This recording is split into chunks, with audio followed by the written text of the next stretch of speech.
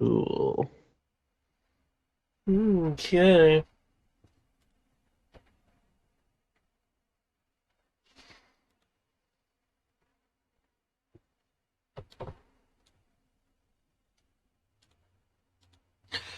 Oh,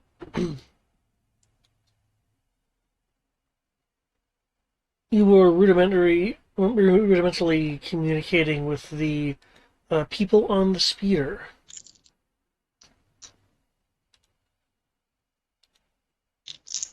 I don't think we got to that point. We just saw them coming up to us, and they were saying something about, "Is anyone still there?" or something like that. Because we Um, had just ended combat. they had mentioned that they had snuck out to respond to the distress call. And I believe that you had mentioned that the person who sent the distress call was no longer here or something. No, I don't recall that, to be honest. Hmm. That's the one that I know I probably would want to say something along those lines. But I don't think that's actually been said or not. Because we were trying to end it with combat over cliffhanger kind of shenanigans. Uh, But Pathfinder, looks like we found the actual people. mhm. I guess they might be able to answer our questions. And not, assimilate us. I assume you can figure out how to talk to them. I think they're speaking the same language as the robots were, or whatever Presumably, these I'm just things saying. are. We've been hit and miss on the translation so far. Yeah, fair. Very fair. I'm not saying you're doing anything wrong. I understand that this takes a minute. It's just. Let's see. So I assume I would need to roll my languages. Yeah, if you wanna talk at them. I shall proceed to do that. I have 4 dice plus 1 dice from overconfidence.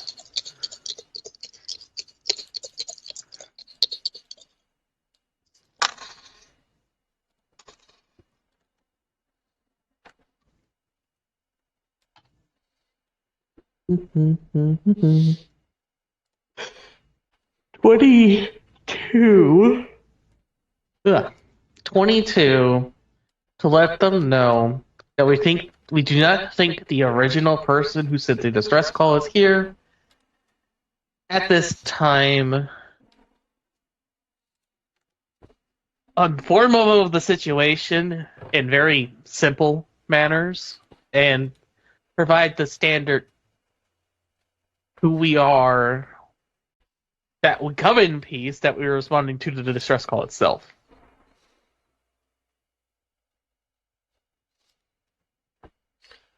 Okay.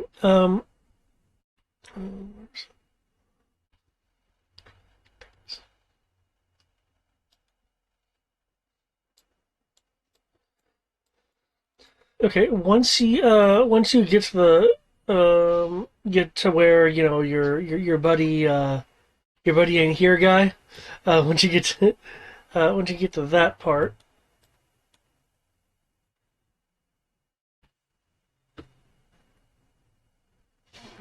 Let me see. This just is not completely working now, is it? Um, they will interrupt. One of them will interrupt you.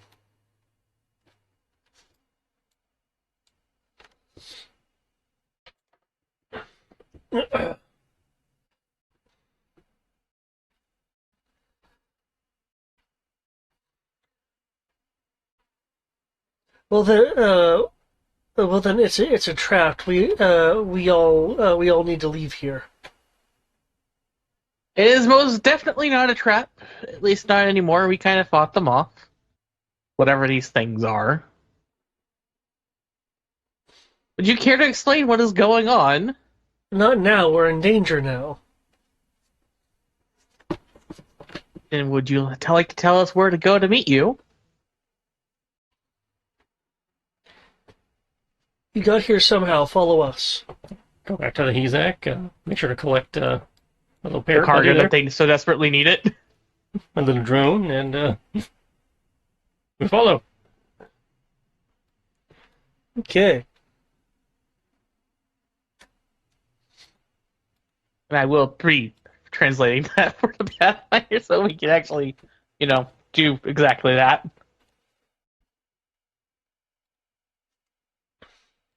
One day I'll eventually have enough data that we don't have to do this.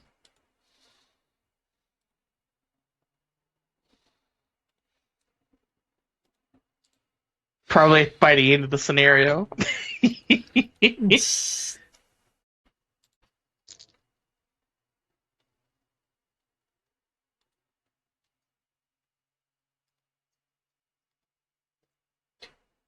Okay. Let's see. The speeder will make a sharp turn and is not going directly back where they were, but they're turning and going at an angle. The water splashing up a bit as they do. I will need a piloting roll if you're wanting to follow these guys, because they aren't exactly slowing down for you. Can I provide a bonus by the fact that I can track them with sensors? So even if we lose line of sight, even for a little bit, we still have a sensor lock on them, so we still know where they're at. I will need a sensors roll from you, as the sensors are being a little fuzzy at the moment. And what is the bonus of the Hizek again? What mode are you using? I was originally using... Well, given that we know where they're at... Focus has a range of 1, focus? which would be 100.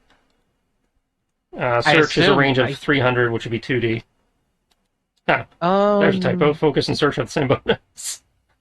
I mean, I'll take it. I'll do it in search so that way we can maintain a sensor for each on them, because that's in kilometers, if I recall. So effectively, 300 becomes 3 kilometers. How fast are they going? We're doing. I think if I need to follow them in a APC or a mech. Oh my gosh. That's right, because the mech is technically faster, isn't it? If it's using its hover mode, yeah. Or it hovers like a couple feet off the ground. There we go. Man, my master being a bitch. Okay, I'll get you the information in a moment.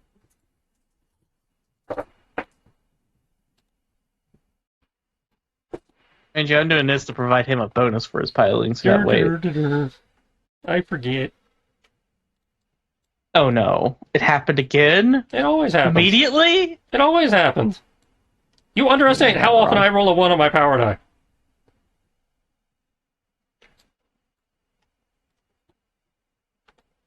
I mean, I do, but I don't. But I'm also used to you having a character with, like, skill minimums that just make up for it. I usually don't have skill minimum. Yeah, I was gonna say, yeah, it's like, funnily enough.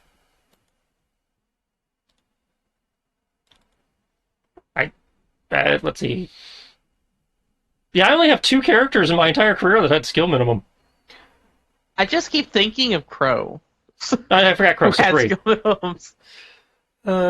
He had overconfidence and skill minimums to just save him. They are effectively nitrosane to 90. Okay, so I have to use the hover mode then. Okay, so my bonus is that, plus whatever Eric may or may not be providing. And I have a 24 to make sure we don't lose track of them, even if we lose line of sight. Okay. How quickly is the Hezak going? And you said they're going up to 90, so I'm trying to keep pace at 90. Okay. As my max is 106. No, all right, 160 in this mode. So you're only going slightly faster than half your movement. Yep.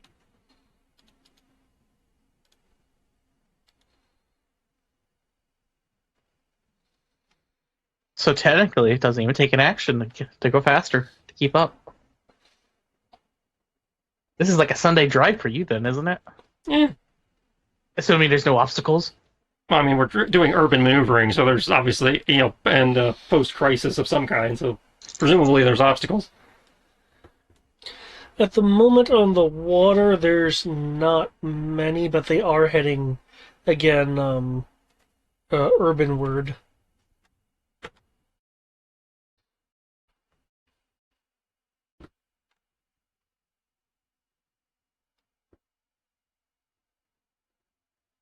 Do I? Weird, I don't have that here. Okay.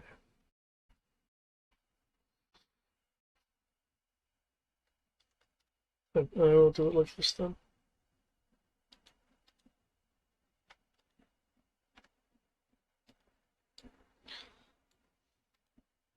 Okay.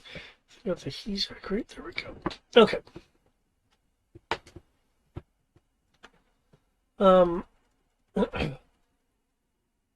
As you get closer to the city along this curve that they're doing, so they basically are going up and curving around and back over to the city. Let me go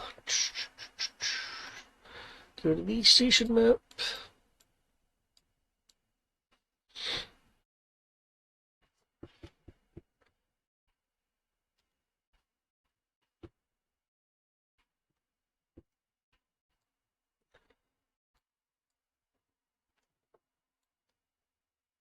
And get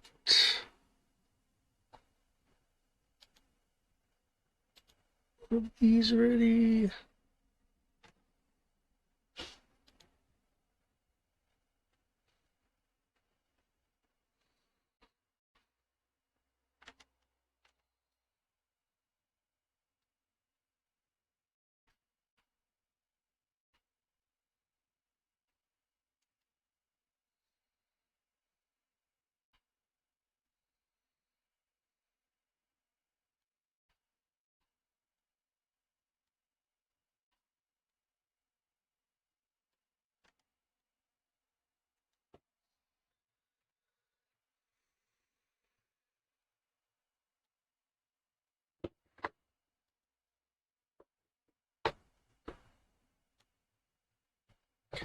Yeah,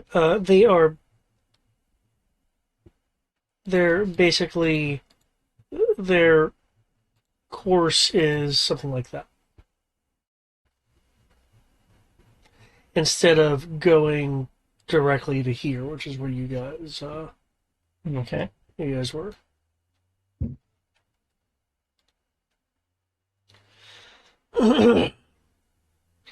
As you continue to follow them, Glax, you will notice that that the sensors are getting more disrupted, but not enough to overcome the adjustments you've made so far.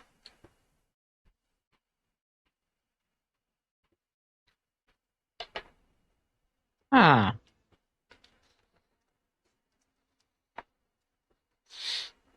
I'll make a note of that for everyone.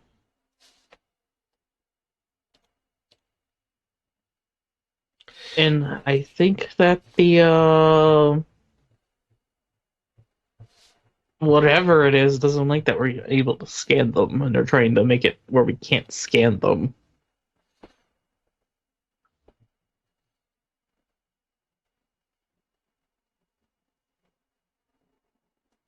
Well, at this point, we're tailing, so just waiting on what that tailing, if you were able to provide the tailing bonus.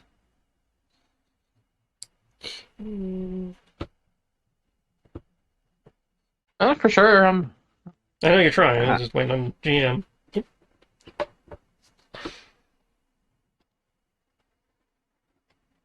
in terms of a tailing bonus, I mean, it'll prevent you from losing track of them. Okay. Well, that's something. So, yeah, that's admittedly not terrible. Okay, 11. You're able to visually keep track of them up until they get into the city proper. You will notice in the water near the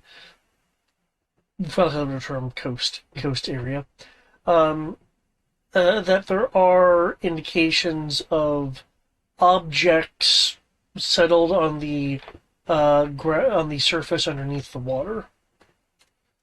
Um, at a glance, they appear to be bits of metal. Interesting.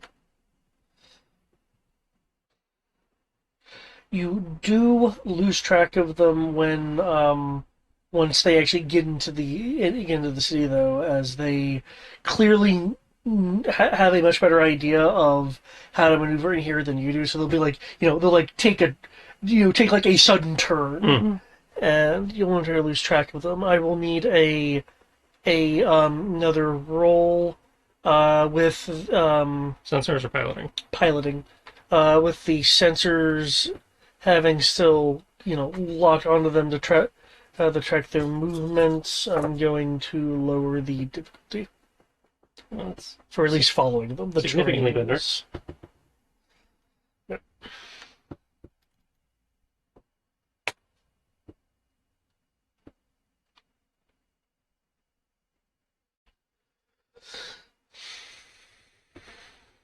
$15. Okay.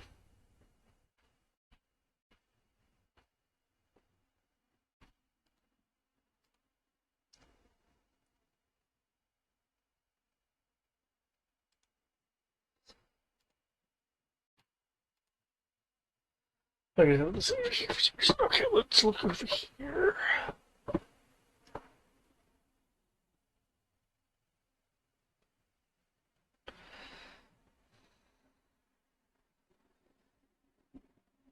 Okay.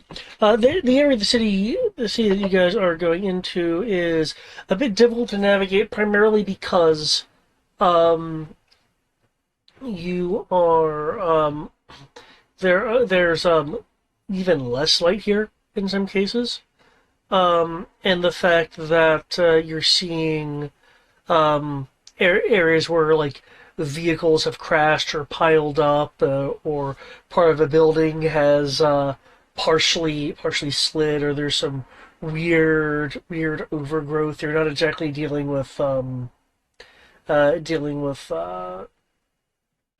good terrain here.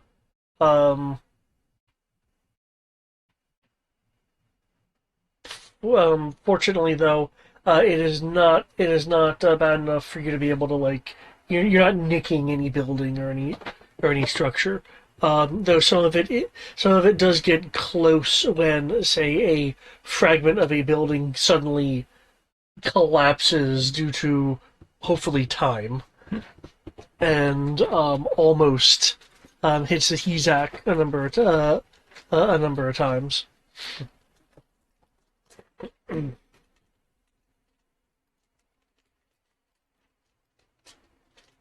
cool. It's cool.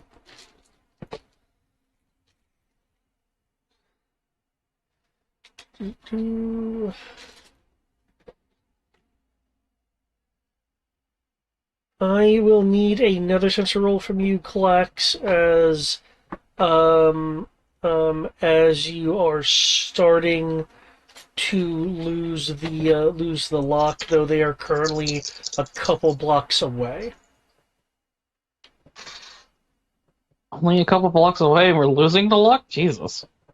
Well, that says a lot of interference or something. Yeah.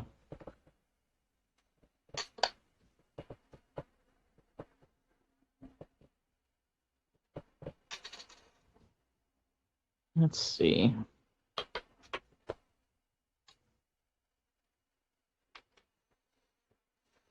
10, 20, 31, 33 total. Okay, you are able to reach your power, throw in some extra, some extra non-standard algorithms to um, screen out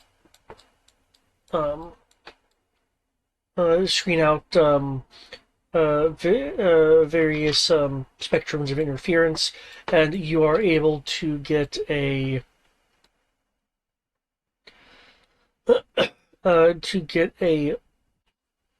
lock, a firm lock on them again as you guys go from turn to turn. Uh, you guys are seeing uh, are seeing what looks to be debris from looks like some form of like heavy ground vehicles. Some of them look like they've been blasted apart. Others look like that they've been flipped, either on their side or upside down, um, depending on the particular hulk that catches your eye. So I take it you're using the power lamps. Mm-hmm.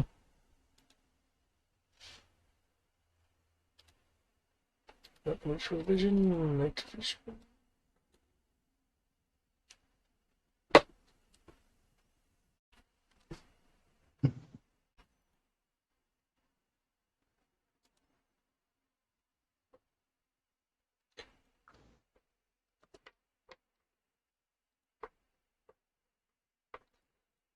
Everyone should have control of this, so there's vision. Let me just do a check. Yep. Power lamps. Power lamps.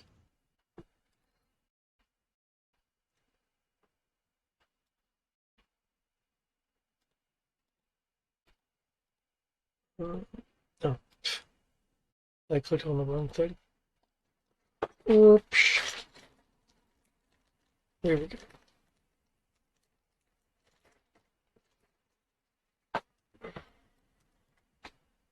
There you go. That's better.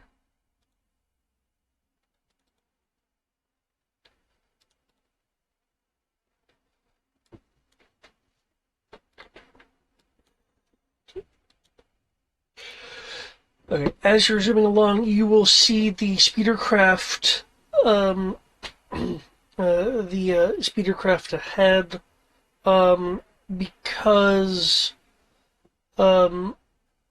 Longstarter, you are in the, in the dedicated I need to see outside area. Mm-hmm. Can I get a perception roll from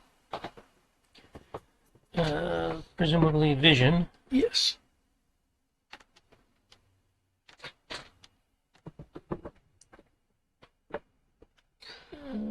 Not using vehicle sensors. Motion tracker apply here. Yes.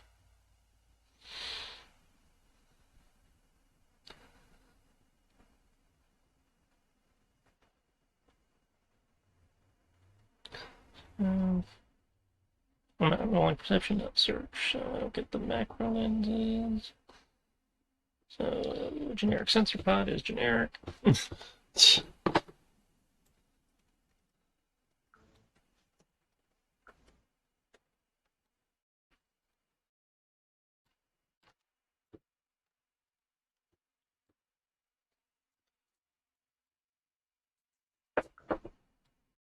Hey.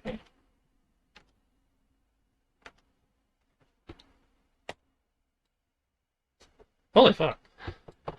Holy shit. Damn.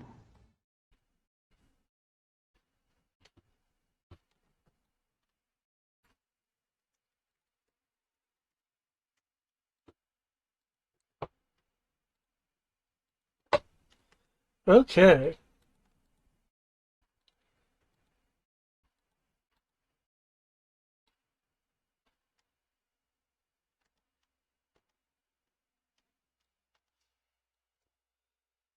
Okay, you will see, amongst the dankness that is about, um,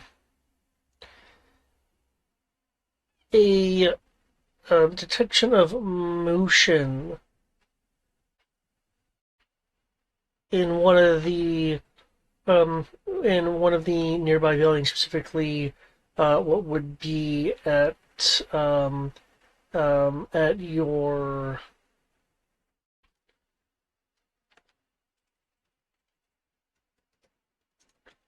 at your 230 up ahead.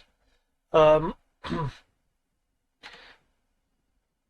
you will notice um, it looks like many things slowly moving in the shadows of unlit halls. Holes or halls? Halls, unlit halls, hallways. Cool. Just had to make sure. Yeah, no, I get it. With that roll, from what you were able to notice, um, it seemed to be a steady, slow movement of at least 20 tall individuals. But moments after noticing that, up ahead where you see the speeder zooming, uh, the building along the side of, well, this road um, begins to crack as fissure lines um, start along the side of the wide building, and it looks like it is in a state of imminent collapse.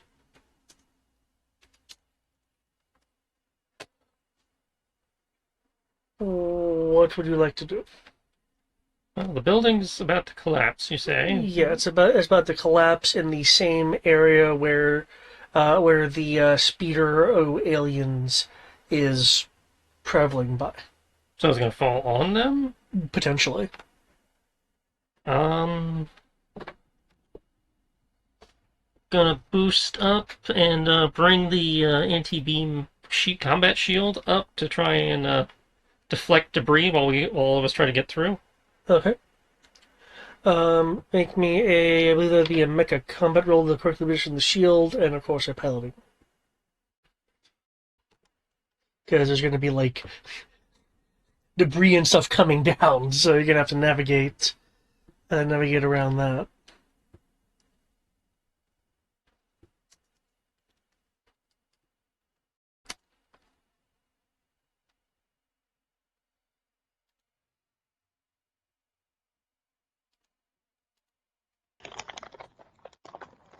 This just had to be one of those or rare assignments.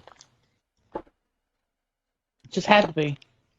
Can't have anything simple these days.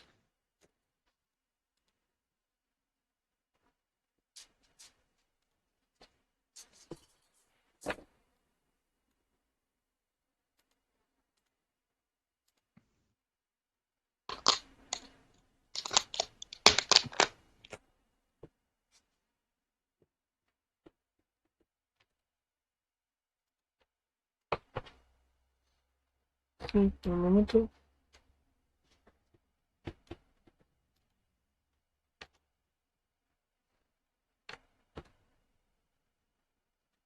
Um, Pathfinder. Mm-hmm. Pathfinder. Yeah. What? Why are we going through a collapsing building? To make sure they make it through? Oh dear lord. I don't think this thing is rated for that. For sure it is.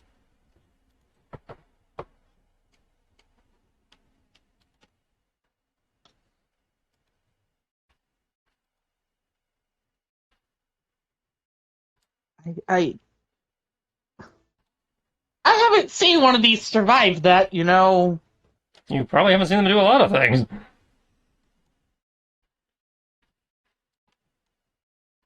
I can't deny the veracity of that claim, but So try to get up and move through it. I think even Kim would be protesting this right now. Oh, Kim protests everything. No, that's fair. Speaking of Kim, I think the meds finally took effect. He's been quiet this whole time. He totally took a sedative.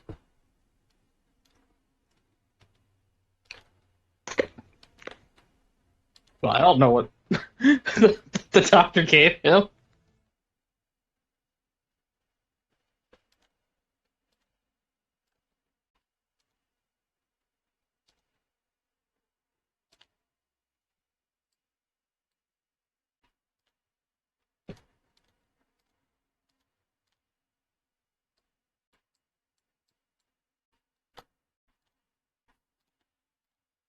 Okay.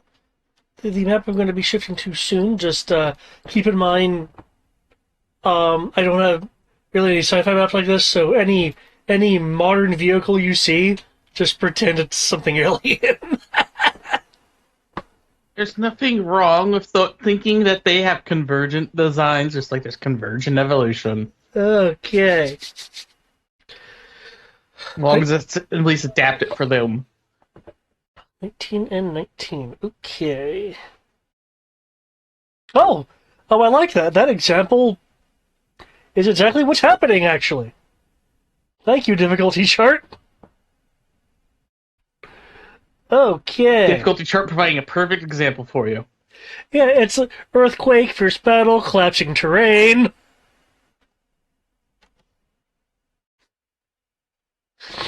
Okay. 18.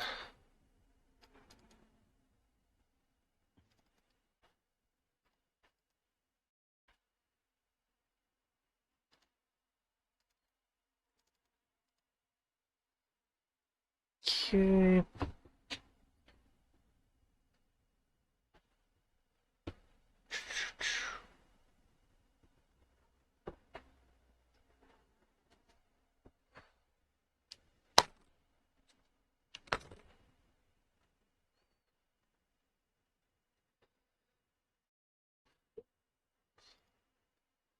Uh,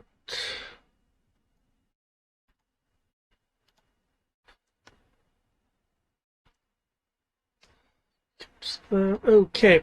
As you're moving, gunning speed and moving through, um, you're having to maneuver around to get around a few things to get close, as it's not 100% a straight line. When you close, you bring your shield up.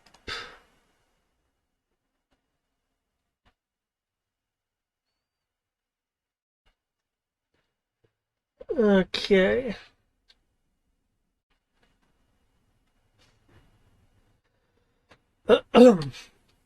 As the building is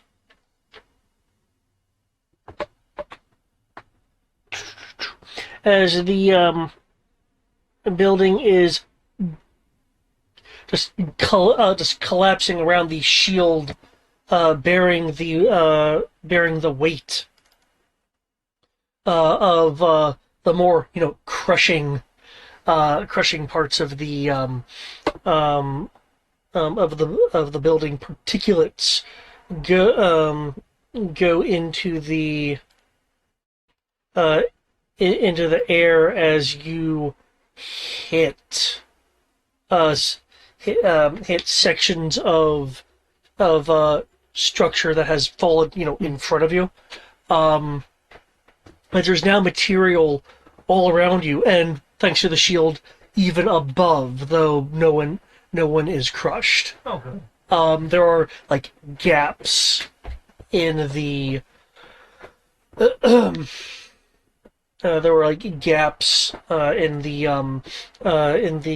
debris where uh, dim light is seen, largely obscured by the uh, dust and other material that has been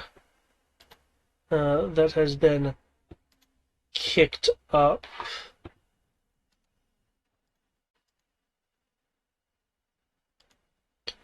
No, I didn't mean to double click. There we go. I will now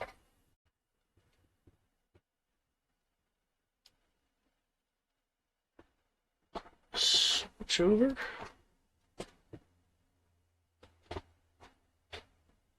Oh, I shouldn't be showing you that map.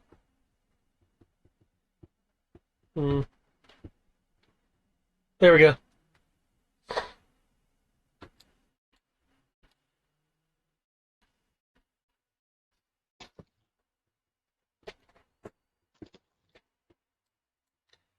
Let me force ping up a little bit more. There we go. Okay. There is now debris all around you, though you are again you're safe. You're not crushed. You just have material stacked up all around you. The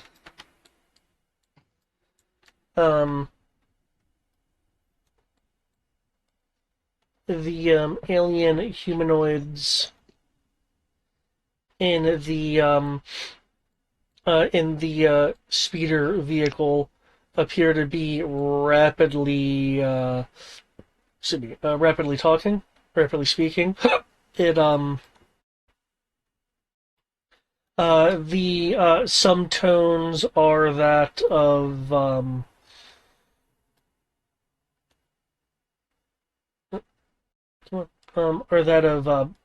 panic. There's a few voices that are like trying to sound like they're trying to calm people down. Klax, you're able to catch bits and pieces. Someone seems to be looking around, going, like panically going that we have to find it. We have to find a way out. Others are going, what happened? Some I'm sure you'll be able to see are like pointing out that your unit is like above them with a shield. Clark, you also catch someone saying, where do we stop? Where do we stop? Are they here? Where are they? And another one saying something that might be an expletive, maybe, given the tone. And it's like it doesn't matter. We just need to be able to climb out of here. And one of the calmer voices will be saying, we wouldn't be able to make it on foot. We need to free the speeder craft. And another one says something kind of rapid. You're under the impression that they didn't exactly bring like explosives with demolition charges with them.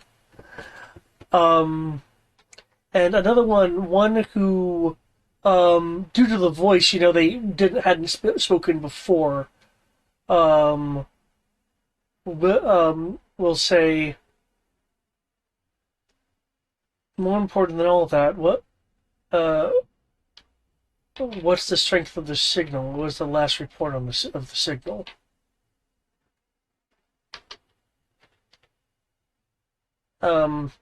There's a large silence that falls in the group, and one um one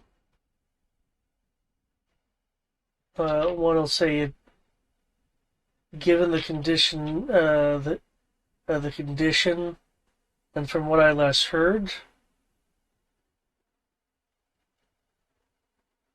it should be weak here. The one who hadn't spoken before and mentioned a signal, will after a moment say, well, it's not just plain old us that's just wandering around here anymore. Maybe we become a bit more of a priority, or rather, and they'll like pointedly trail off Dakin, because you're Who? not Dakin, Longstrider, because you're if this was Dakin, this would be an entirely different situation. Yeah, we wouldn't be worried if it was Dagon. Like, oh, let me just, lift all the fucking rocks. I'm since- busy just trying to translate this and put it on his little HUD, and before trying to hold back my own reaction of, we just had to get stuck in this. You'll see one of them that was talking and is no longer talking. The one that trailed off is looking at the Hezak.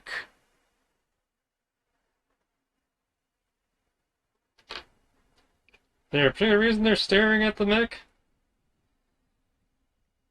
Well, they were discussing things, and well, I don't know why they decided to stare at us at the moment, but can we get out of this? I don't know. Can I shove the? Like, get out, like you want to open the hatch? Well, can I free the vehicles? I will need a strength roll from the Hezak, because I believe it still has a strength. Yeah, it has a rating. strength stat. Yeah.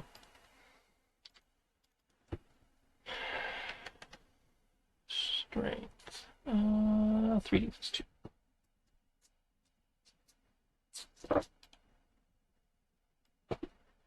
So that's a 4 right now, because I rolled a 1 on the power die again. Okay, well, at least, the machine can't forget.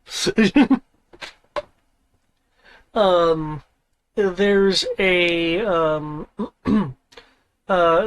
a straining sound as the pressure readings on the arm spike high, indicating that there's probably a large mass of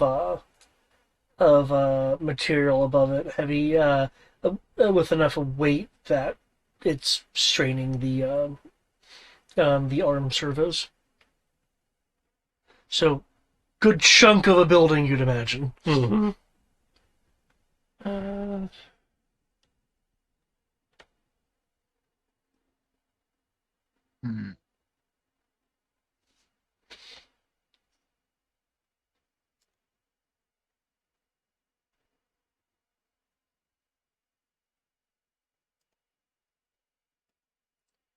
I use the arm-mounted, I guess blaster instead of disruptor to try and clear some of the, or the rotary cannon to try and clear some of the stuff to lighten the load. What direction can the rotary cannon face? I'm not The rotary cannon's turret. Okay. Maybe so you're wanting to do some precision shooting. I know Kim can't help, but could either Klax or Tim with his with Tim's technical ability, since Tim is an NPC. He is a droid NPC.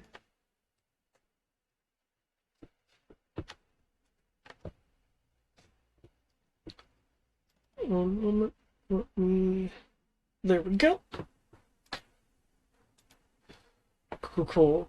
And say, ideally, we'd want somebody with like demolition or something, but I think the closest person to have that is a security officer. yeah, Who's she does. not Pretty sure she here. does have that, but not here right now. Okay, so you're going to do some precision shooting.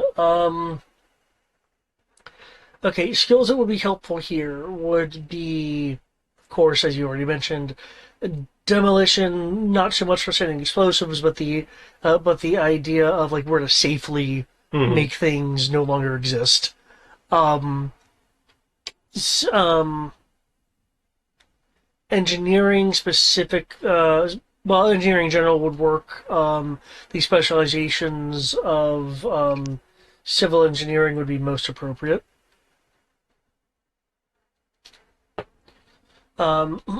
You can also that would just be doing what you'd be doing anyway. You're winning the things that could help.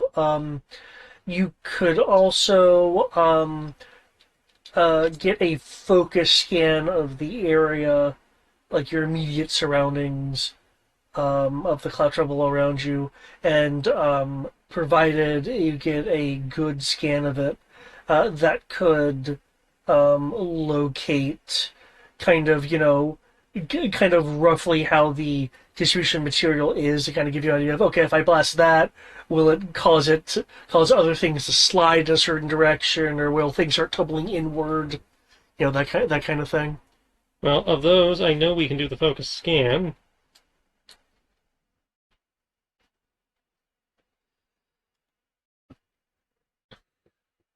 Because Clax is, at the sensor station. Yeah, I'm at the sensor station. I can't really think of anything, even with my skills, to be able to assist outside of possibly Well, you trying doing to. the scan will be an assist. Yeah, the scan is the only thing I can realistically do for you. It's an R8 astromech for the record, for Tim. I thought didn't Tim actually have a sheet? If he does, I don't have access to it. As far as I know, we just have the generic R8 stat block. Okay, that's fine. I will bring up the droid's book.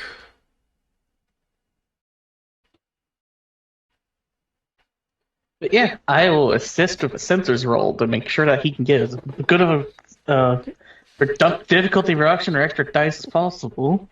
Hey, keep in mind you will get your you will get the focus scan bonus. Thank you for the reminder, because I did not roll that. You're welcome. Cool, that makes it a flat 30. JR8, nope.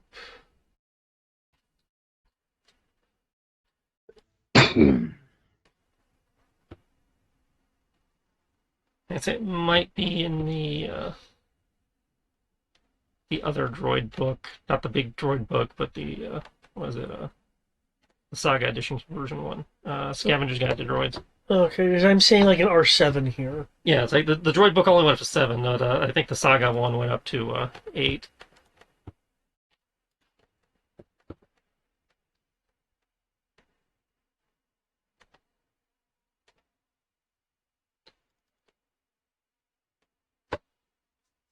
And I know I didn't just pull it out of my ass; it came from somewhere.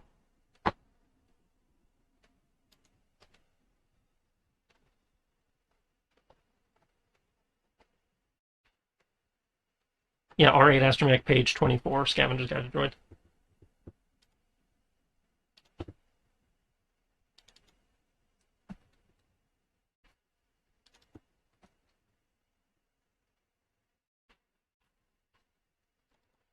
There, 027?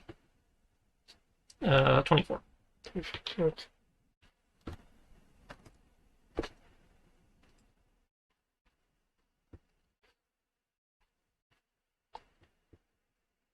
R8 astromech.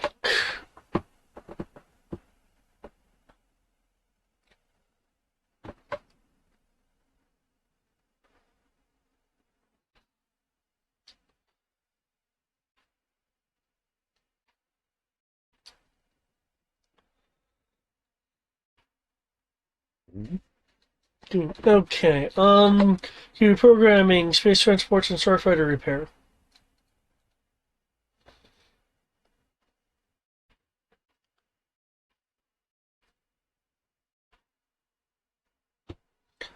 So aside from a generic technical, there's not really anything. Yeah. Okay, you said your sensor roll is a 30? Yep. Okay. You're able to designate with the scans a number of promising areas to fire at. So I will need a shooty shoot roll for that. Given the situation, yeah, I do have concentrate. Awesome. This would be vehicle blaster, as I recall.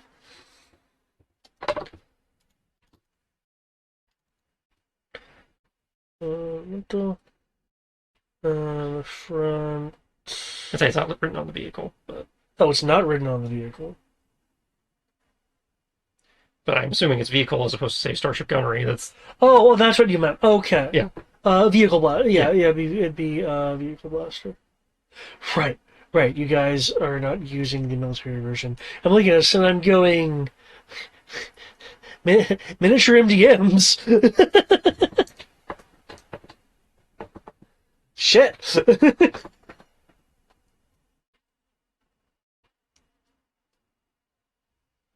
What are you shooting at? Yes. okay.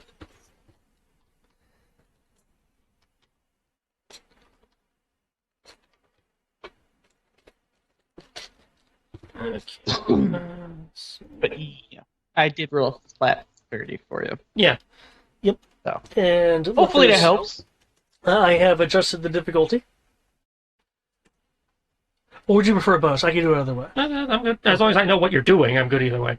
And we determined the rotary cannon was the more applicable.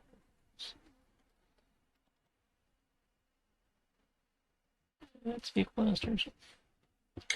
Are you am I missing with the rotary blast cannon? There we go, in front of my face.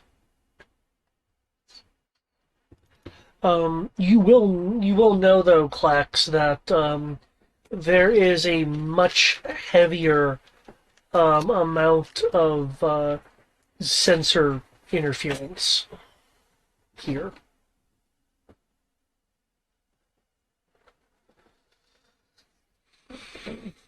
Beam cuts 35. Damn. Yeah, apparently. Okay. I've got to roll damage. I don't know if damage matters here or not. But... I think given the nature of what this was more like precision for blasting. Okay. Given the nature of the situation. While you guys are doing the scan, by the way, Clax, you are able to pick up from another person, down one of the aliens. So, Here, I get some food. so you think they'd be giving them priority? The one that was silent will say, well, they are new. And new could be good for either of us. Another person goes, no, new could be bad for us.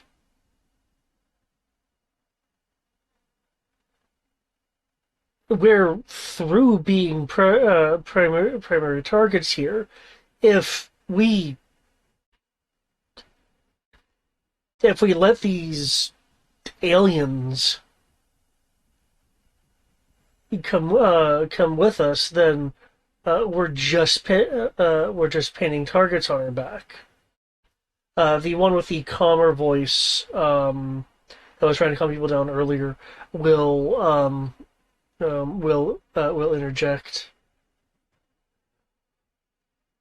or they have knowledge or technology to solve this entire thing. Either way, it's not going to be our call to make. They need to get back and and have Renjin make the decision. Um, the one that was largely quiet and was staring at the Hizak will comment, "Okay,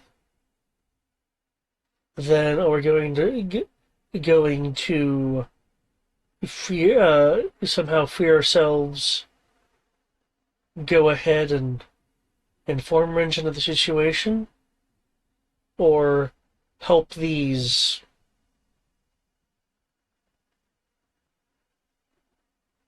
people and everyone go there as a group." At this point, there is a bit of less voting and more people on either side of the opinion trying to speak, and that's about the time you guys begin selectively shooting at areas. Let's see, 5. Okay, that'll actually make it rather quick.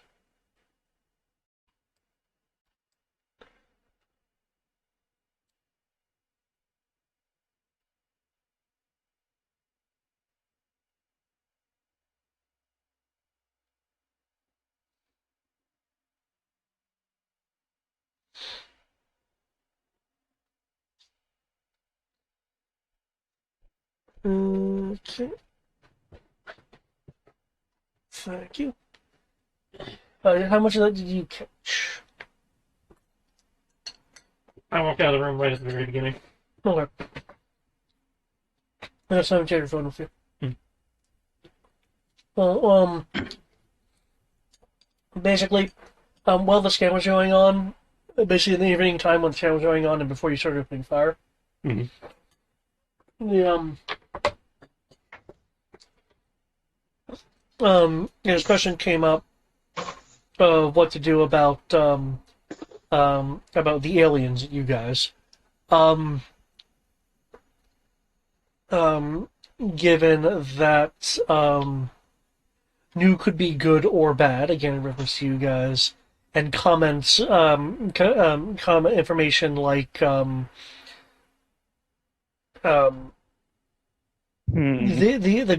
alien group, or rather use alien for you guys, the group in the speeder, not wanting to be, not wanting to go back to being primary targets, which brought up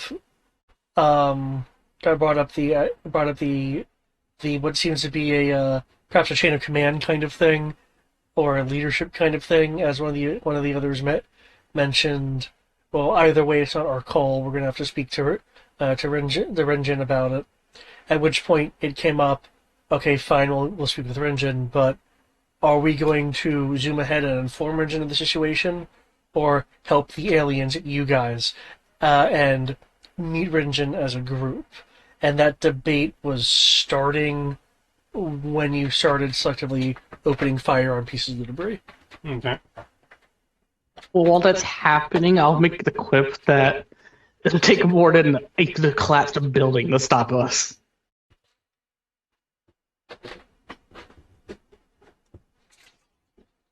Assuming that. Actually, no, I'm not even assuming. I'll just say that confidently. Okay. As we start firing. Since I can just press the speaker button. Because we have speakers, right? Yeah, Like a the loudspeaker? one of exterior speakers. I'd totally do that. Well, the discharging of the weapons at first startled all the people on the speeder until they realize what you're doing. When you make your comment,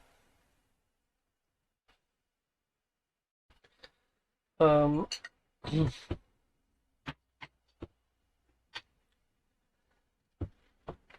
one of them will speak back. Let's see how long that lasts. Okay, you're operating the weapon. Okay. Clax, since you're not actively like firing at debris pieces, since you've already done your scan, can Not you like make I me can. can you make me a perception roll or a search roll if you're being extra aware? Well, they'll be the same either way, so it doesn't matter.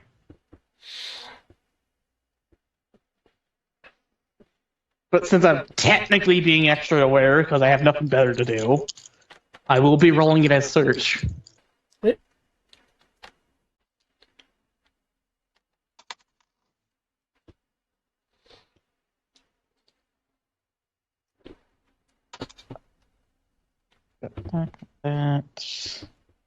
That, that,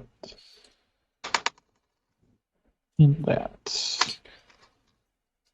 So that is 10, 21, a 22 for search. Okay. As you're Nice, blasting, Henry. as the debris is being blasted at, you, Clax, will notice some movement of shadow amongst the gaps in the debris.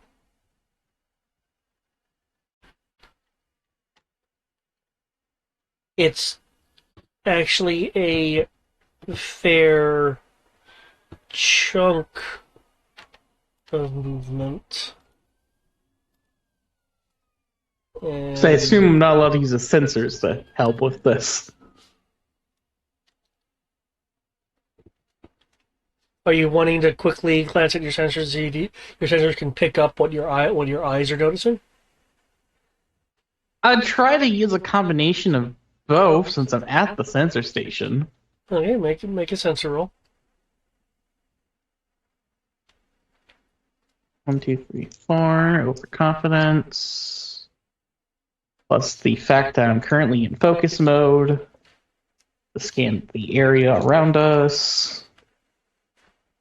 That puts it at that many dice.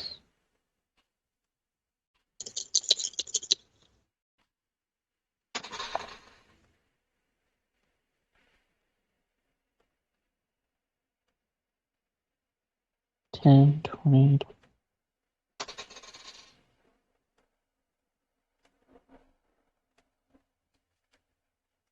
A 23 for the 23. sensors as well. Okay. Your sensors with the scan mode are you're not identifying what you're picking up, but what you're picking up, the sensors are identifying as um, as sources of sensor jamming. I think we have company. Can you destroy the building faster? Oh lord. That's a lot of them. Let's see, and you will open fire, so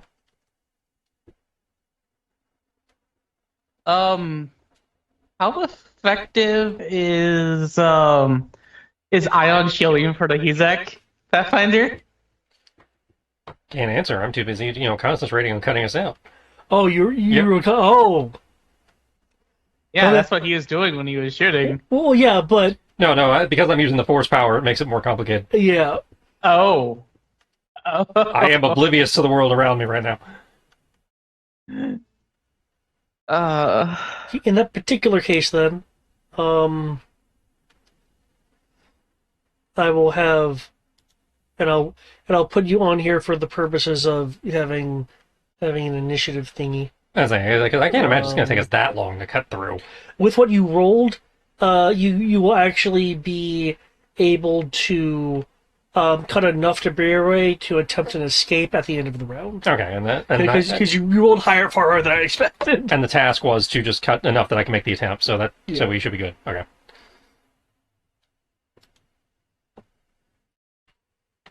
And here I am is going Pathfinder. Crap. He's focused on this. We have way too much company of things that want to assimilate us. Yeah, it's fine. It's fine. These things are liquid metal. We don't know that. We're presuming that, but at the moment we know nothing about the threat. We watched them go from being solid to liquid back to solid on the platform. You said you were going to put me on the thing? Oh, well, because you're on the My- Hezak, I'm just going to use the Hezak for you. Okay, well, I don't see the Hezak. Oh, there it is. Okay. Why would there be a different one for me? Because I'm in the Because you Hezak. you can use a different station. Yeah, because he's concentrating, essentially, he's not able to do anything right now. So, But he has control of the weapons. I can't do No, I have anything either. control of some of the weapons. In theory, I have given up. I control the arms, and the turret could be controlled by somebody else. But right And now you can you're always using the pop the turret, hatch aren't and you? shoot somebody. Ah, that's right. I say it has So doors. we don't have the 90mm blaster cannon. Currently, all we have is the rotary, the arms, and while they're not We have miniature the missile MDMs, I believe launchers? we determined there was some kind of rocket system or grenade launcher system. I could see. Well, what do you the think, only Tonks? weapons are the Okay. 90mm heavy blaster cannon, Well, it doesn't have the blaster cannon. It has everything else, the two arm-mounted disruptors, which are now blasters. But yeah, same and then stats. the 4 miniature MDMs. Yeah, so you That's could it. use the MDM has become a concussion missile launcher, a concussion grenade launcher. So you could probably use that, or again, you stick your head out with your gun and shoot. I would not recommend the concussion grenade launcher, given the fact that there's still a lot of debris around you, so it would probably go and bounce into the just back into the only open area that really exists. And depending on what I you roll for mean- initiative, if I go first, then I can give up the turret. You're currently concentrating though, so Well, yes, but because I'm going first, you said on my at the my end, turn Oh, I that's said right. the At end the of the end of round. your turn. at Yeah. the end of the round. Okay, yeah. So for the first round, yeah, the turret is not an option. Okay. So Let's see. And technically, the arms wouldn't be an option either because I presume the arms are controlled from the command seat. Fire arc fronts for tank and cannon. Turret is battleoid. So the arms become turret. Well, that's because In they're battle mode, arms; which- they can move. Yeah, but and we can't use the cannon because we don't have the cannon, and it's not usable in the mech form anyways.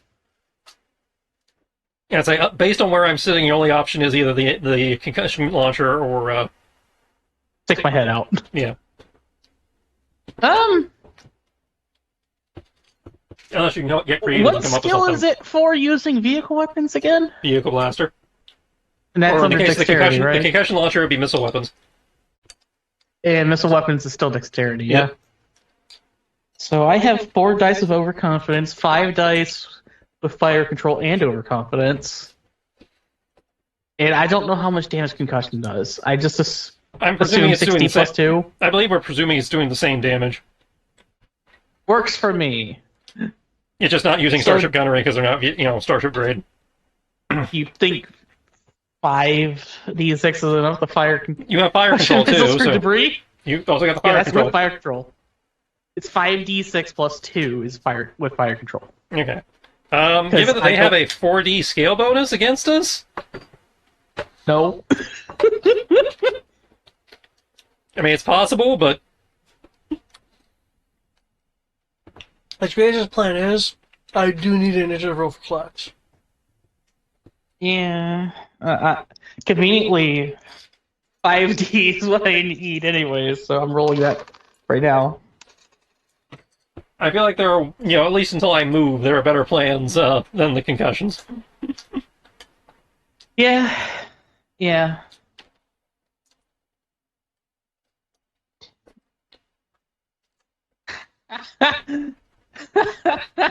There's my initiative. That's funny.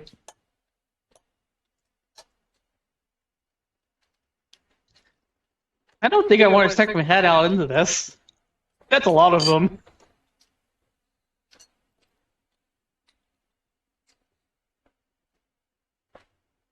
I mean, it's not like you actually have to get out. You just have to open the door. That's true. Well, wait a second. I still have one of the ion bombs Hmm. from Kim and Tim. Yep. Well, right now it's the Ezek's turn. Given that you're still focusing on shooting, that's pretty much Yeah. what you're doing. Okay, Klex, you do have an ion bomb. It didn't have any significant amount of AoE. It would cover an entire hex. Which in this case is, as you can see, groups of like 5. Yeah, that's fine. I'm an Um, overconfident asshole. I'll do this. I'll pop the hatch, throw it at a group of them. okay, you're going to throw it at him. Okay, there's still chunks of debris in the way, but give it a shot. And which one are you going to throw at? The closest one. Oh, speaking of this one, I forgot about these guys right here. They'd be relevant and seeable. So they're the closest one. Yep.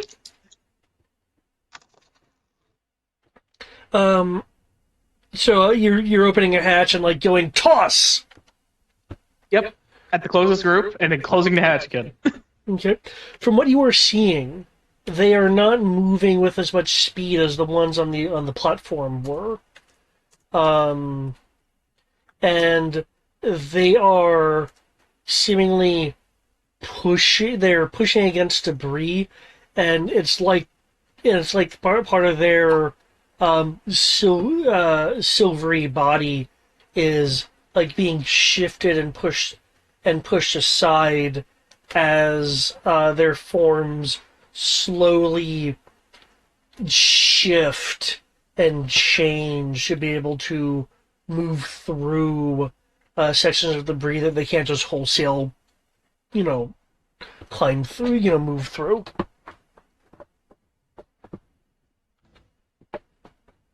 Well, this is my one good roll for the session. Everything else has been average for my dice. So that was just my power dice shrieking. Because yes, I did map it so that I can close the hatch afterwards. Good. Range that. 3, 4, 5, 6, 7.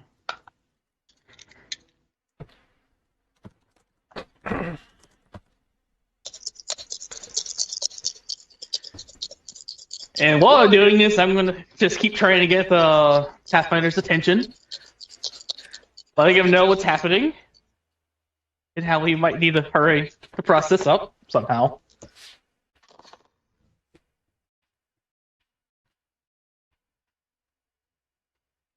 This would technically be a surprise. I don't think they were expecting this to happen.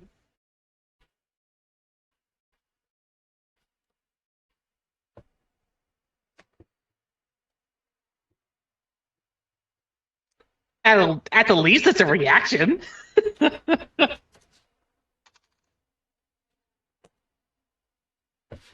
Okay, you toss it. You close the hatch.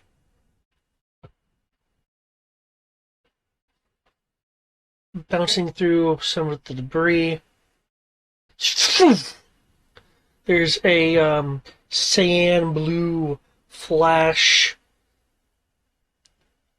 If I could get the ion damage roll. Do I get any bonuses?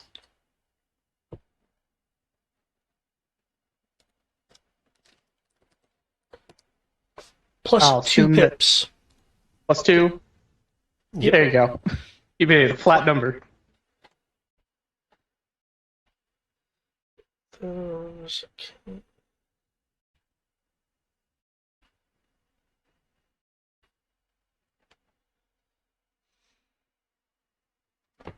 There's my contribution to this. The best you'll get.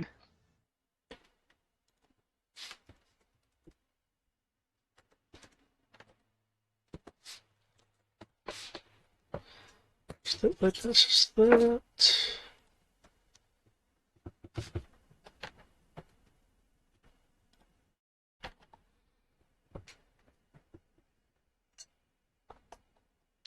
Hey, Pathfinder, are you back with us yet?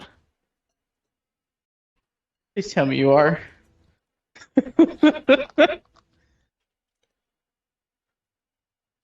This is technically the end of your round. The end of your round already happened, right?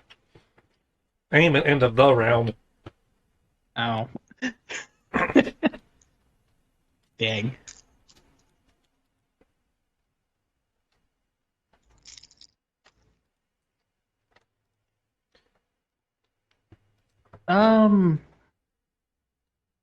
They have the ion arcs around them, hence the blue glow. I am also adjusting the overall ambient light to better reflect your actual light level.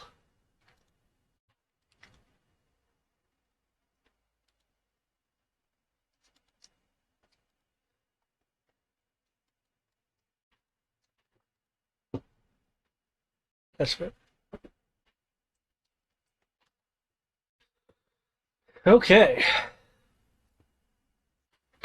Are you? Well, I usually put your head back out here. Some more action. So okay, yeah.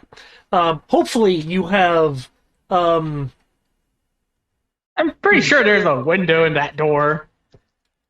Well, I imagine like, is there a window in a tank hatch? It's like a slit sometimes.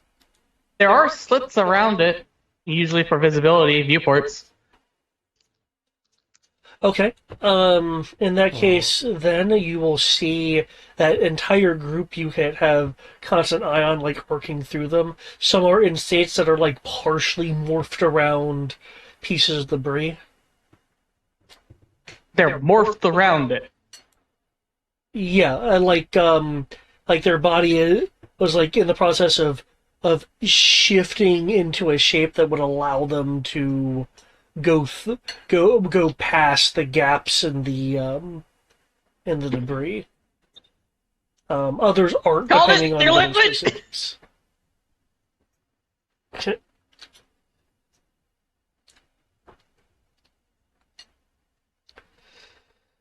Okay. That's all I can do. That's all I'm willing to do. All right, so where are we? Make ion bombs for the love of God. We're in the APC, partially buried by debris and surrounded by baddies. A large Okay. number of them. Okay, well, if I'm gonna make an ion bomb, somebody better have a shit ton of power packs. You either need to make an ion bomb or make an engineering or demolitions check to make getting the debris out easier. Well, you've already started on that. I'm gonna say, Not disputing I that. don't think I need to check my sheet, but I don't believe I have demolitions. I don't believe that's what I'm good at. Well, I can, Well, demolitions is a technical role. But Yeah, you probably but, have I at mean- least a good technical. yeah, I have a good technical, but I was like, I don't think that I actually have like a, I don't think I actually have a, like demolition skill, which I believe not having the skill does increase the difficulty of doing it. Nope. Oh, it doesn't? No. Oh. What system am I thinking of where if you don't have the skill but you just have the base stat for it, that it increases the difficulty of it? I have no Because Think idea. of G.I. Joe, where if you don't have the skill, you are at disadvantage. Even that doesn't change the difficulty, that just affects your roll. I mean, that technically makes it more difficult. Oh, okay. Oh, no, then. I mean, I guess technically I could do that then. Well, they said that you can't because we already started on that process, so yeah, ion bombs it is. say unless you want to physically go out there and demo demolition 10, some of the 20, area, 25, which 30, Is the 35, 40, is the 45, British 50, system gonna- 55, 60, 65, 70, 75. There's 80 of them. Don't go outside the tank. Does anyone have, like, I'm about to say, does anyone have, because I used all of mine. I'm about to say, I only had like 2 power packs because I don't really shoot guns. So, does anyone have spares that I can use? Sure. I carry I'm that. about to say, because if you want one that can actually do a significant radius damage, then I'm gonna need probably about like 5. now Kim, because we're operating in like combat-esque time just to keep things managed, I will need an initiative roll from you just to see when you can commence this construction operation. Oh, of course, because I am Kim and I have the best initiative. So, boom, Kim has a 5. Tim was And- acting on the same turn as the Pathfinder because he was assisting the Pathfinder. No, he wasn't. Okay, so he's just so. What was he doing then? I remember he was Tim doing was something. standing there with his thumb up his butt because he was in mark Not mode. Tim, I said Tim. All right. Yeah, Tim was. The droid. Tim determined David. David determined Tim couldn't do anything because he didn't have any of the skills. Oh. So Tim is there. Tim is there, willing to help whatever you need him to do. I'll have Tim help me with the bomb because he's actually was pretty good at that. What? Because I can get the bombs made faster if he's assisting. Presumably, yeah. And of course, Tim goes faster than me. He rolls a 9. Well, if he's helping, obviously he has to wait till your turn. Alright, goes at 9, we'll hold it, I'll say, actually, no, he can, who's near me, and, who is near Tim? You guys are stuck in the back of the truck, so you guys are all near each other. Okay. Yeah, we're all next to each other. Alright, I will have Tim collect, I'm saying, on Tim's turn, I will have him collect the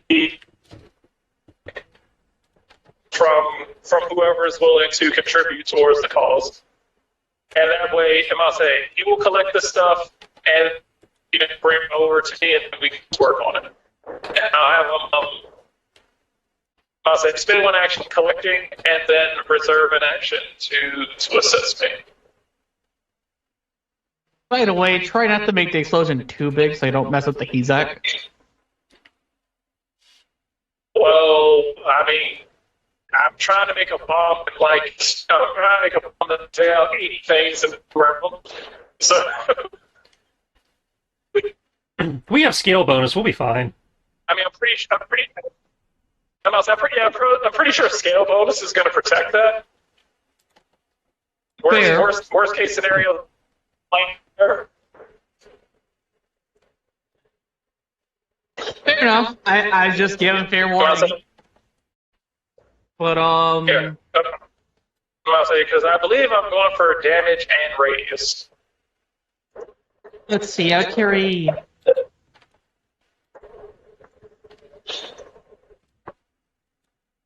I would have carried an additional 6, because I'd always carry 2 reloads per weapon. And then I have the steel belt, which I'd have another 2 for. So I have 8. I will give you 4. Please make it with a couple bombs out of that. Are we looking for one big bomb or several bombs? There are 2 different groups and 2 different areas to deal with. Unless you want to center the explosion on the Hezak and just make it super big.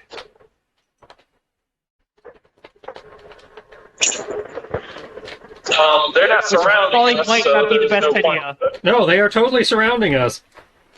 Yeah, we're totally surrounded Oh, and in so, rubble. Because okay, so we can do like a pulse. because you're not on the map, here's the situation. The aliens that you were trying to help and you were following had a building collapse. So you said that he's like rushed in to create a pocket of non-crushy death.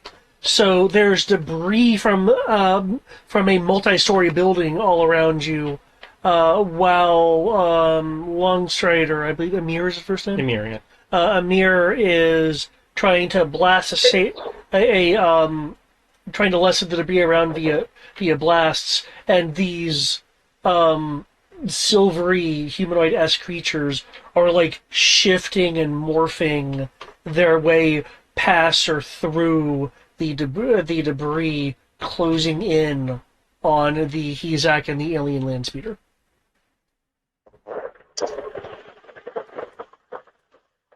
Oh, okay. Cool. All right. So, yeah. All right then. I'm going to. Then I guess a pulse.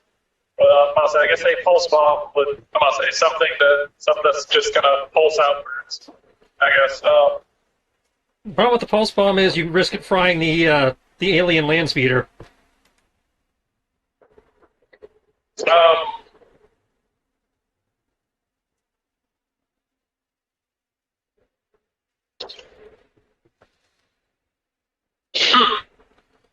I think I have an idea.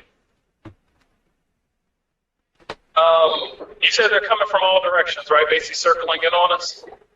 Yeah, basically. There's a Okay. yes, yeah. That's Okay, I effectively what think I they're have doing. an idea. And you gave me 4 power packs, correct? I have an I said idea. 6. Okay, yeah. Okay. I thought he said he had 8. He was giving me 4. Okay. I meant I was, Um, otherwise occupied at the time. So Okay. Cool. All right. I know what I'm gonna do. I'm gonna go ahead and start rolling for it then, so that when my turn rolls around, then I don't have to pull people up. well, your turn's next. So yeah. Oh, shit. All right. Yeah, we were kind of like at the halfway point in the initiative when you got here, and you have the lowest initiative. Awesome. I can deal with that. All right. Let's see. And that's 6. What's that? And then assistance bonus. All right.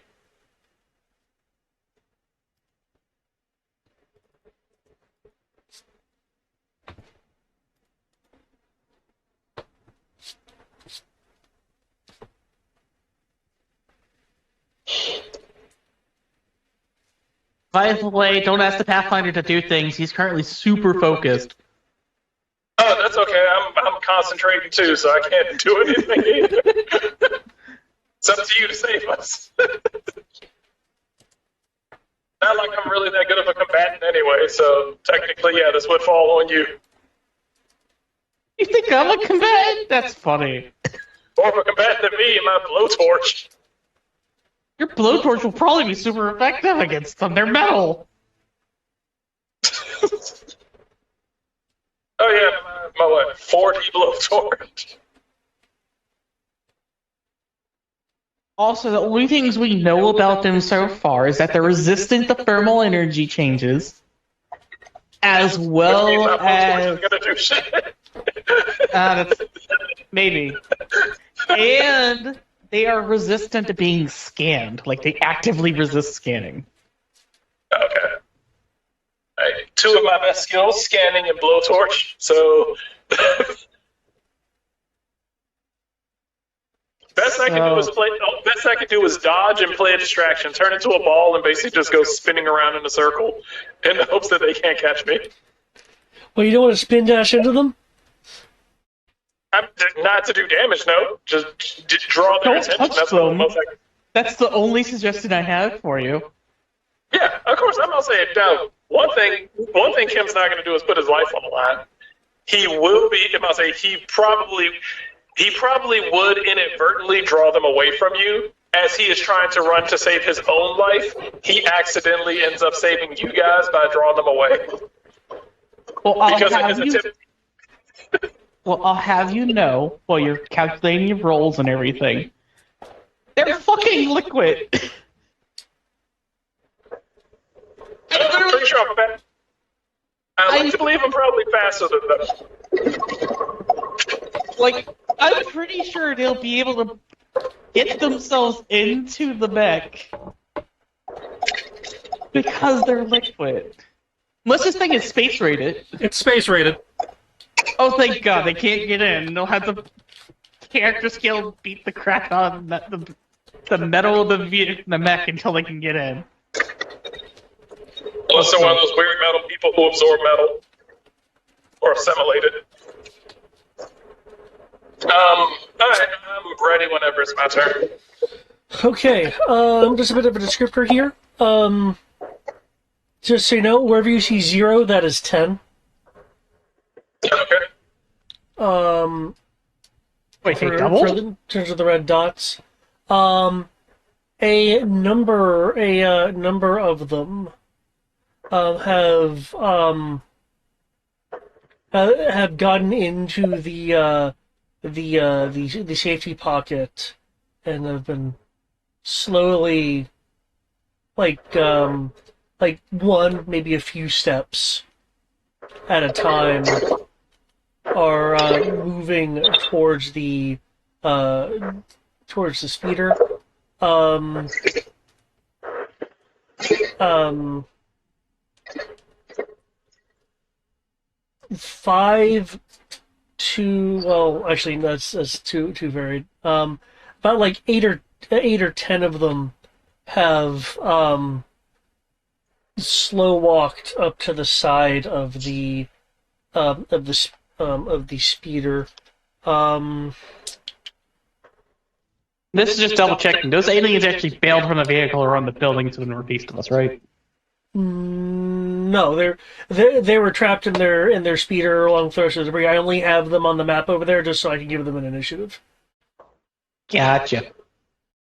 Kind of like technically, you and Kim are in the HESAC, but I have your tokens there just for the purpose of initiative. Gotcha. I just wanted to double check. They reach out with their forearms, the lower arms, not seemingly not really doing much more than like pawing against the side of the door. The upper arms, though, you for those who are looking out of one of the HESAC's larger windows towards the speeder, will be able to see the fingers of the upper hands bend in a grasping motion, perforating the metal of the door, thereby now having a firmer grip. And there'll be a muffled shearing noise as the door is ripped out of its frame in a slow fashion. Jesus Christ. They ripped the door off the car? Off the You other just ripped car, the door yeah. off the land speeder. Yeah, because the land speeder's soak roll is incredibly shit. So, We at least have a soak and a shield, right? and dear Lord. the silvery beings that have ripped the door off, because while it is ripped off, it wasn't tossed aside very well. It is a partial obstruction to them as they move into the cabin. The aliens inside are like squishing up against the other door, avoiding the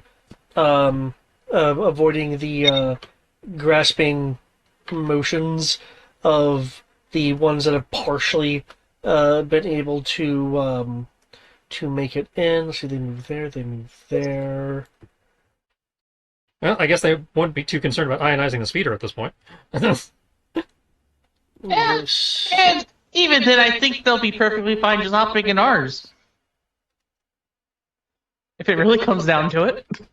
We'll definitely be filling it to over capacity, but I think they'd rather be alive than worry about elbow room. oh yeah, I'm not disputing that. Okay, Kim. Okay. Kim, seeing the desperate situation that all of us are in, Be glad you can't see them ripping a door off. I have told you that. I'm gonna say, well, Kim is more worried. I'm gonna say, at the But end of the hear day, it, though. yeah, I'm gonna say I'm more worried about us than I am about others. I'm gonna say top priority is me. The second priority is the people who can save me, and the third priority is everyone else. So I'm So sacrificing it's my life you, for the the sake of. crew, and did the expedition we're a part of. Yes, I am the most important person in my life. The people who transport me are the second most important people in my life. The third most important people are whoever the fuck the mission says that we're supposed to protect. Gotcha. So I at least know, as the walking hunk of meat that is a Krogan, I will always be second on that list because I can at least take a blaster round for you. Yes, I will do my best to make sure that you live, because if you live, then I can live.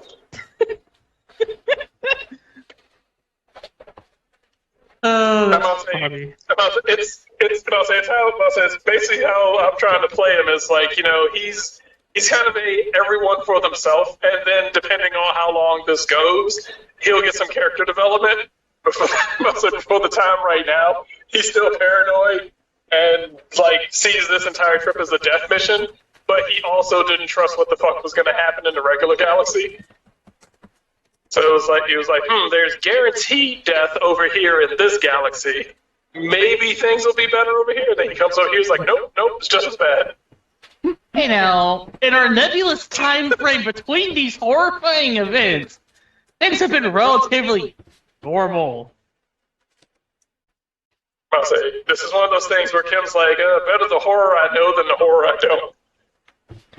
Anyways, though, go ahead and roll those bomb-making rolls. Yes, Kim does make a bomb-making roll because Kim will go to Ultra Instinct TI-83 calculator mode, TI-83 plus, and Ooh. Just say it's a TI-89. It makes it so much easier.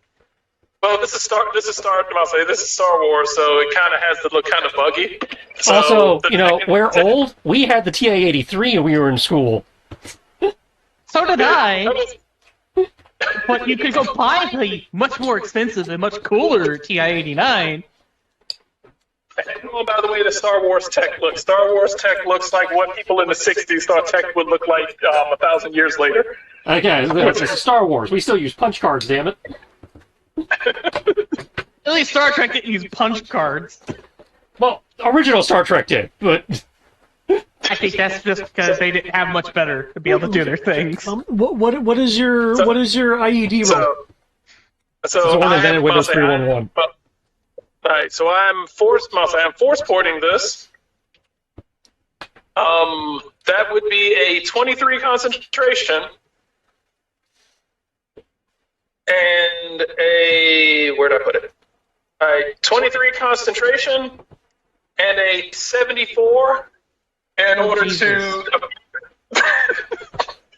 How many firepack bombs? I don't feel safe anymore. How many firepacks did you have? 8? I gave 4. okay, so you get 4. Oh, okay. I gave him 4 because I had 2 reloads for all 4 of my weapons. I count the bell as a weapon, technically. And I gave him half that. Just to make sure that he could do what he needs to do.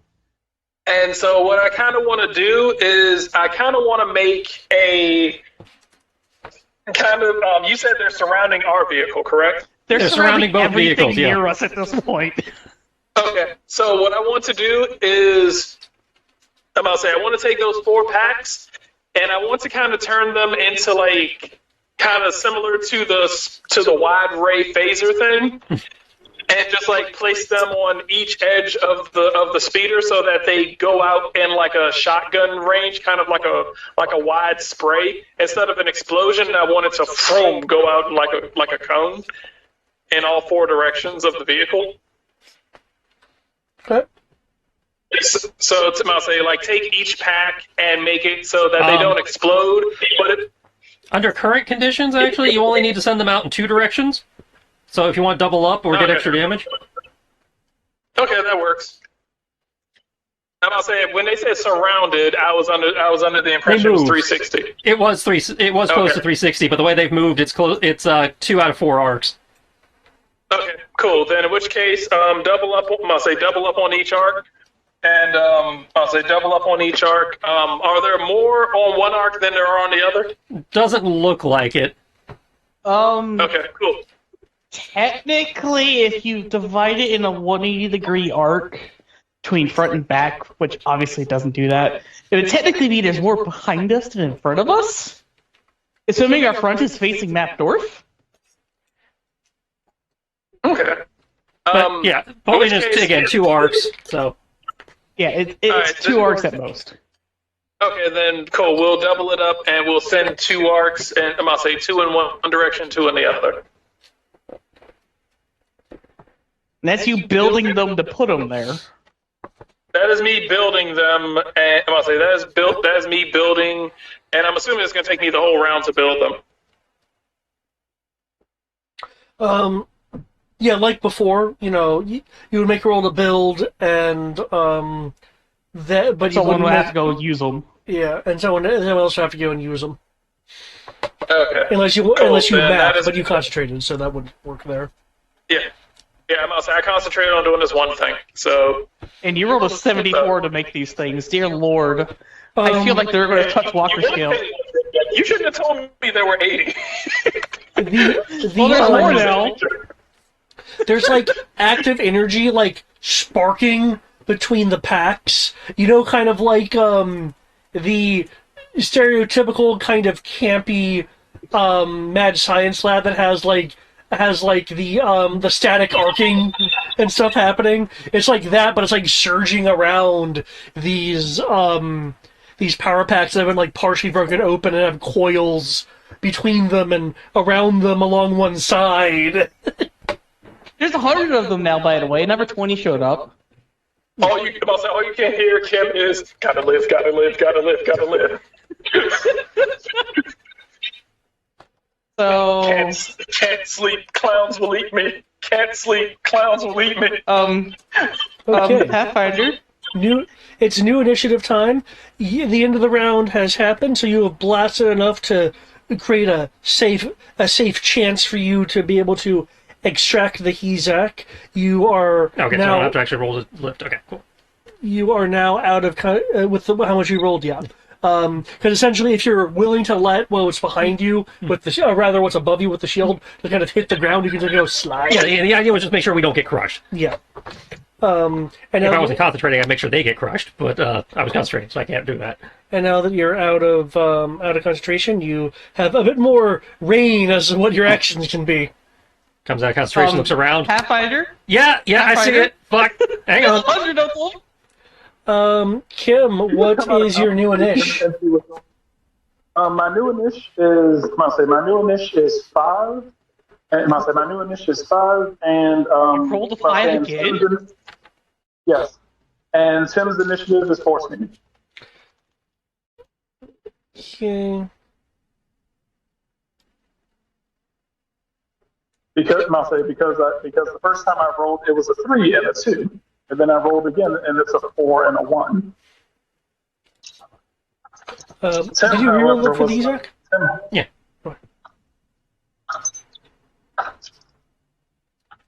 My new initiative is in. Okay. There are still the people on the speeder, which is Now, I'm looking at the map. I would say this is a highly cluttered, lots of crap and stuff to hide behind type environment, right? yeah. There's debris, as you can see. There's like overgrowth from things not being maintained. There's partially collapsed buildings. There's Cool. vehicles that have been abandoned. Cool. That means the thing goes I'm not on. taking it. Well, let's not read it. Okay, so Ymir looks around, sees them climbing off, is like, okay, step 1. And flips her switches to get the Dom mode going, the hover mode going again. It's like, step 1, clear the fans. Flies over. I'm technically calling this a stomp attack, because the mecha has stomp. Yep. What I'm doing is using the lift, whatever the fuck it's using for lift, to try and use the engine wash to blow them off the Okay. Yeah. You and can possibly fuck them up. You can use the repulsor engines for that, and we can call it a stop. Yeah. Now, I don't think this has ever come up, or if it has, it's been a real long time. given that a stomp attack is designed for crushing itty bitty people, do they still get the scale bonus to get out of the way? Unless there's some special rules I'm unaware of, this would be playing by normal rules, so skill would apply in both directions. Okay, so this is probably not going to hit because I'm not a god at skills, but we'll see.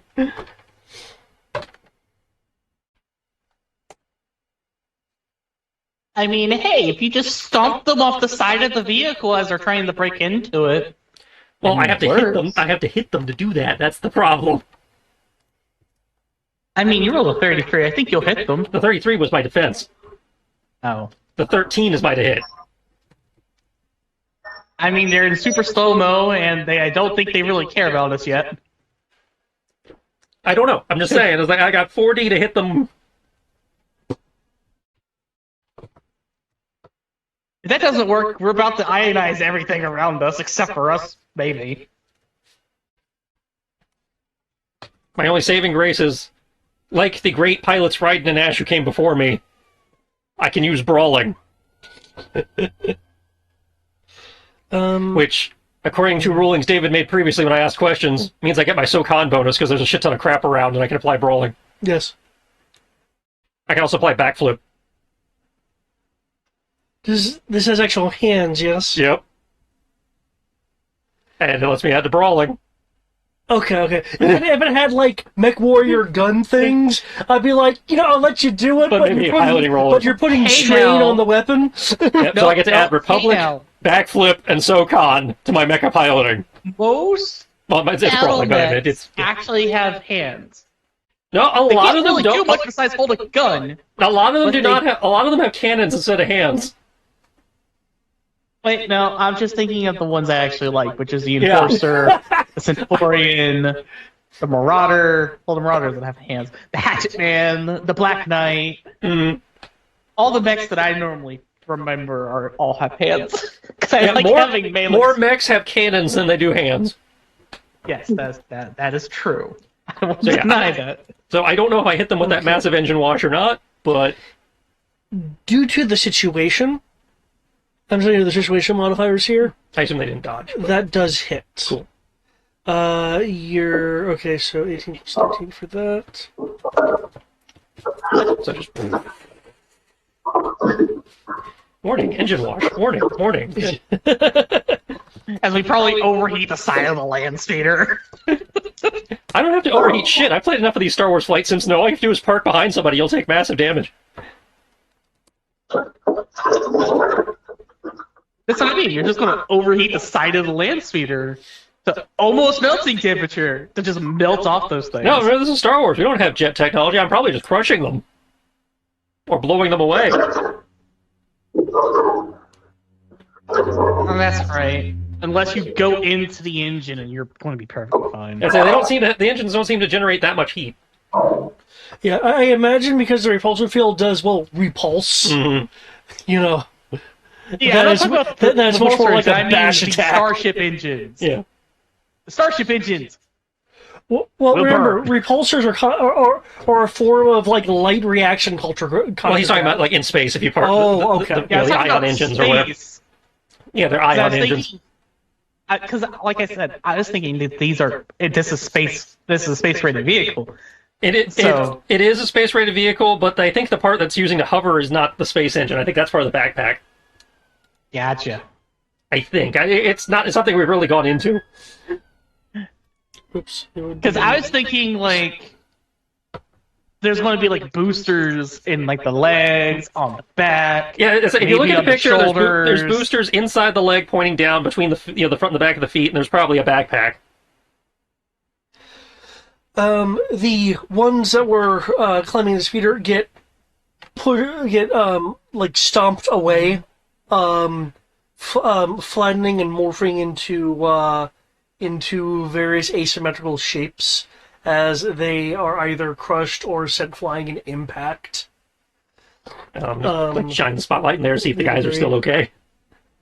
They're bunched up together. There are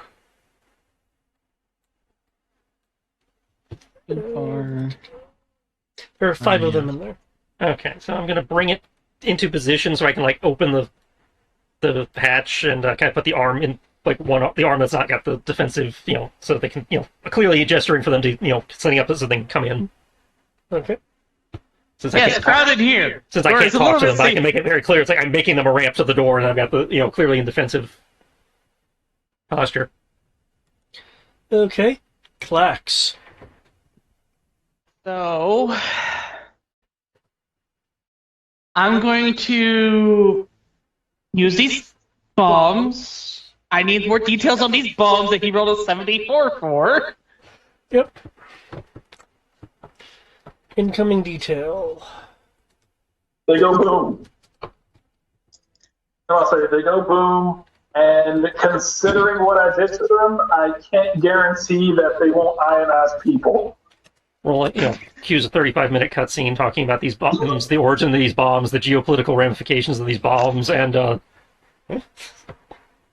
Pretty sure these bombs are considered war crimes back where we came from. It doesn't matter right now. And I'm a smuggler. Do you think I care? ion gear. Well, consider I'm pretty sure that half the people on the squad, half the people on these ships are criminals. Former. And I'll say, yay, we're Space Australia. Can we change our ship to the SS Brisbane? No, I like ass dauntless. I mean, she sinks that we can get the ass Brisbane.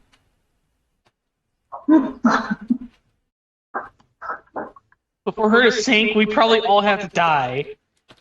I mean, no, we have escape pods. Before. Yeah. The only person who's supposed to go down with the ship is a Pathfinder. No, the captain goes down with the ship. We don't have a captain. So who's in charge? We're civilians. We don't really have in charge. We just have areas of specialty. That's a fair So they just point. sent a bunch of assholes. So they just sent a bunch of assholes on the ship out and it was like, figure it out. Does anything actually affect my ability to throw these or detonate these things? I'd say we're a bunch of scientists who are put on a ship, and we go find new planets. It's like, okay, we found alien technology. The engineer looks at it. We found alien life. The doctor looks at it. We found the alien civilization. Get the smuggler who knows languages to talk to him. Well, technically, you're supposed to be our, anthropologist.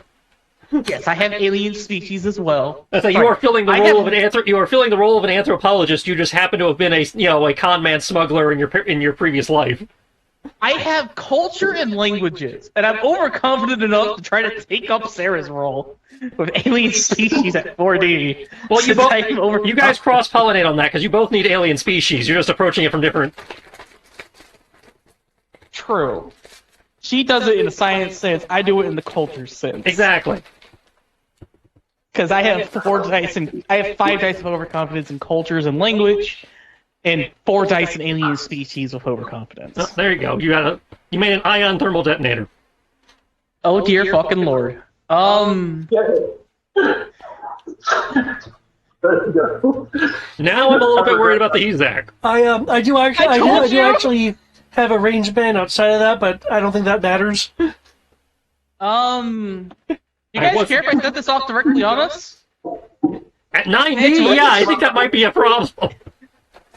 It's not designed to go boom. It's designed to arc out like this is.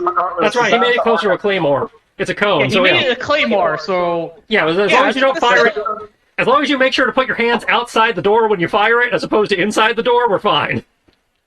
I will proceed to do Now, that. your ship is probably fucked, but our ship should be fine.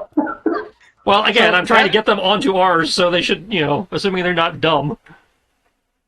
So, given that, what I'm going to do, since our hatch is conveniently open, is I'm just going to hold the ion bomb, set it on the side of the hatch, facing the group to our map south, so it'll just hit all the ones in the south.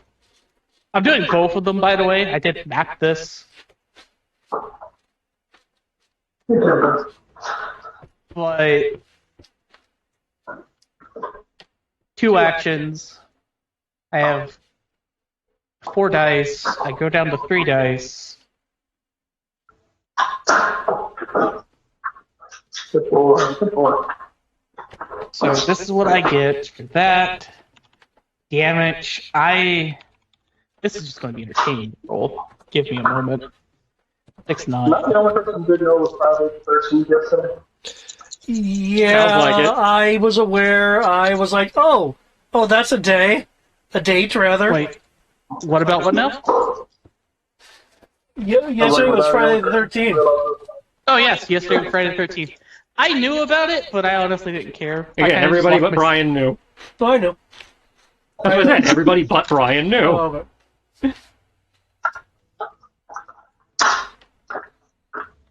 I mean, if we did done a special, it would have been hilarious. Man, Jason X would have been amazing as like a villain to this. So 0 to 6. How big is that for map south? They'll get all. Well, it goes from the Kizak itself, so that would be a good number of them. So it's going to be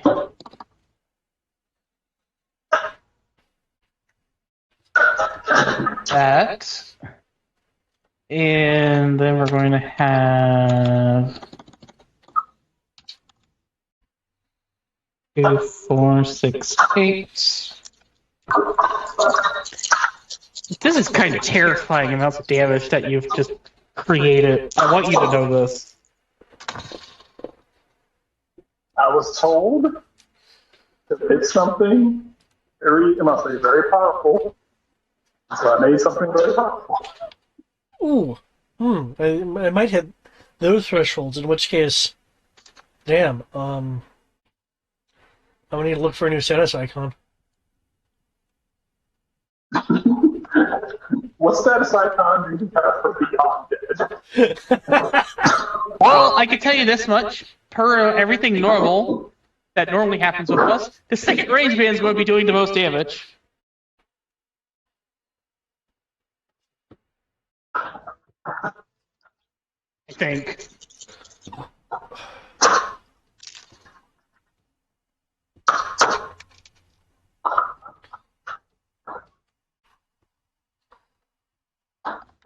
Hey, I'm doing my job, what I was brought out here to do. And that was seek out and destroy a new life and new civilization. And that's me sending out both of them in both directions. To boldly confront what no one has confronted before. Okay, I am not going to spend 5 minutes putting status markers on everyone.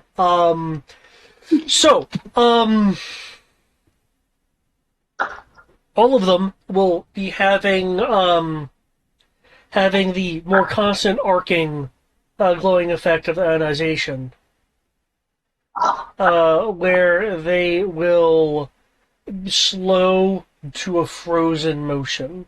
You will, in fact, see some glowing ionic energy lights down the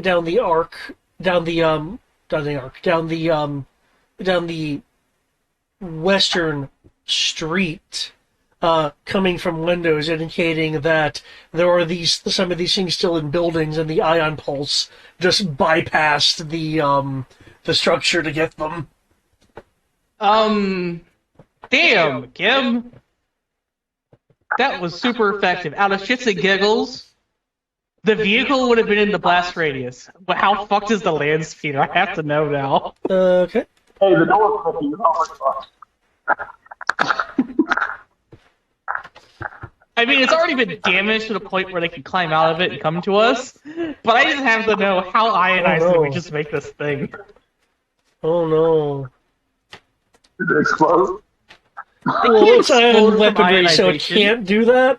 Well, not in the same way anyway. The circuitry may have exploded. It would have catastrophically blown up at least. 3 versus 37. Is that thing even still functional? No. Jesus. Oh no. No.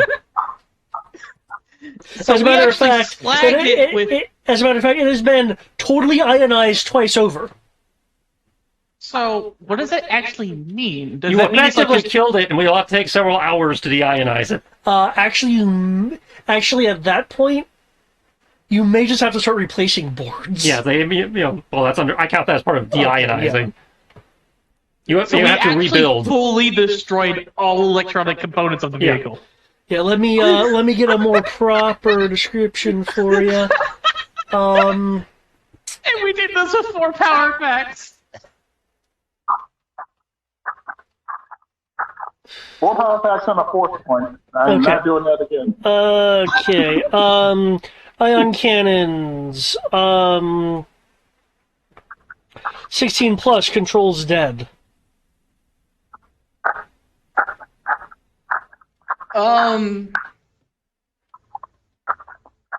Here's my question for you, David. I've set these off and I was holding them when I did this properly and everything. Do I still have functional power packs?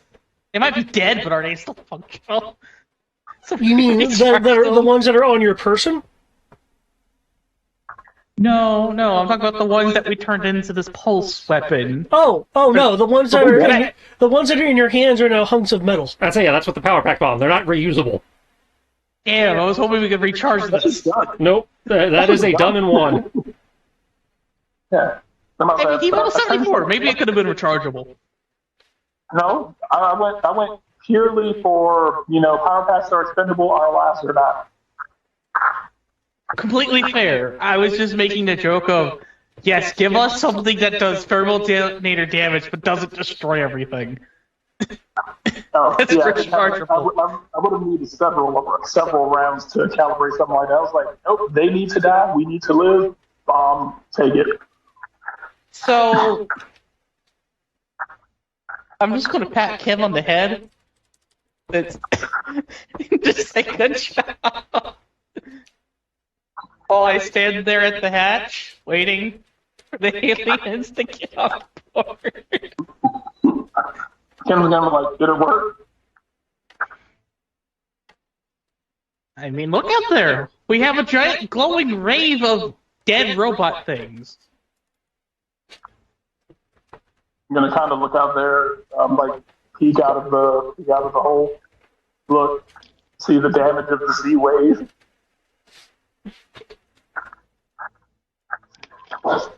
Oh, nope, save that till later. That'll be an entirely different conversation. Save that till later.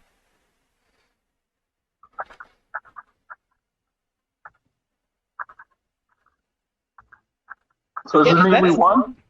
Okay. I think combat's over at this point. Well, At least for the moment. Yeah. we We don't know how long these things stay ionized. That's a fair point. Can we cut off a piece of them? Do you want Yeah. to risk that? I mean, technically, we still have a piece in Amira's lab thing. Okay. Yeah, Probably if it shouldn't ever mention that. completes. It'll complete when it's plot relevant to complete.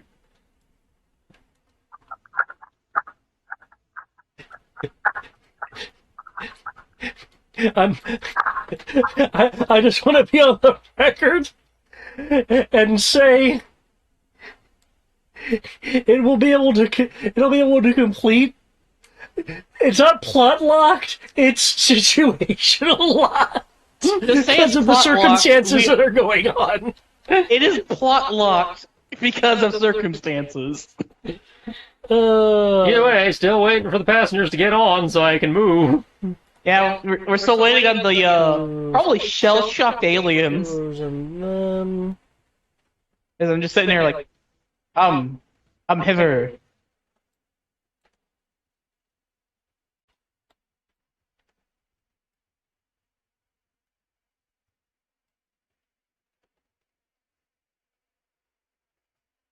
come on. If they're too stunned to do anything, I will go drag them in here. No, I'm doing some other things. There we go. Okay. Given the situation, I need to... Considering how to count up, that. Okay.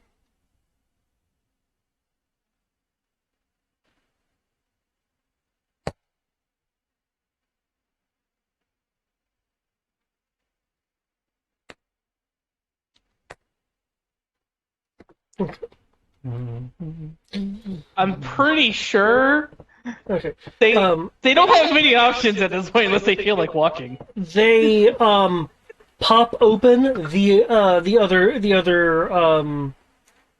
other door, begin moving where they have to. They're gonna try to move around the frozen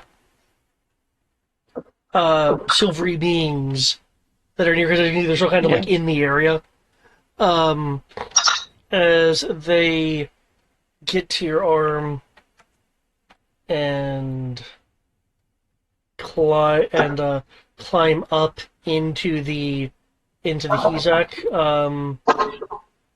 As a reminder, you have beings that look like this and this.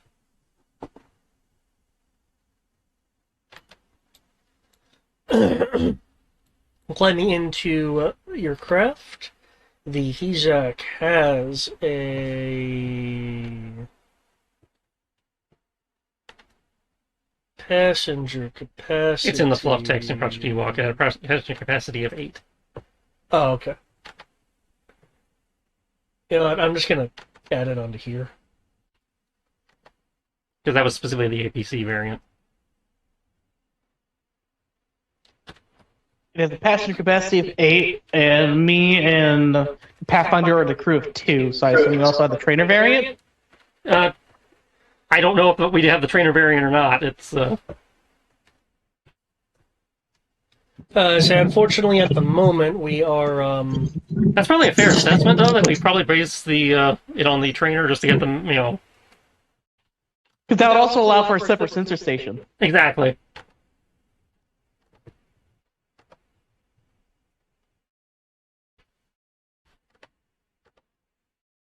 So a total capacity of 10 people with 2 crew.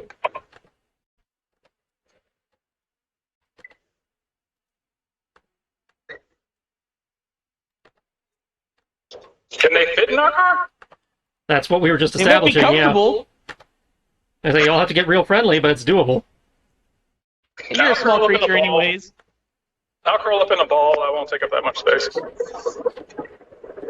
Just curl up a ball and sit inside Tim. Pretty sure Tim can make some room for you.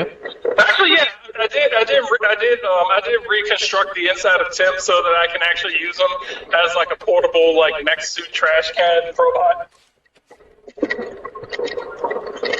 So technically, I can't fit inside of Tim.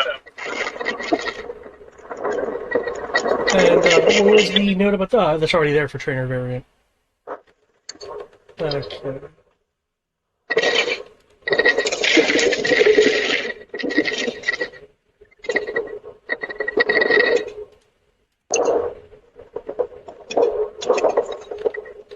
There Is we it go. raining wherever you're at, Brian? No, he's just in his car. So people are kind of squished together. Clax,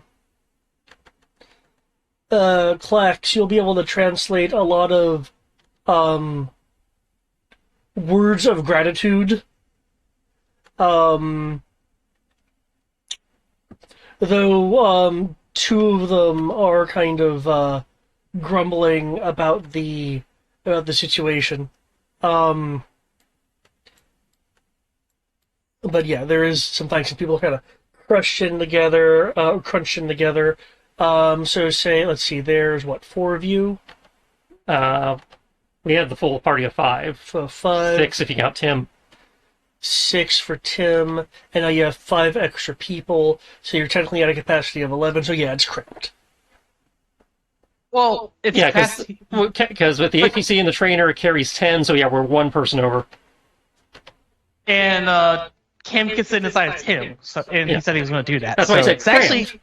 You didn't say it wasn't doable. You just said it was cramped. yeah. I'm so glad I'm in one of the crew positions. So it's cramped in the back. I'm in Because- the middle. Because Kim is inside of Tim, then I'm not gonna have the overstuffed penalty happen. Thank you, Kim. Thank you for being so small. Okay. I'll say, glad to use my own mech as a meat shield. But We are now. We're out of combat enough that I feel we don't need to track all this initiative. But I do need a mecha roll or what have you to, like, safely, get out of the debris that you have selectively stabilized. Hmm.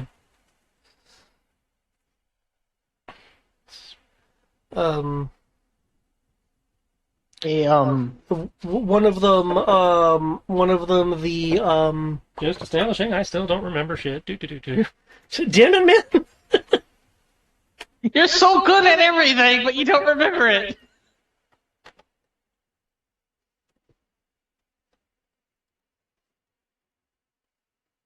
At least you have the probe droid thing And my, monocle thing.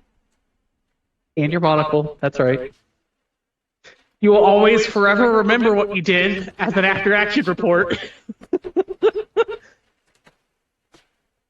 Is that what it? That's what it is. Every time there's any combat situation or anything that goes awry, you don't remember it, so you're never traumatized by it.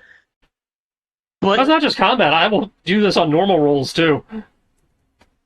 oh, I know, but I'm just saying, like, of all the situations that have happened, you remember all the boring stuff, all the boring stuff. But every time something happens, that's a deviation from the normal scan the system survey kind of thing. You know, when you probe planets and whatnot. That's when you don't remember it, because then you actually have to put in extra effort. AKA anytime there's actually an adventure. I mean,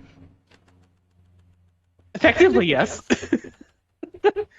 But we technically live more than the time as adventurers. Again, that's why I said, it's like anytime there's an adventure, I don't remember. Anytime it's routine, I remember. AKA anytime I don't have to roll anything. You know, there's some occasions on adventures where you don't have to roll anything. Well, yes, but those adventures, those spans usually fall within those 10-minute windows. You're right. Because it's every time I roll a 1, it's the next 10 minutes. And it just, routinely...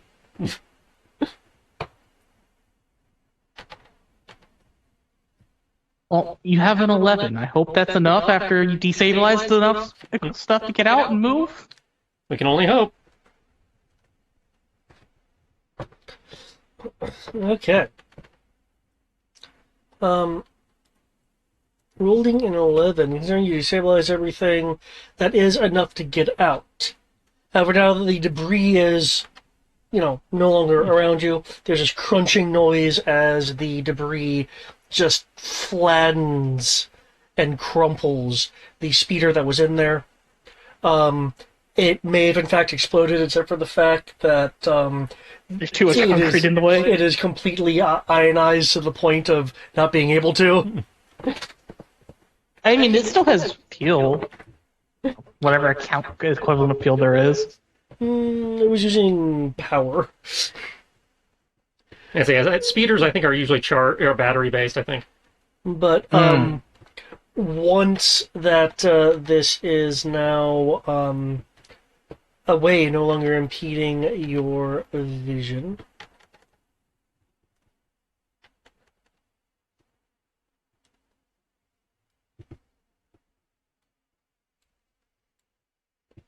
Let me shift ping you guys. There we go. You will see that there are more of these, again, silvery creatures shuffling out of vehicles and buildings, seemingly in response to the commotion. There's many, many of them. However, they don't seem to be moving particularly fast, unlike the ones on the platform, which, as you saw, were moving rather swiftly. Yeah, well, I'm gonna keep outrunning them then. And as long as somebody's giving me fucking directions. Okay. Could I get a piloting roll and include your Soconvos? Right? Another piloting roll. Is it still because that first roll was to get out of the debris. is it still 3d6 or? Given the amount of debris here, yes. Because one of the... I presume you're just wanting to get out of the area at the moment? Okay. Don't forget your maneuverability. Already, I've been factoring that in. Cool. I assume I still need to give you a roll for scanning bonuses? What would you be wanting... What are you wanting to do with the sensors to provide a benefit to the situation? Provide him an efficient route there. We don't have collapsing buildings on us again? Okay. And, figure out where the hell we're supposed to go with our new passengers. We're trying to apparently go somewhere, but not tell us. Well, I'm actually about to get to that. One of them will state, since you're with us anyway, we will need to get to the vault. And where is that on this fancy map I just pull up? I assume since this is Zorntag, I can pull up a holographic version of the map. Yeah, we have Omni tools. So Yeah. Yeah, I'll just casually pull up a holographic map of the area since we conveniently scan the entire place.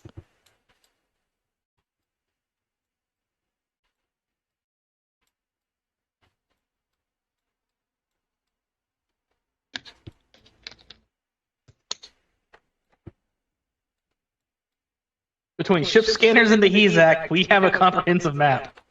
At least the surface level. And my Omni tool maps anywhere we've been. So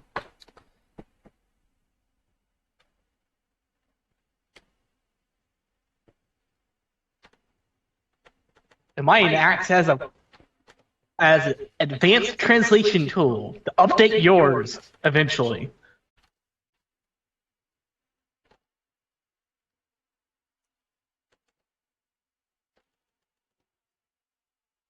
One moment, and I will...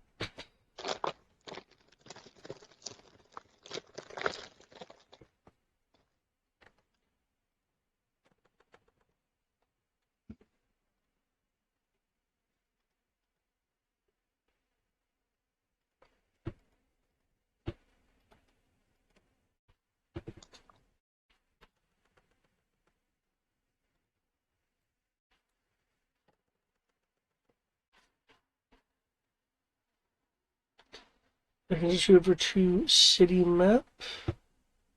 Going citywide. Cool. We should probably stop by a ship and get a lot more power packs, though. it's probably a bit out of the yeah. That's it's not as out of the way as it could be. I mean, it's actually not that bad because it's just a slight detour, given that we're gonna have to go past it anyways. That's what I just said. It's not as out of the way as it could be. Yeah, I think I can Maybe authorize. some ion rifles I think we too. can authorize a detour. Some ion rifles, pistols. I mean, I think we have the hot rodded ion guns that we got, from the Metroid encounter, but I don't think we're actually carrying ion weapons by default. Oh, that's right. We turned a few ion normal We turned a couple blaster rifles ion in. Yeah, we turned some carbines or something into ion rifles.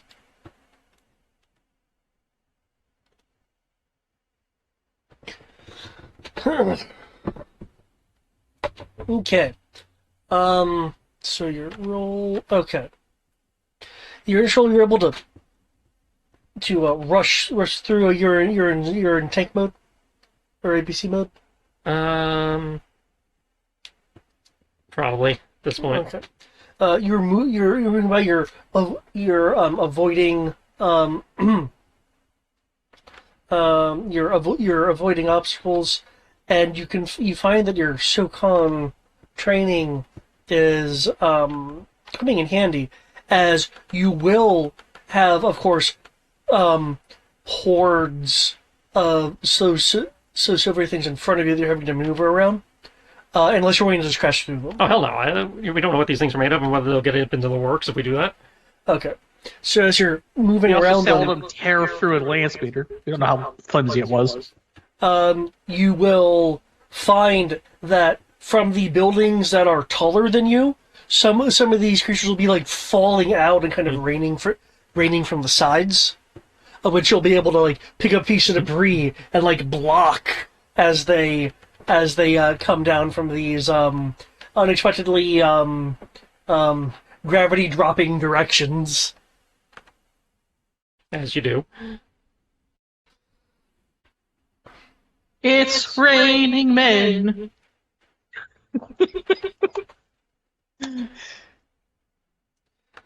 Since I believe, Clax, you're running sensors, can you make me another sensors roll?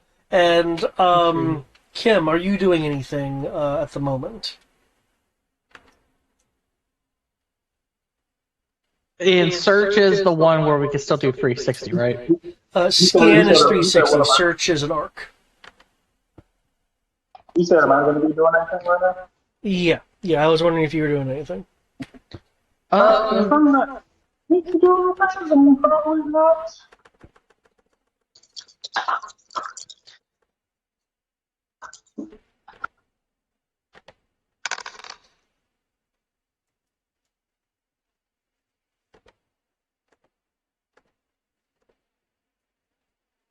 Hey, Pathfinder, do you want me to focus forward with the sensors, or do you want me to Given just that do a these general things, scan? given that these things are coming at us from all directions, probably should keep it on a swivel. Got it. So the 360. Just wanted to make sure for your reference.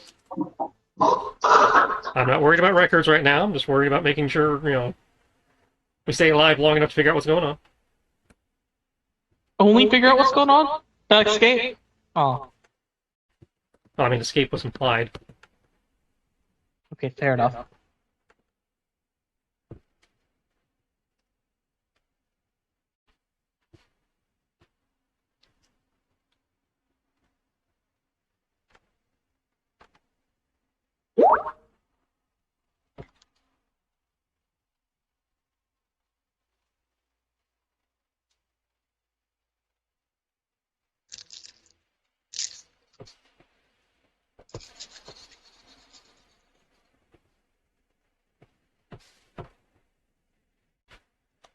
Does our ship technically have an infinite number of power packs?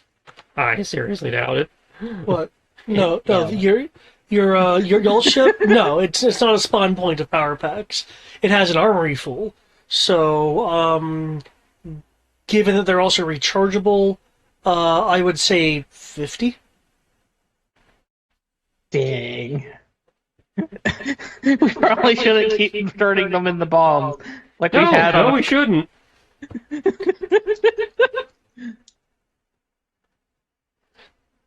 You saw how many there were. It was worthwhile at least. I wasn't disputing that instance. I was just saying in general. Well, if we turn a few of the blasters into ion weaponry, we should be fine. Well, again, we in theory have the ones we already converted from the previous adventure. True. Didn't we say that they just basically did the same damage as the Yeah, blaster? it was the same as stat ion? block, just, ion. Okay. You're maneuvering around. Let's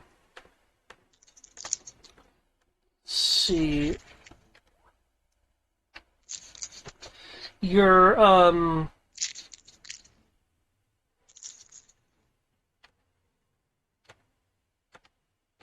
Your comms, your personal comms, the Hezak's comms. will be picking up. I actually kind of wish I had the sound effect for it because I cannot reproduce the sound. It sounds like digital noise. It's binary speak.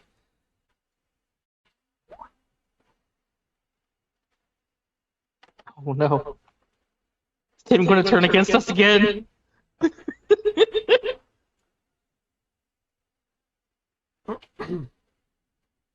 Again, he didn't do it the first time. I think he's thinking about the control spike from the Predator. Yeah, I think it's the control spike shenanigans. Where he almost turned against us, but we got rid of the control spike fast enough. What was that, Kim? I said, I hope not what's currently sitting inside of his stomach. That's probably the safest place to be if the droid decides to go crazy. Can't directly do anything to you. The aliens that are with you, go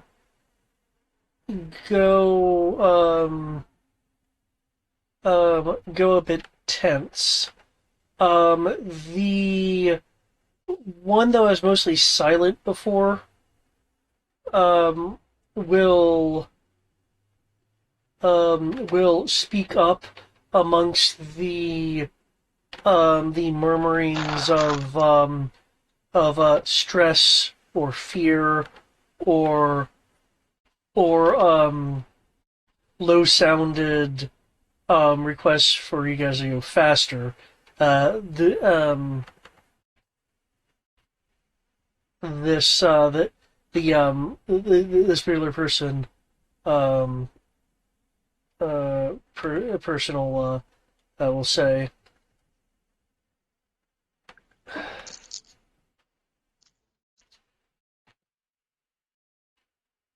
Things are about to get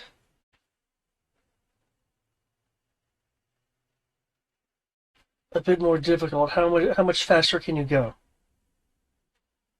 I mean, somewhat faster. That doesn't sound entirely ominous at all. By the way, since it was clearly some type of language coming through the communications systems, is there any chance I could roll languages? Given what it is, you can roll languages, sure. I can give you some information. And I will try to ask him to assist me since he's a droid and this is probably some level of machine speak.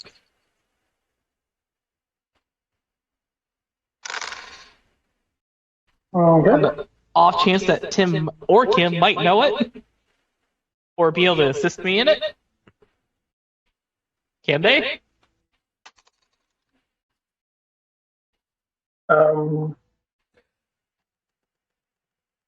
Possible? Sure, they can assist you. Cool, so that's a 1D bonus. I'll roll that right now.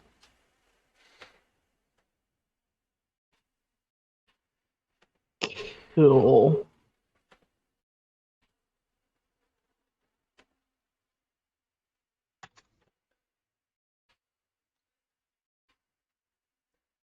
One of the other people will say, "Can you jam it?" Okay, 25. It's not a language per se. It is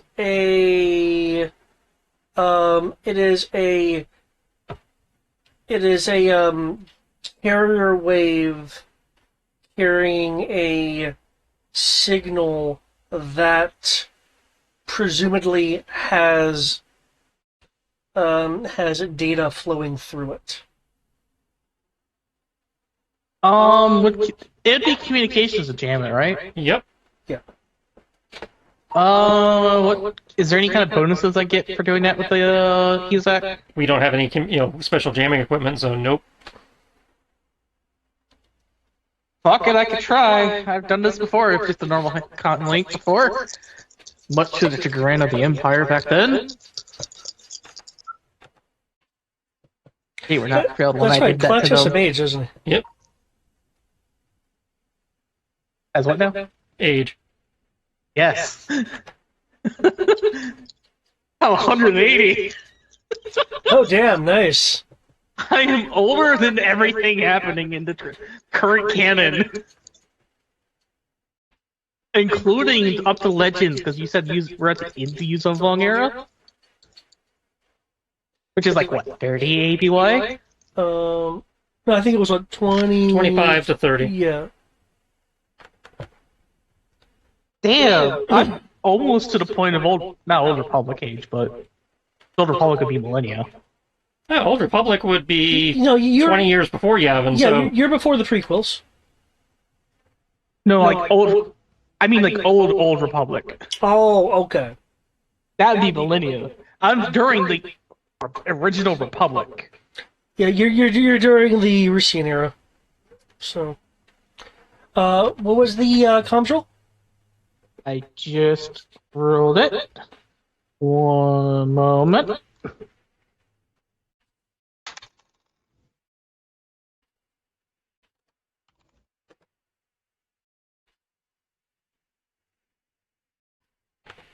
$24. 24? Okay.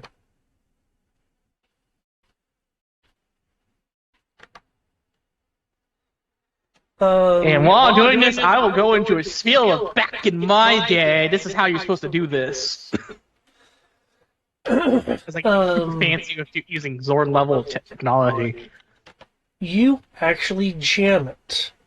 During the few moments that it was not jammed, can I get a perception roll from Amir?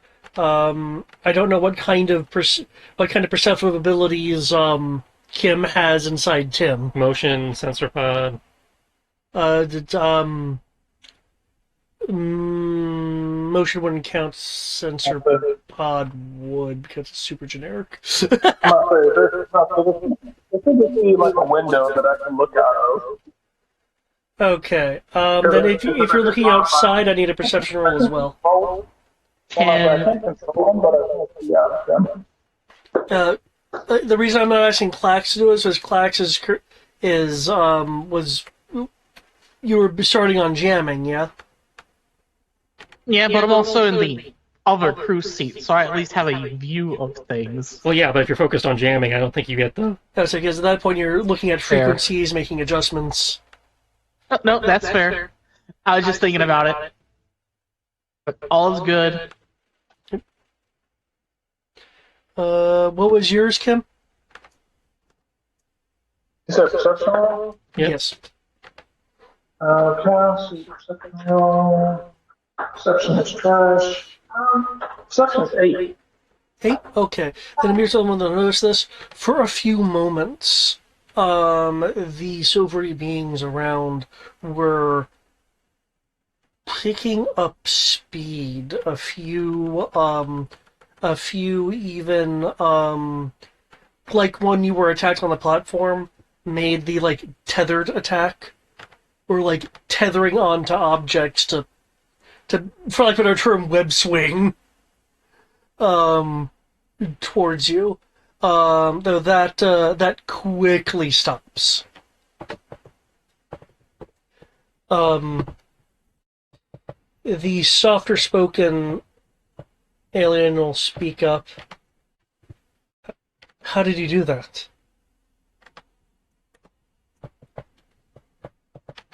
Being a smuggler back in my day, I had to know how to jam communications so that the police wouldn't show up to try to catch me. When someone else noticed me running blockades.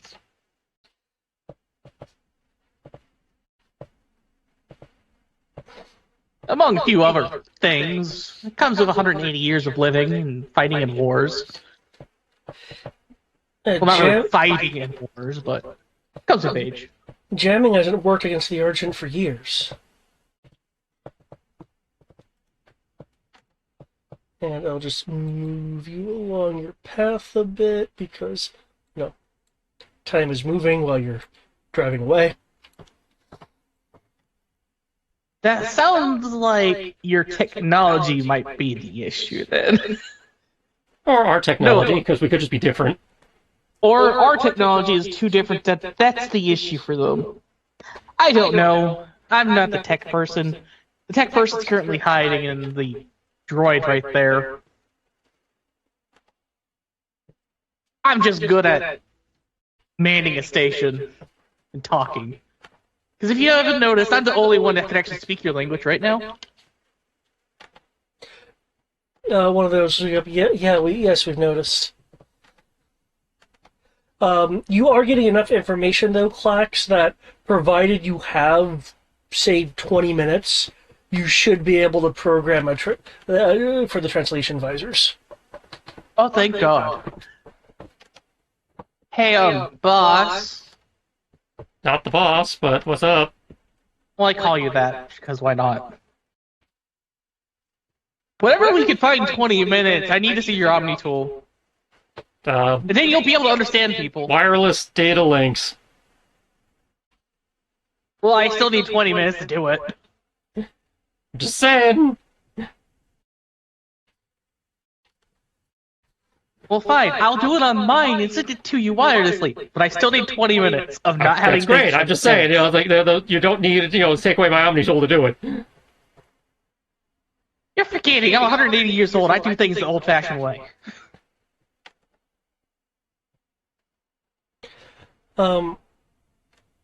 Amir, you're getting a intermittent alert. This alert will go on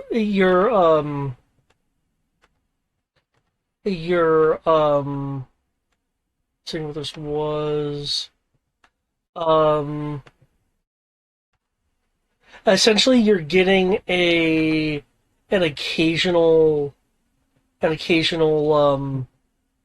sensor alert until your screen just kind of throws an error. Well, somebody's fucking with us. It's the error is suggesting that that some of the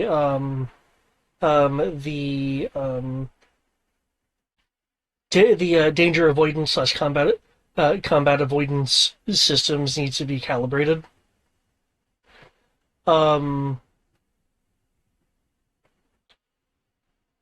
Clax, the sensors will light up with a unidentified contact. I need a evasion roll from the HESEC.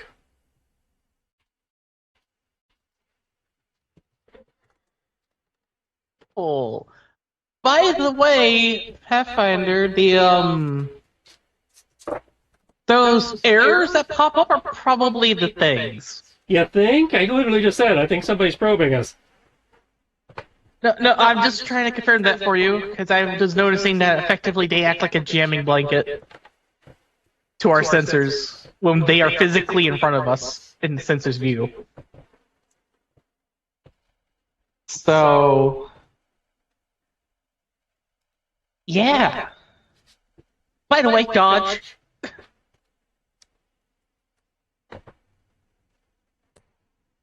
Even though you probably already know that because Danger Sense or whatever you have.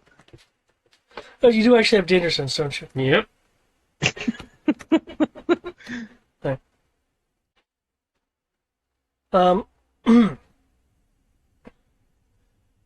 Slightly ahead and to the left, there is a streak and then a detonation as a three-story building collapses into the street. As you're able to zoom past the collapse, leaving a pillar of smoke. So there's clearly something, judging by the angle, at your aft starboard with altitude. Oh, cool. They have height now.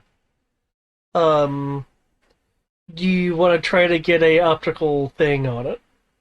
I'll worry about let somebody else worry about looking out the window. Right.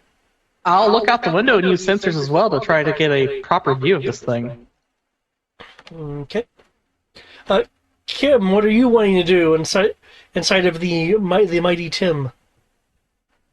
Let's see. I would probably. I suppose there's probably more of a point to me. What I want to get out of actually worry about that. I probably is there really any? I guess kind of try to figure out like I'm gonna be like, hey, what's going on out there? I don't know. We have liquid metal attacking us with explosives now.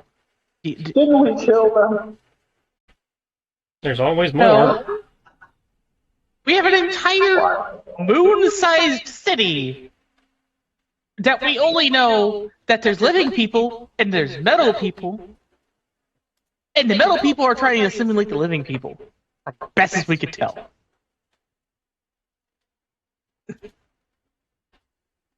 Tim's gonna be like, we need more bombs. I don't think so yet. Not that we have the blaster packs to do it right now. Pretty sure we can probably turn this city into a bomb. I'm pretty sure we can't fit a city's worth of survivors in our ship.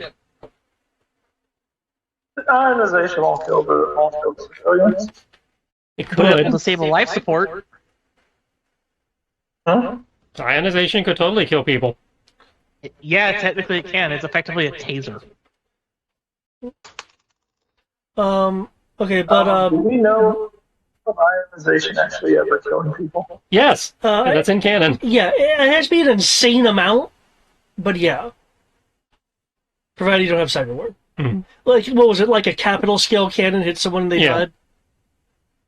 Yeah, if a vehicle scale ion weapon hits a person, they effectively get hit with a high voltage taser, which will kill people through heart attacks.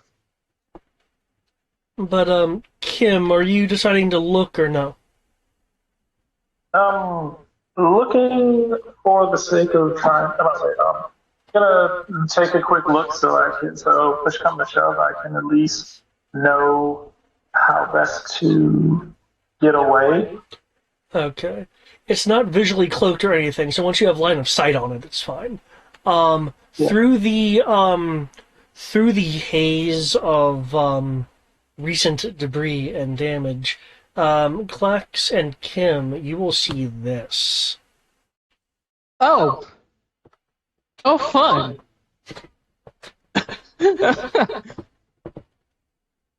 We don't have that 90mm cannon, right? Nope. Well then. Amir, we have, fighters above us. Yep, I see him.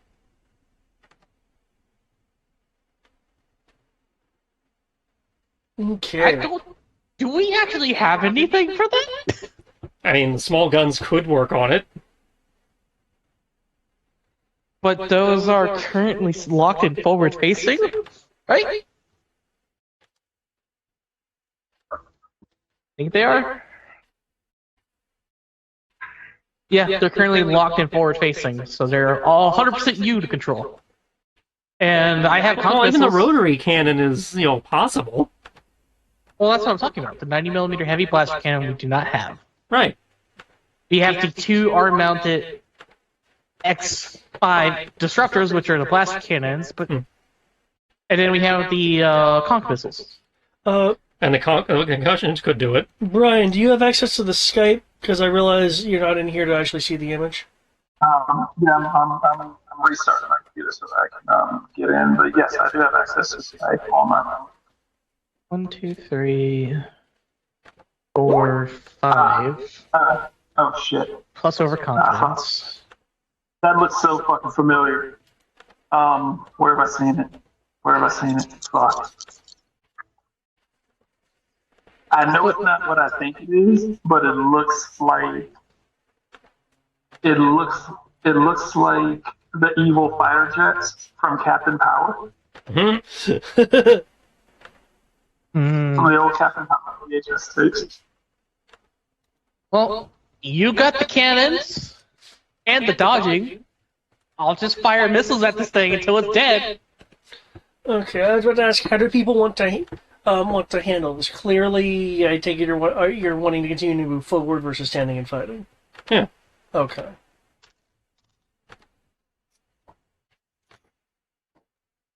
And I assume these are still Starfighter scale conch missiles? No. I think they're Walker Scale are scale they then? missiles. Maybe Walker scale. They are Walker scale. Got it. I just want to make sure, because I know we weren't going MDM launcher, but I figured scale would still be the same. But if the scale is Walker, then that works for me. Okay. You want to do anything concerning your travel and that you have something that's an aerial pursuing you? Not anything I can think of. Okay.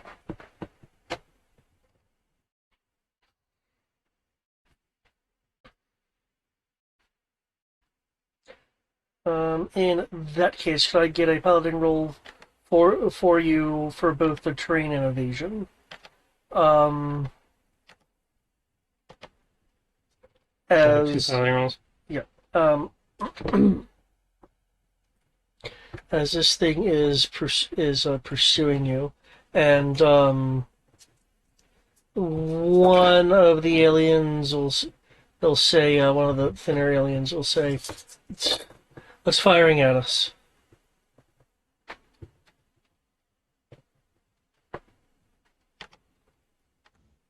I'm just going to shrug and say some type of space superiority fighter in a It could be an SIG. airspeeder. Or an airspeeder.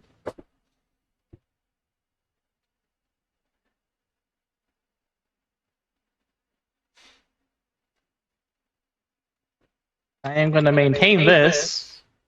I am a smart cookie. I am not giving this up now that I got it.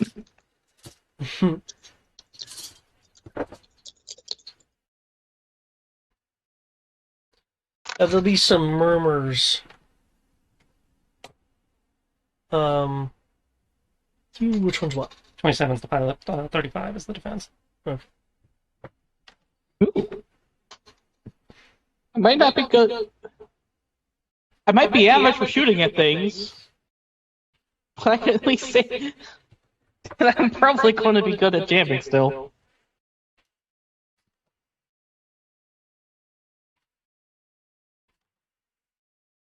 As I shrug and give them that response, you're just going to hear the Indian one. Or conch missiles start firing.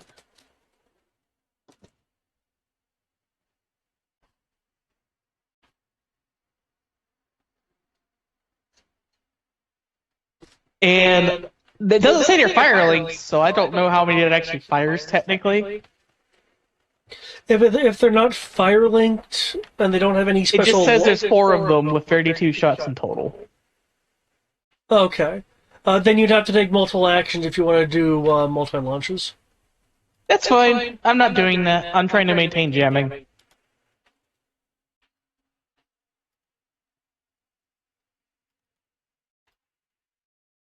Unless someone else can have better communications roles than me. I don't think there can be. Actually, hey Kim. Kim, Yeah. you're very good at using vehicle stations, right? I assume you have a better than a 3 dice in dexterity. That is heavily debatable. It's so debatable, I don't even think that's actually legitimate. Okay, well, as you two are discussing that, Does a 26 hit it? At Walker scale, which is Hold on, let me see. I do not You fire the concussion missile at it. At first it misses and then tries to track, but the aerial vehicle is able to maneuver until the concussion missile hits the side of a building and not it. Is that dexterity? yes. What did you? So I assume you don't have missile weapons. Yes, I do actually. I have the tools for missile weapons. I just need a raw missile weapons, not like a specialization. I'm about to have missile weapons, 2D missile weapons. I don't know what missile weapons tools means, but That's for your rivet gun. okay. That's using tools that fire projectiles. Yeah. Okay, so I shoot nails at people. So what is your raw stat for missile weapons? 2D? And that's including your dex? Yeah. My dex is 2D. Oh. Again, not a combat character. I'm just surprised. I thought you'd have like 3 dice. No, don't must say. I have 4 dice in my nail gun, 4 dice in my blowtorch. The only skill under dexterity that I actually have a dice in it, that I actually have a dice in, is dodge. And I can turn into a ball and dodge better. Gotcha. It's firing bursts of beams at you, at the Hezak. You're able to maneuver around it. Since you're not wanting to crash through any of the silvery beings, there's a horde of them that is coming down the streets. You're gonna have to you take a turn into what's on the map is clear, but is actually a partially collapsed building, acting as a wall that is slightly taller than the Hezak.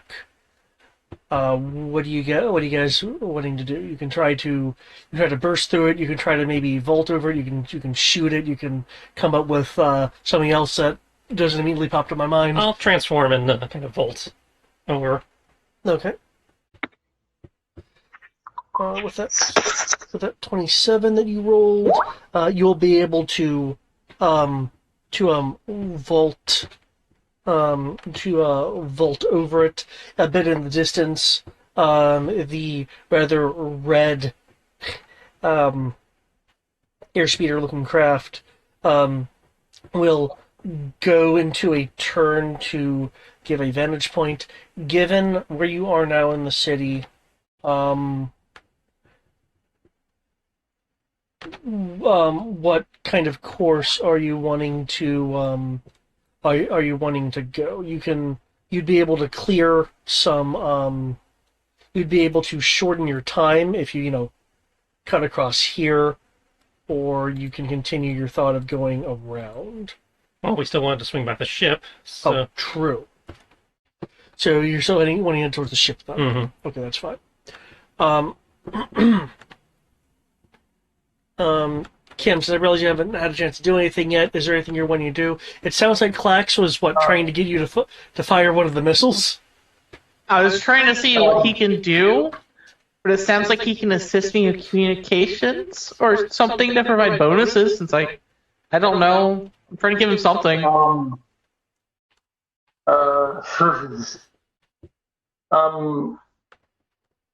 This doesn't come out. This wouldn't count as like blaster repair, would it? Wouldn't count as what? Must be probably walker repair. Oh, for the Hezak? Walker. The Hezak ideally would be mecha repair, but Okay, Okay, cool. Is there anything I can do to increase, I say, to like attempt to shut power from non-essential parts of the ship to the weaponry so that it can do more damage?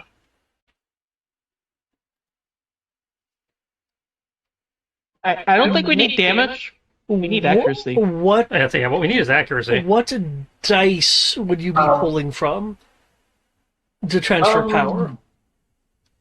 The Ezak has dice and maneuverability. I don't think it has an energy shield. It does not.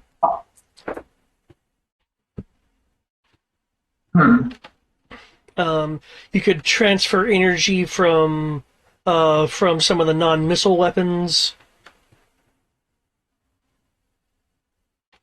Can I'll say, so You transfer energy from sensors. How many weapons does this thing have?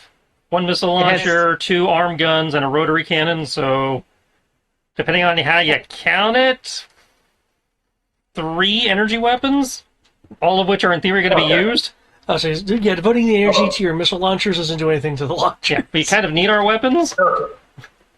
Okay. Yeah, there's- I must say, so how many people So are the- shooting? Must say, Eric is shooting, and I will be shooting. so okay, you're shooting, you're shooting 2 weapons? Yeah, I'm using the arm cannons. Oh, okay. well, we have those 2 arm cannons, but hold up. You're saying that we have the 90mm heavy blaster cannon? No, we do not. I wasn't counting the 90mm. I was counting the arm cannon twice because we have 2 of them. Yeah, so we have 6 Okay, I weapons. didn't know you could shoot Yes, but only both 3 of them are using energy. The rotary cannon and the 2 arm cannons. Well, what is the rotary cannon? Because That's there I is was no counting the rotary rotary cannon. cannon as energy. No, what? But there is no rotary cannon on the sheet. That's why I'm confused. Yeah, there is. It's the rotary blaster. Oh my god, I was reading it as part of the heavy blaster cannon this whole time. Yeah. That's a completely separate weapon. I was completely. It just blended into me because it's off centered on the screen. So I thought it was just the text continuing around the image. So we have 7 weapons. 3 of them use energy. 4 of them are just missiles. Yeah. And we're using all the Got it. energy weapons. So,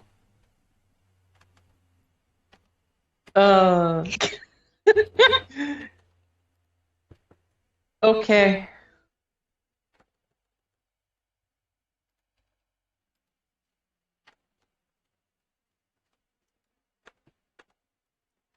Oh, by the way, I hope someone's tracking Emma. I'm not firing any missiles, so I'm not... if somebody's using my missiles, I they am better be... keeping track of missiles, yes. Okay, as I said, if somebody's firing all the missiles, we need to be aware. I fired 1 missile. Thank you. There we go. That should make things pop out a little bit more.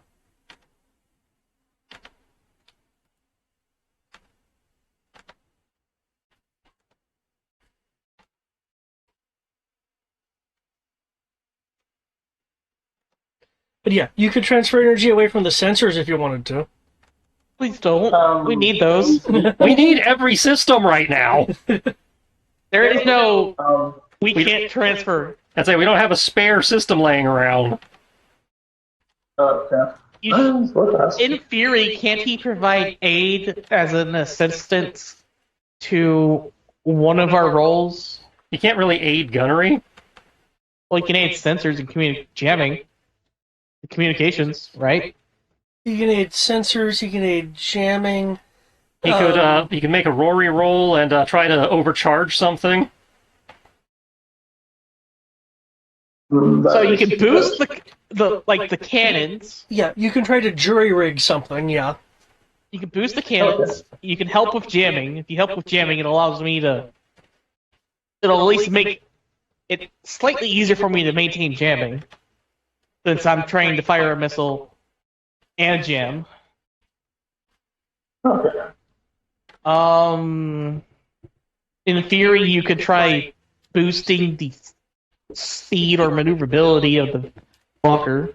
I don't think that's going to really work if outrunning an airspeeder, given that we're on the ground. Well, that's part of why I transformed to put her in hover. But yeah, if you can get us more speed, that'd be great. More maneuvering would be even better. If you can somehow get us targeting, if somebody could do like a scan or something to maybe figure out an energy frequency or something that makes them easier to lock on to. Something shield harmonics, something main deflector. I've been trying this whole time. There is no try. There's only do. I am your record-breaking translator, better than a protocol droid. Actually, you're about on par with Protocol Droid. I know I'm on par with one technically in skill dice, but I would at least say like skill dice, you're better than them because they've got like an effective 12D or some shit, depending on the droid. Hey, now at least I am doing it. I'm not faulting your ability to translate. I'm just saying, you're talking about like I'm more doing shit on sensors. Like, yeah, we'll do something on sensors. Kim, are you wanting to jury rig a system then? Yes, I would like to. Keep in mind, I'll even let you jury rig the targeting computer, but at that point you are doing things like risking its processor to overheat and various other things depending on what you're wanting to do. Oh, I know. We can take a page from, I forget which book this was.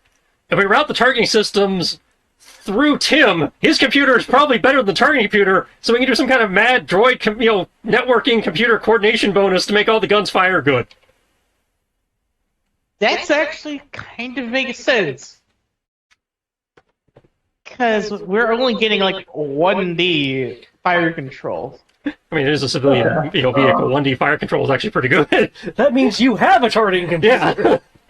I know, and we actually have a targeting computer on a civilian vehicle. It's a miracle.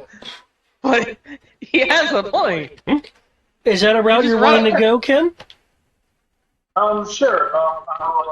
I will look over towards Tim and it's like, Tim, the sacrifice shall not be in vain. That's what I'm thinking. I'm thinking of Star Trek, where they keep running things through data to make the ship run better. Yeah. Oh my god, you just reminded me of some of the Star Trek shorts I've seen, where he just is a complete asshole to that one guy, and whatever their, 40 chests or whatever. Like, yeah, I could win, but I don't want to. Purposely just Sorry, I trying accidentally to just crossed cause Zorn delay. Trek in here. Yep. Man, for some reason I remember this blue guy captaining stuff. But okay. God, I miss Zorn Trek. That was our excuse to get extra silly. Yeah. Not quite as bad as Zorn Rangers was, but You had Zorn Rangers? the first set of anniversary specials, we were doing the Saturday Star Wars team, but as Power Ranger specials. Oh dear lord. I have intros if you're interested. Everybody had fun. They were hilarious. And then we did Star Trek parodies with the same characters. Oh man, that. Okay. By the way, the jamming is still working, yeah? As long as you're, if you try to adjust it, then of course the difficulty will shift. But yeah.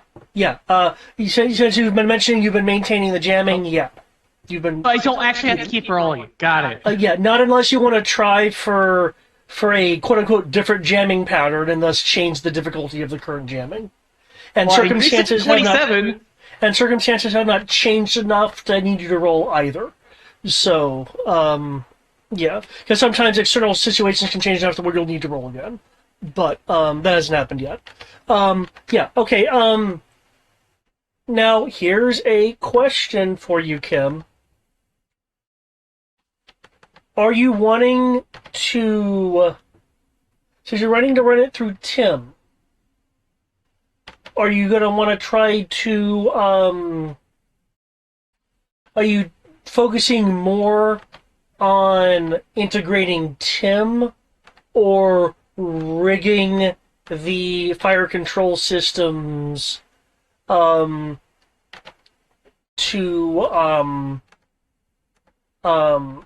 excuse me, basically, are you rigging the computer to accept Tim, or are you rigging Tim to interface with the systems in this different way? Rigging Tim to interface with the systems, must say, I'll say, you said the option was to have, there's an option to have Tim basically, there's an option to have Tim supplement the aiming system, I believe. Yeah. Okay. Yeah, In which case, I will need a. How do they split the skill in that? I think Because that'd we're be dealing with droid, more 'cause he's hardware. adjusting the droid. I'll say a droid repair roll. Since him processing the information is not much of an issue, it's a matter of rigging the data flows to work this way. So it's more of a hardware thing. So a droid repair roll. What improvement are you wanting to go for? Plus 1D, plus 2D, or plus 3D? Remember, I am using jury rigging rules. And try not to kill Tim. He's the most valuable member of the crew. What is? Hey, now we're priceless. Right. Tim actually has a price, which means Right. he's not There you the most go. He is the valuable. most valuable member of the crew. Technically more valuable because we're priceless. If it's priceless, it has no value. So I mean, it's priceless because we don't do slavery. So Anyway, we're valuable. Kim's trying to talk to me. What's up? What is the? Sorry. What is the? What skill am I rolling? Droid repair. Droid Repair. Yep. And what level of bonus are you wanting to give? 1D, 2D, or 3D?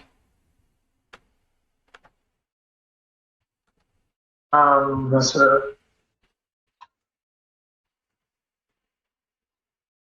let's see. Droid repair. I will go ahead and say that we need all the help we can. Right? Oh, yeah. Oh, okay.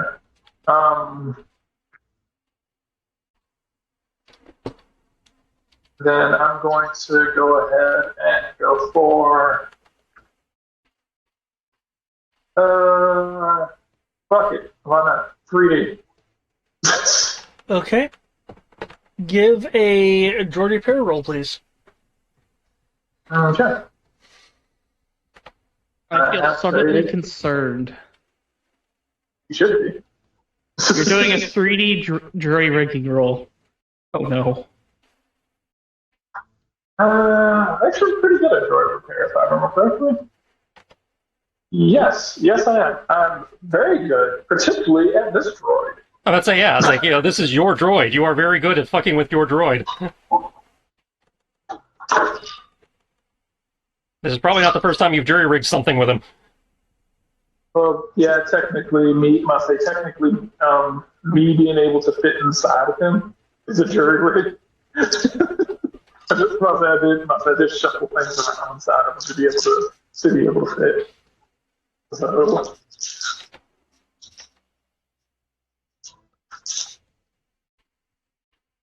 Oh, hey, look at me rolling 10 dice. When it comes to him, I can actually do something decent. Okay. 10, 20, 30, 36. 36. Okay. You're able to quickly rig stuff. So now you guys are seeing like wires going into like open compartments that are in Tim. There's this ominous sound coming from the weapons console. There's some warbling lights that weren't warbling before in a very quick pattern. And Tim now sees all of the targeting information. He has more targeting reticles.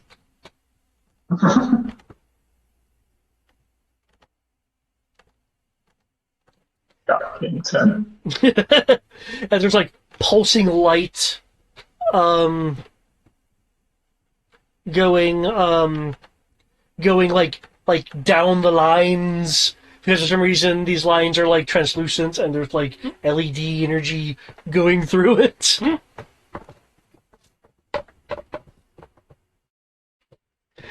Because you have to see the data go through the lines, right?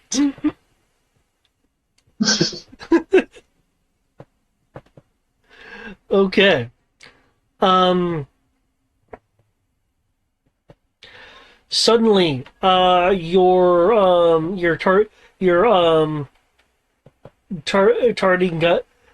guidance is excuse me, is massively improved. Your fire control system now has 3 additional fire control dice. There we go. As Tim is being the master of the FCS. Hopefully Tim survives this. Tim will be fine. He's the one suffering the jury rig penalties. Could be better, Okay. but also could be worse. See, you guys are continuing closer.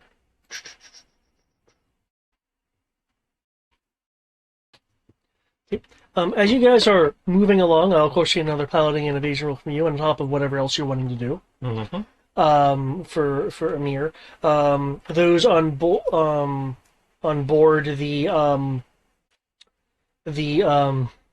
it's not the Timinator, the HESAC.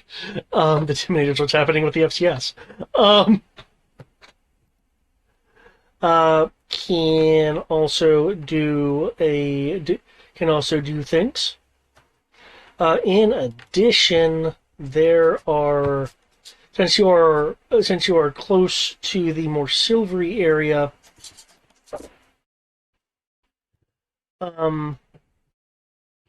there's some things that you guys will notice.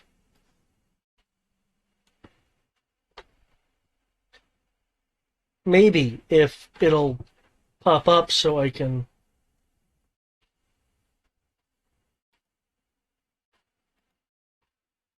Okay.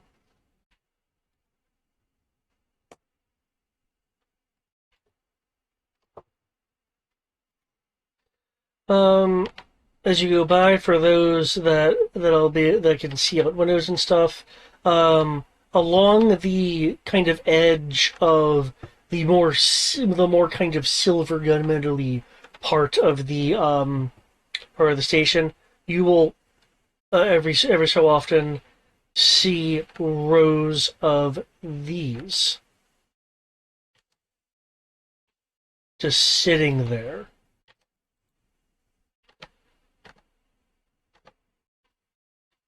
However, by the end of this round, you will see that a few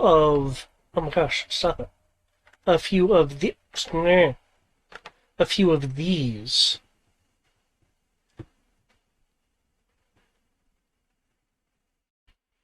dealing with large pieces of like industrial scale objects.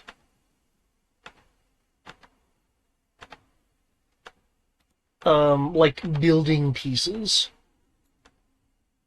The fuck? Ba-dum-bum-ba-bum. What is wrong with you people in making these things? I'm not saying this in their language, by the way. Okay. Are we really ones to judge? I mean, we made all sorts of battle droid armies. We didn't go into Terminator level stuff like this. Yeah, I need to show you some of the droid books. We totally went into some of the traditional Star Wars Galaxy totally went into some of this. Go look up the YVH droid. Okay. So to make sure I am reading this right, Gunfire's first line, Mecha Fu. That's my brawling evasion. Is brawling evasion, and your piloting is your terrain stuff. Yeah. Okay. I was about to say, the YPH droids is why our characters on Saturday are rich. The IVH series Battle Droid Wikipedia.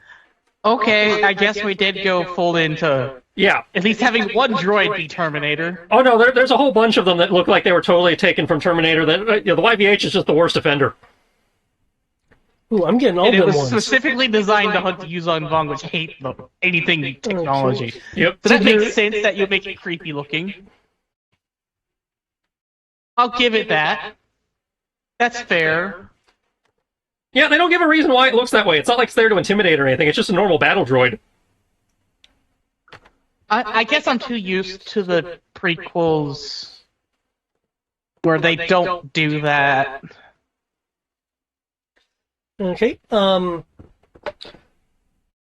Okay, and did you roll with the enhanced fire control? I did. Okay. I mean, I'm only rolling 3D. What do you want? Okay, I'm just checking the stats against each other to make sure I didn't have things. No, you're within the range to be able to definitely hit with dice. Okay. Yeah, so we kind of turned this into a vehicle combat adventure, and we all kind of suck at vehicle combat. That's fine. Again, I was just looking at my I dice. was and kind it's- of like, why is this happening Yeah. to us? We're not vehicle combat people. I just kind of double checking, and it's like, no, this isn't overpowered. With the modifiers and everything, you can definitely still hit. Like in terms of like Yeah. like with the number of ranges. Okay. I don't know. Until we got jury rigged, like 20, Yep. high 20s is what I can get with my dice streak. Kim. Well, in theory, David's aware of our skill Mid-20s. levels because he has our sheets and has balanced the adventure accordingly. Yeah, it's like this last roll has like 4 6s in it. So, as you are firing at this thing with the rotary cannon, it is making very quick, like either droid or given species, like just quick maneuvers. As your fire is trying to follow it, occasionally clipping and shattering a part of an empty building along the way. Kim, can you roll me 3 individual d6?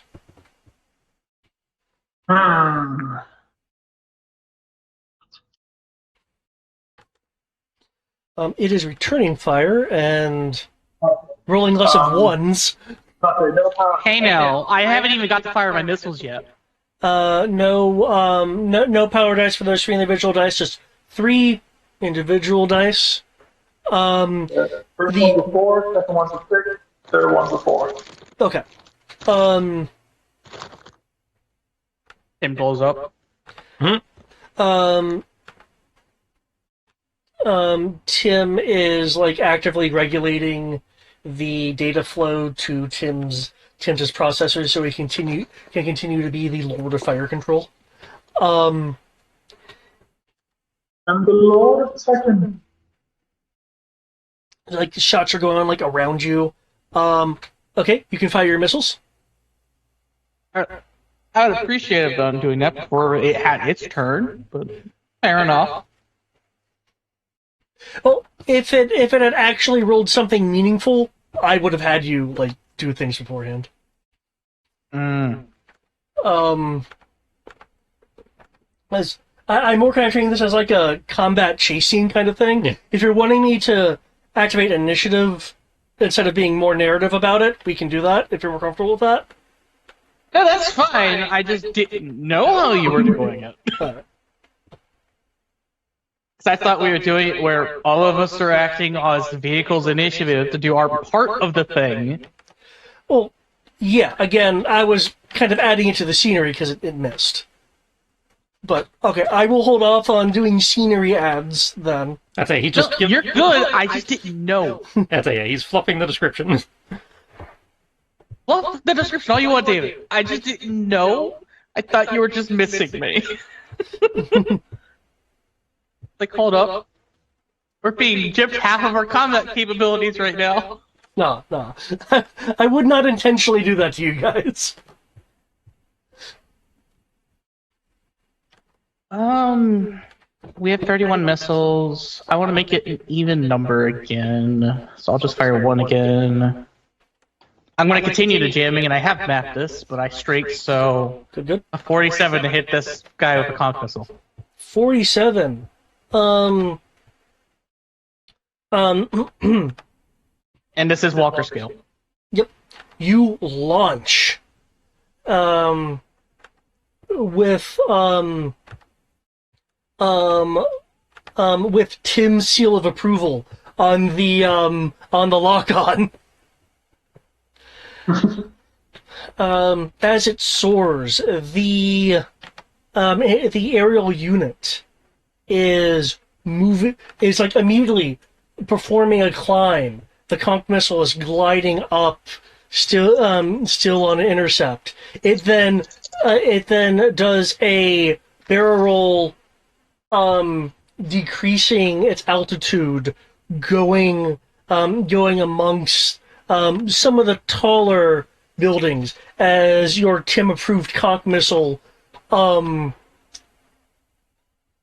goes into a building. Apparently, through two windows, as it impacts the aerial unit. Please roll damage, and I will give you your hit bonus in a moment. Okay, just +1, just +1 pip. And is there any scale bonus? It's on scale, so no. This thing's a Walker scale flying vehicle. Oh dear lord. Yup. I feel slightly less dangerous than the. And the damage is an additional +2. So there you go.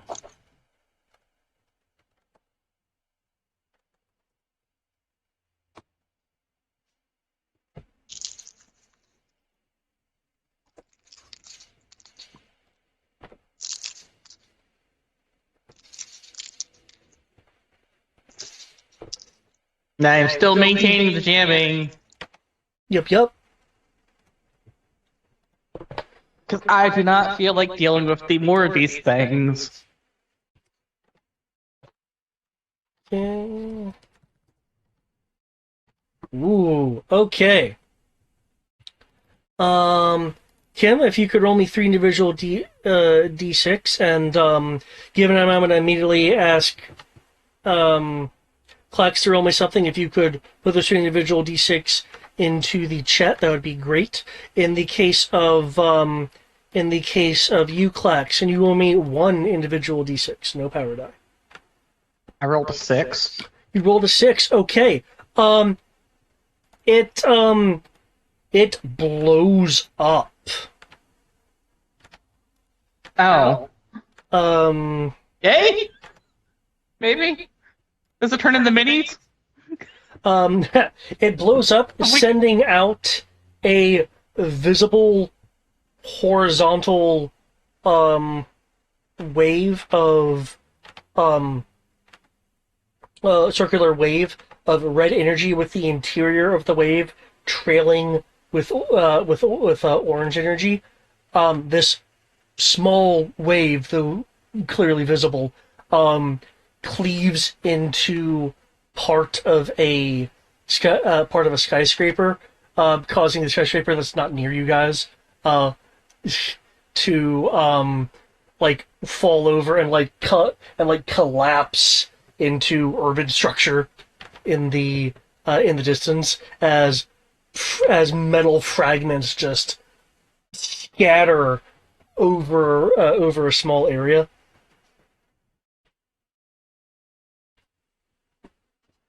Hey, Pathfinder, whatever these things are using to power their vehicles, we probably want to know. That's the explosion of the vehicle. Another missile just cleave the building in half. That's a very powerful whatever it is. It could just be a less advanced version of the fusion tech we use, but that's for the technical officer to figure out.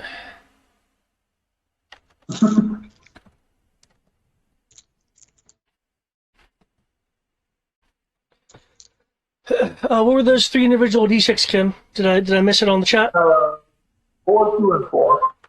4, 2, and 4. Okay. With your piloting roll of 19, as you're moving through, you're able to like move like derelict cars in the way, spreading some of these silvery dudes like out so you can so you can pass.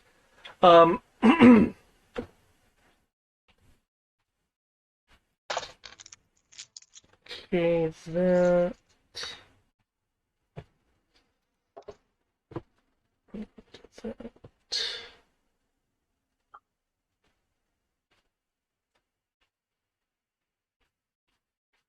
Okay.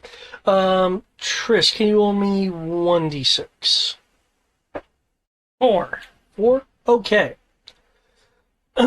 You almost come into contact with a group of about 25 the slower moving silver ones as you make a turn. When you make this turn, however, you clip what appears to be the side of an alien Bed Bath & Beyond, as there are now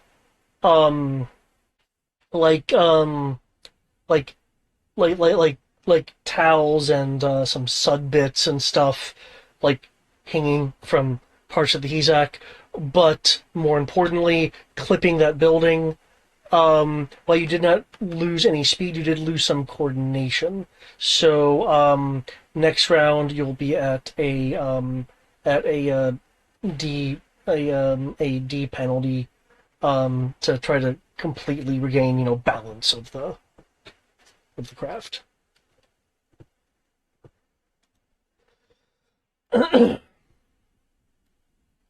One of the alien. Well, remember the aliens will kind of gasp out in surprise, if anything, and one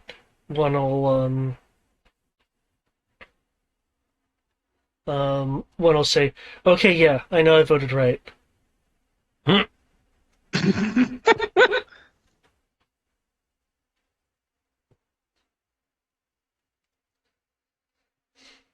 I'm just going to ignore that as I try to chuckle. What are the chances that whatever's left of the civilization regress because of whatever apocalypse beset them with these things? Because apparently they're shocked by normal missiles. Well, not every race develops, tech the same way. Our missiles could be better than their missiles. We're not even sure what tech level these guys are yet. That's what I mean. I mean, we just want something that's probably equal or slightly better or slightly worse than us. Well, yes, but they may not regress. They may not just, not have developed to that level yet. We don't know. So you're thinking that it's possible that because it's a machine, it just developed faster than them? Well, yeah, machines tend to do that with left unsupervised. Fair. But how would they have become a moon-sized city on an asteroid? It just, they could have developed intersystem travel and not gotten to interstellar travel yet. That, means that they have spacefaring tech, but not necessarily as advanced as us. This is a big-ass generation ship. I'm just saying, it's a little early to be making any assumptions about their civilization. I'm just trying to understand how we've gotten to Terminator at this point. It's not that hard. You let, there's a reason we have, memory wipes and shit are the standard for us. Sorry, Tam, about that, by the way. For your own safety. And ours. I'd say, the Star Wars universe has certain policies that in theory prevent, this kind of thing from happening. That are just normal for us. So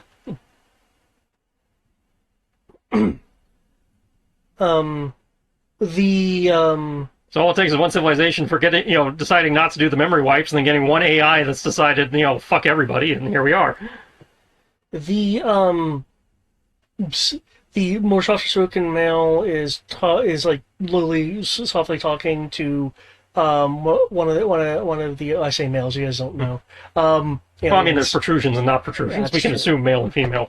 um, talking to one of the other males, and the one that is being talked to will then speak up, looking more directly at Clack, since Clack appears to be the one to actually be able to understand and communicate with them.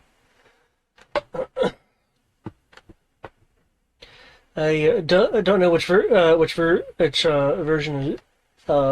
is one it was, but given you were able to take one of the ACM frames down, it's going to be likely sending more after you. Is there any way you can mask this vehicle's power?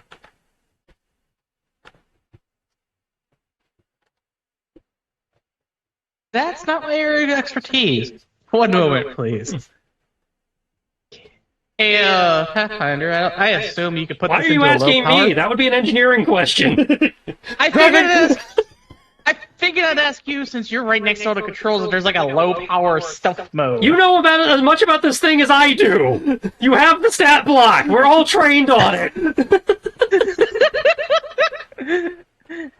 I've never sat at the pilot seat. Yes, but we've all been given the crash course. Okay. Don't ask Tim. stupid questions you know the answer to. I don't know the answer. I'm looking at Yeah, the you sheet, do. but You have the stat block. If it had stealth mode, you'd see it on there. Okay, that's fair. Hey, Kim, Yes. you could unplug Tim before he breaks, but Or not. I mean, we're still Law of the fire control. we're still in the threat zone. that's a fair point. But our Okay. our new friends are suggesting that we probably need to mask the energy signature of the Hyzak. Since we destroyed one, they're going to send more after us. Probably because they're mad that we destroyed one. They're gonna math at you until you die. Kim's pretty much going to be like, look, so what I'm starting to realize is that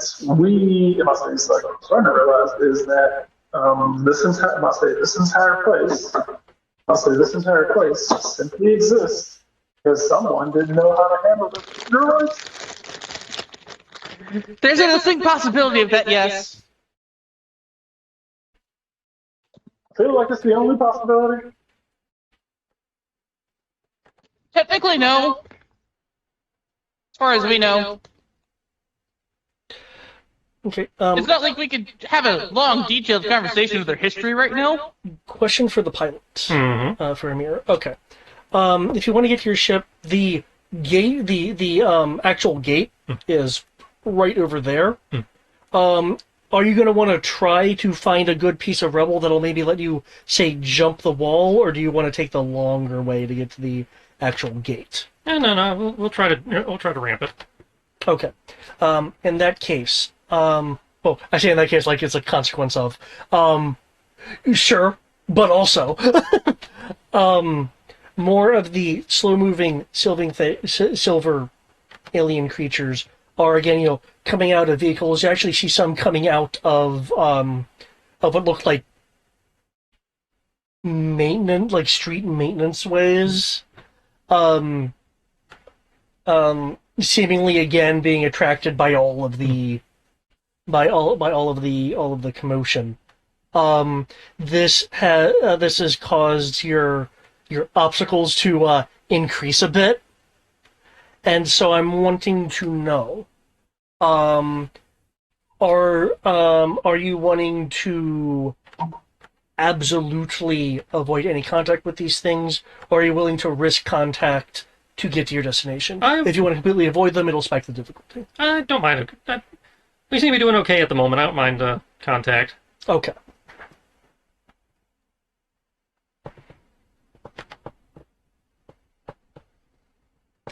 In which case, I will need a stunty piloting roll. Yep. I would also like to ask for exposition from the aliens of what the hell has been going on here. I will phrase it in a much nicer way, but this shit ain't normal.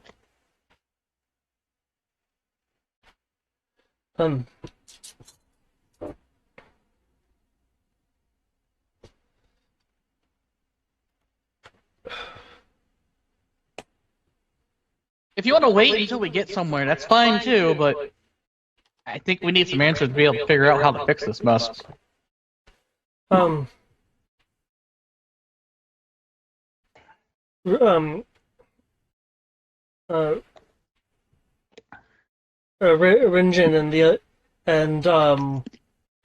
and the others like him will probably be able to give you more detailed information. I know you're new here, so do you have any more specific questions, or are you just asking for a general history?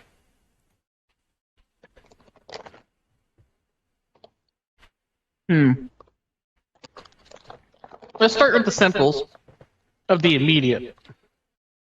What are these things that are chasing us? Which ones, the silver ones or the ACM friend? Let's start with the silver one. The silver ones that turn into people that look like you. Or things that look like you. And come out of blobs of metal. Start with that one. But you can continue with his roll first. Yeah. As you're moving along with that roll, while you're able to avoid many of the obstacles, as you get to approaching what looks to be a decent collapsed set of slants for your buildings, kind of like the broken bridge from what was it, 2012?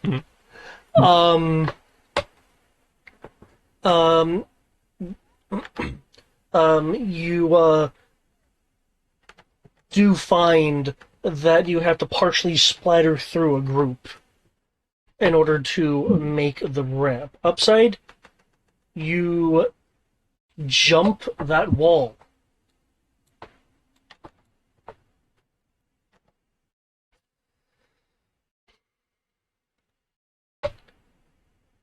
Oh, no, that's that. I need the...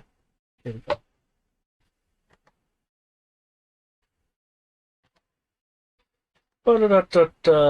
This. Nope, not that one, that one. Okay. Okay. Clash, you're asking about the silver ones? Okay. The ones that try to mimic them. Yes. I'm just going to close that because that's going to be confusing me. Close. Joink. Scrolling up.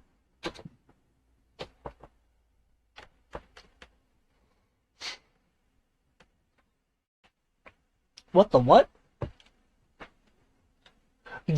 Okay.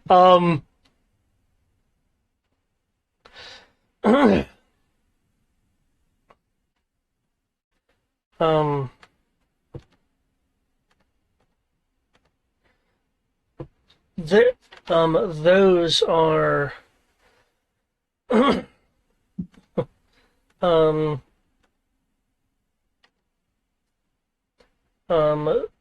those are the Wanderers, the Argent Wanderers,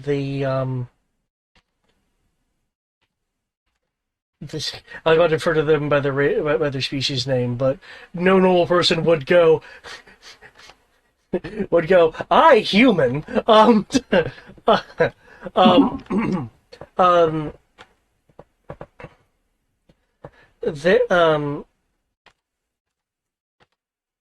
They were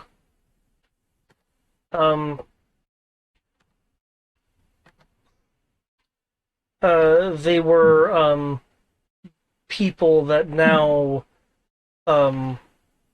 serve the Argent, though out this far they're they're too far away from any signaling stations, so they generally just move about.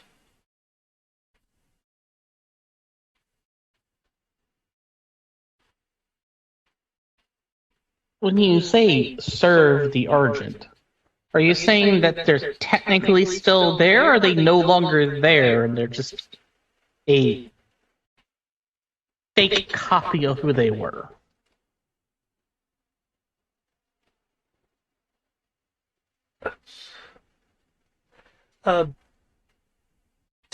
I'm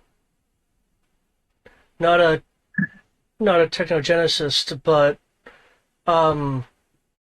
what I know is that they aren't anything that we should be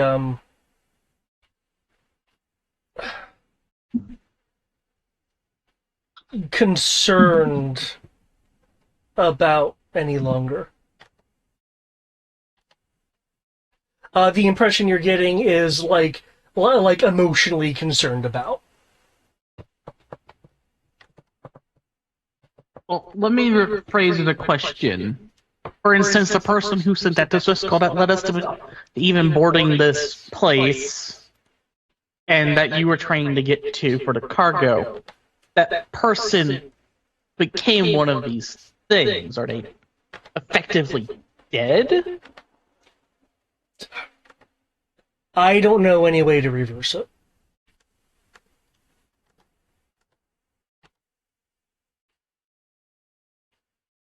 Ah. Okay. That answers one question at least.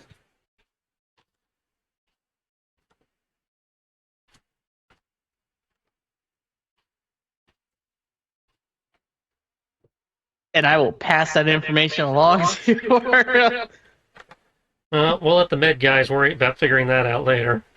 Yeah, I'll pass that to our resident doctor. I can't tell if you're concerned, but it's not exactly like an arm can be broken anymore.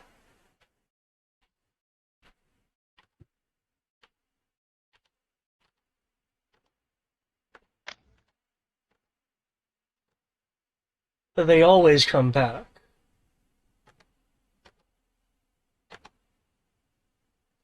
The understanding of people who regrow shit.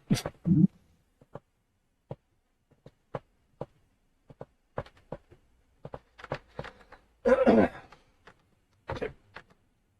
you have any other expedition questions? Not for now. We can continue on and get our stuff in and go to the actual exposition point. Right. I mean, Currently you guys with have some delays. information. They just don't have all the information. But based on what you just said, though, I'll at least explain it to everyone else. These people regrow things, and like if they lose a limb, as an example. Well, I mean, they're reptiloids. That's not exactly surprising. Oh, that word was in reference to the Argent Wanderers, not themselves. Oh, in terms of the things that we've been dealing with, it seems that if you destroy one of them, it just reforms itself later. Okay, so... But they also said that it's a type of condition where if you become one of them, they have no way of reversing it. So in theory, maybe our resident doctor might be able to figure something out, given that we're from a different galaxy. That does remind me. Considering your current stuff, 90%. Okay. It's a moving! It was at 60. Now it's regressed to 90. I guess we should pick It'll up go some ding ions. just in time for us to get back to the ship where she can actually plug it into the proper medical computer. No, or we plug it into the medical computer and then it hits ding. Okay. But I'll explain we're going to our ship to pick up some stuff that deals with technology better. Well, that's good. It also means that when it goes ding that, Kim might be able to optimize the ion weapons a little bit. Oh, that's true. Oh,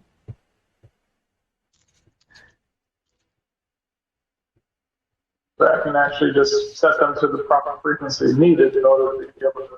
Yeah, it's like tune them to the whatever. Okay. Tend them Since to the you're- turn off without just spamming high voltage beams at them. Since you're moving through the kind of forested area down there, it's a nice arboretum kind of area actually. If it wasn't for more of the silvery wanderers wandering about the forest, you will actually see that some areas of grass, parts of the leaves on trees, are also a silver gunmetal-y color. Oh, cool. I really think this is some weird level of Grey Goo integration board shenanigans. Oh no, well, not Grey Goo, but yeah, that's a thing. That's reference 2 of 3, 2 so far. You're speaking of a specific reference that I don't think I know. Yeah, I guarantee Pop you don't know culture. it because you don't read comic books. No, I don't. I occasionally find some interesting information on every once in a while. Mostly through YouTube, just throwing it randomly at me. So it's normally Marvel or DC related. Are you going to do something odd like climb the building, or are you wanting to use the freight / large equipment lift? We that's can in use the tower? the lift we used to get in here in the first place. Okay. There's no need to be, extra, as it were. Okay. You'll go in. You'll be able to get to the lift. The panel is, however, person sized though. Well, I'm the hardy person. I'll do it. On the inside of the tower, you will see some of the wanderers wandering about, like some of the first, second level balcony kind of areas. Are they reacting to us at all? They they are slowly, like at a rate of between, depending on the individual, a movement rating of 1 to 4 moving in y'all's direction. Though in that case, that would mean for one of them of falling off the balcony, splattering, and then slowly having their form shift back into a state that allows locomotion. Are you accounting for the fact that we never turned the jamming off? Yes, I am. Cool. That's the thing we're going to add to the list. Do we have a jammer pack in our ship, by chance? I don't see a reason we would, but you never know. You know what? Look at the ship stat block.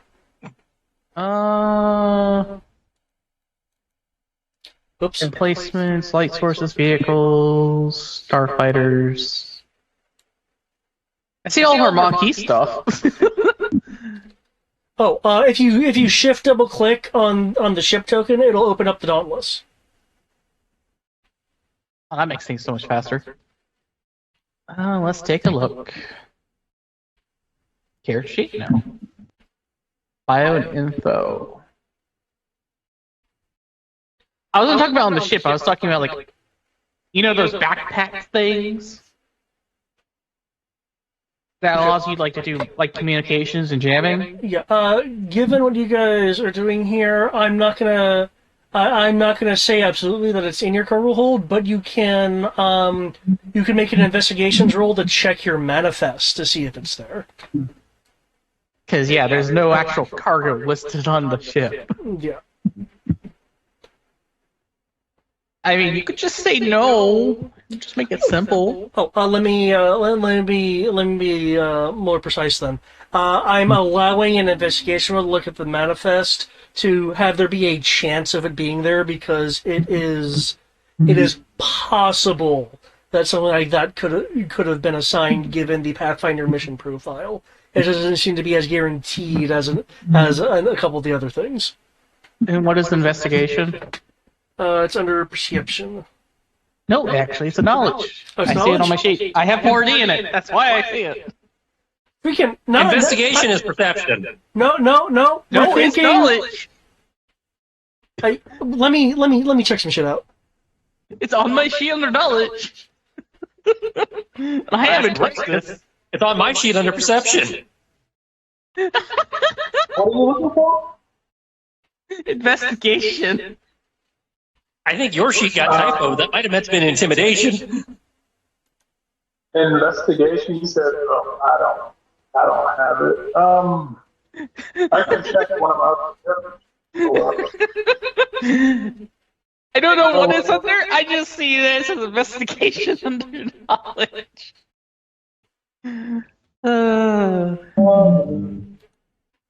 Are you sure that's not because your sheet is fucked up because you're looking at it in the wrong reader? No, because I looked at it in the new one as well from the new sheet.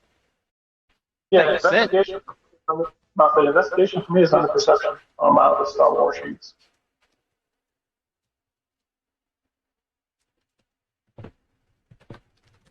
Like, I just. Skill list, investigation, perception, 1 round, 2 days. Well, look at my sheet that you gave me. And take a look at it then, because the one that I have shows it as. I believe what you're If saying. it's there, I believe what you're saying. I just think that means I typoed it. Yeah, I didn't build your sheet, Tristan did. So you're thinking I should have intimidation 4 dice? Yeah. Which makes sense for a Krogan. Actually, that does make sense for a Krogan. Either way, I still have 4 dice as perception. The end result is the same amount of dice because of overconfidence.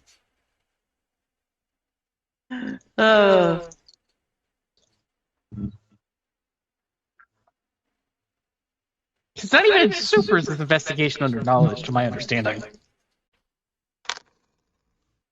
Because investigation, amongst other things, it assumes a number of things.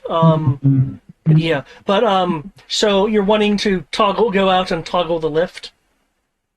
Yeah, I'll go out there and toggle the lift since it's person sized.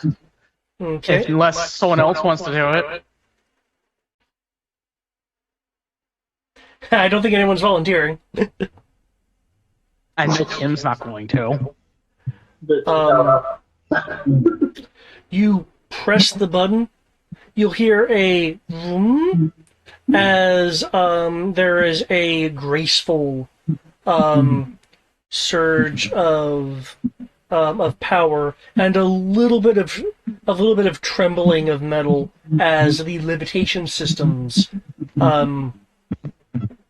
kick in. The trembling, which you can hear echo through the above shafts, somewhat, is followed by, as you're returning, the sound of something, a couple things, falling through the air. Your Krogan instincts are telling you to get back to the Hezak quick. Along with this investigation roll that you're going to be making for when you can look through the stuff, I will also want either a running or a dodge roll. As what is falling through the down through the shaft is a number of the Wanderers, the Argent Wanderers. Oh, fun. I feel like I should do running just because that would be more appropriate than dodge, because dodge would allow me to just get away with not using my disadvantage. But I'm going to use running. That's more thematic for The fact that I'm just trying to outrun them falling in the shaft and then getting out of the shaft to chase me. Nice. So, I have 3 dice in this since I have a bad knee.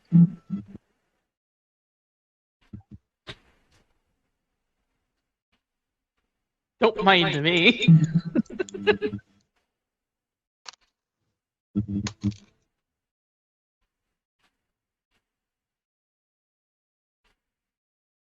I rolled a 10 the run. Roll the 10? Okay. Exactly. So even though I'm kind of running, I'm doing it like that weird like jog. It's just I'm not in the Hezak, I'm trying to smoke while I'm doing it. So I gotta get that cigarette in, otherwise people are gonna start hating me. Okay, 10. Let's see how this goes. Oh. Oh, that's very fortunate. You, even with, Brian, your mic's wigging. even with your injury, is able to avoid the areas where these, where the Argent Wanderers are, hitting the ground, and you're able to, like leap over someone uncomfortably. One that's form splatters some, so you have to kind of leap over one in a kind of small expanding puddle because you don't want to touch any of this. As you'll be able to make it to the Hezak and kind of start climbing into it as the lift starts, moving upwards.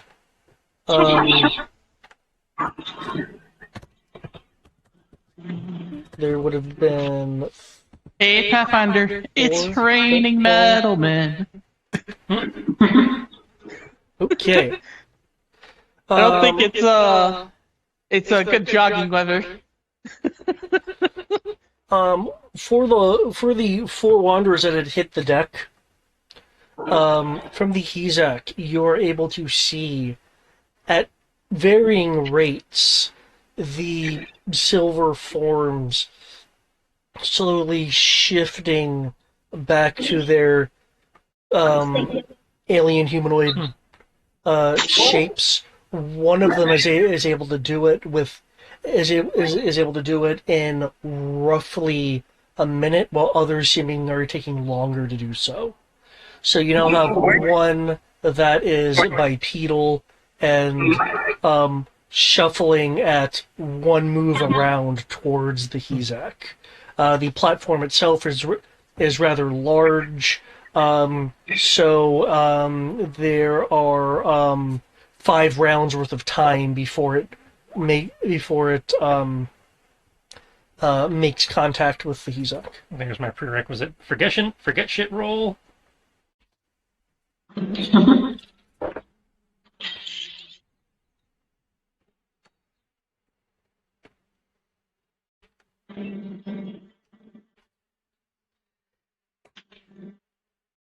Bang, bang, bang. Okay. It's. Hey, you didn't roll a 1 on anything. Yeah, I did.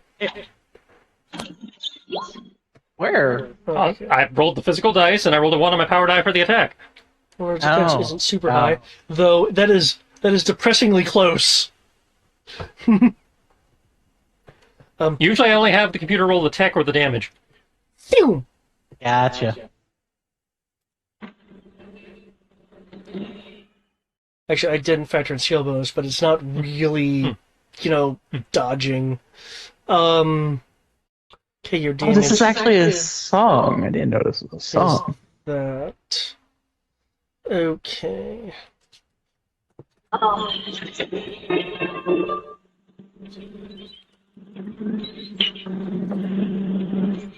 Is that 2 in a row. All right. No way. okay? I don't know. Again, this is not surprising. This is the normal for me. You blast it. You will see the red, because this is a blaster bolt now versus Yeah, the disintegrator. yeah. Okay. The the redness of the blaster bolt discharge into the form. You're doing that kind of detonating thing, as it looks like you have made some form of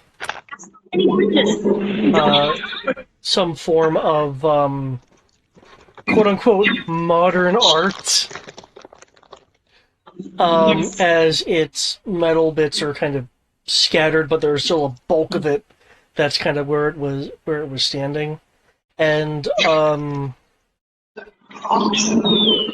since you guys have a more of a chance to kind of see this, it's not like it's not quite like the T1000 with this in terms of how it was kind of like water flowing like metal. It's more like it's more like a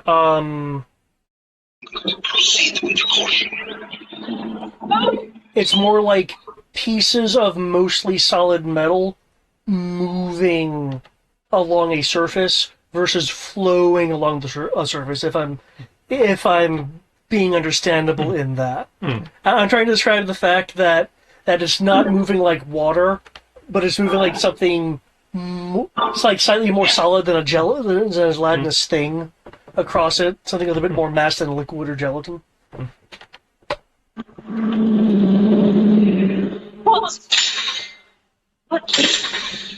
What is that? Brian's video game.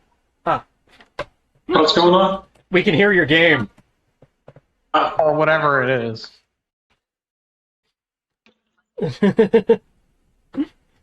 Yeah, I was wondering what that was. Wait, what? But so you're back in the deck. You guys can see that the freight lift thing makes it up to the top where your docking block is, your docking slip, docking room, docking bay, where you're docked. When it gets to that point, though, two of the other ones that were slowly regaining their bipedal status from the initial fall do complete that process. But you are now on the level where your ship is. Cool. Pop another one, and somebody else is free to get rid of the third one before it gets to the ship.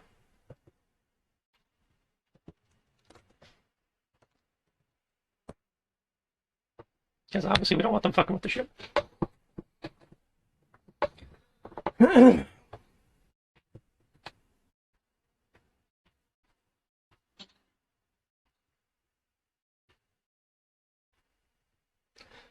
Okay. You hit with that first one. That's a nice strike. Okay. Splat. Okay.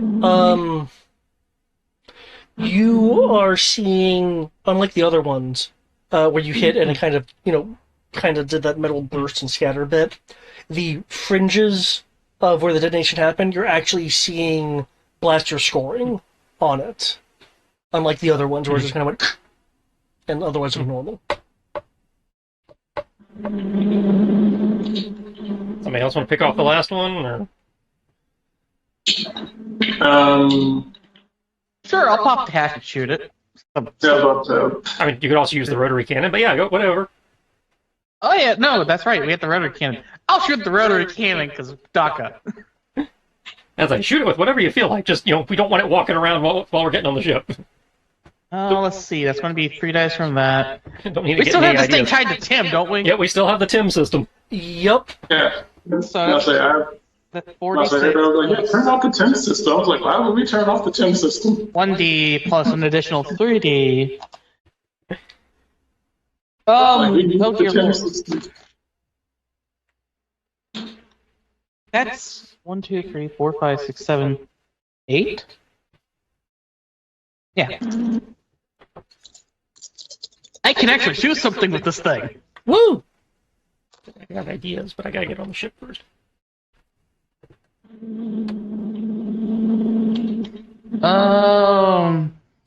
Oh, can Tim make me a and search roll or a computer programming roll? Okay, that's a bit better. Like, don't ask me to do stuff.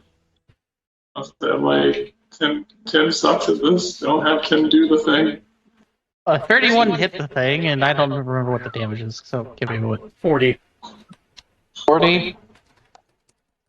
plus minus whatever scale bonus we have. Add 1d plus 1 to your damage. Okay, so 5d plus 1.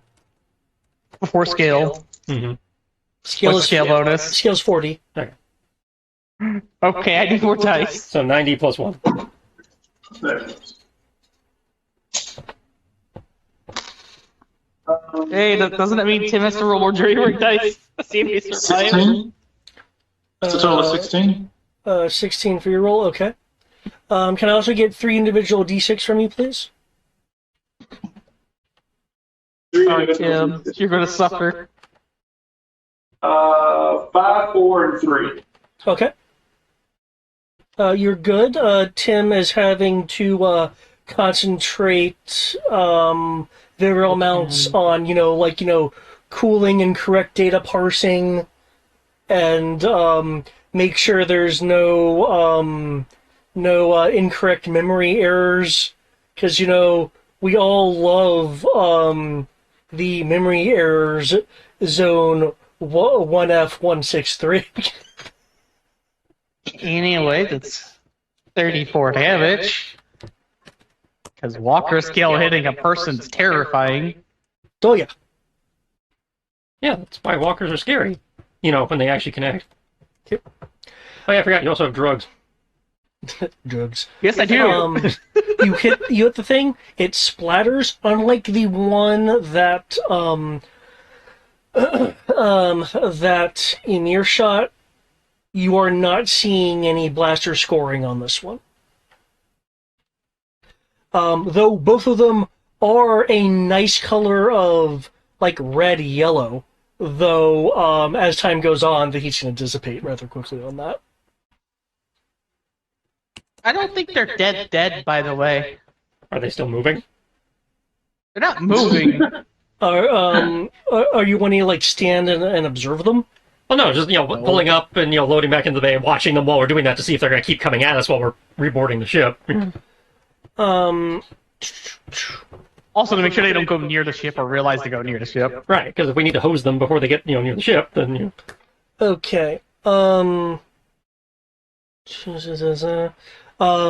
one that was shot, as the ship was coming up, is a good portion of the way of the pieces moving together and forming.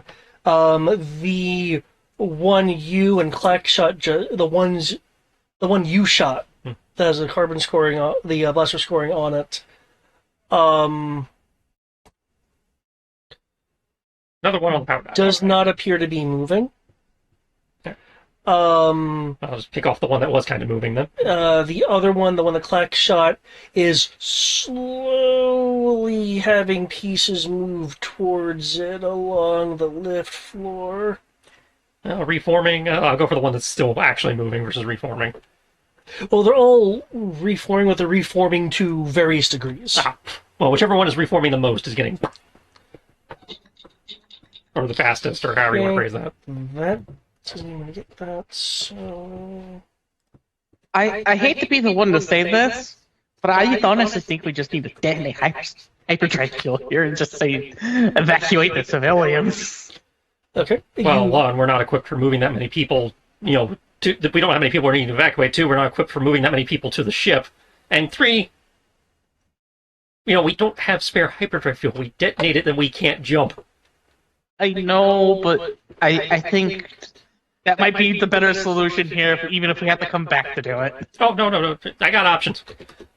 You have ideas? Yeah. Okay. You kind of burst the one again with your shot, so it's still reforming, but essentially has to start over and it's taking longer. So you guys waiting to go back to the Tempest? I mean, to the Dauntless? Yeah. Okay, when you go back to the Dauntless, Why didn't we call it the Tempest? Considering that was clearly what it was supposed to be. Clearly. Was it you on the nose? Is that why we chose not to? I think it was. I think people were outvoted. I wasn't the one that chose. There was a vote? Yeah, there was a vote. It was, I think, during the Metroid one. Though, given the, oh my god, what are we into again? I think the name Dauntless is appropriate since you're dauntlessly going into fuckery. Oh, you have no idea the fuckery I'm about to go into. When you I go in, have to hear this idea now. Well, I can't go into anything until the thing goes ding, so... well, this last minute shots was, oh, you mean that thing? Okay. Yeah, I'm still waiting for the Easy Bake Science Oven to finish... Finish telling us what we need to do. What's that? Well, not tell us what we need to do, but I want to know what I'm dealing with, because depending on what we're dealing with determines whether my idea for fuckery will work. Ah, gotcha. Okay. There's no reason it shouldn't work, given what we are clearly dealing with, but... Okay, you guys re-enter. Because of scale and everything somewhat being blatant, I'm not even going to ask for rules for this. You see your ship. Your ship looks fine, except that two of your landing struts have some of the puddle creeping up onto the struts. Yeah, there we go. Oh, you were expecting that? Well, that's why we were clearly trying not to land in the puddle. Yeah, well, I'm trying to indicate that the puddle has moved, yeah. moved, yeah. Yeah, Kim, you might want to get the flamethrower back out and get that off the thing. Also, speaking of, Tim, with that 16... You know, the flamethrower we use on ice planets to make sure the ship doesn't get frozen to the ground. You know, the one that almost melts the ship, but doesn't.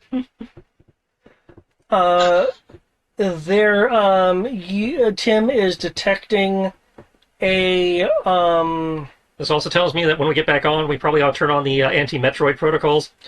you're detecting that Tim rather, is detecting that a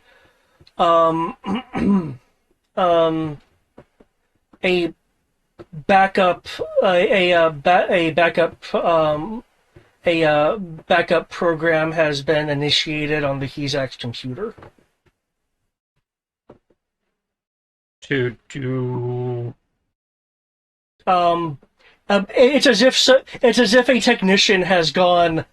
I'm performing a storage and system backup. Oh, that kind of backup program. Okay. No, we have not. That's not good. Remember how you got some of the liquid metal on us?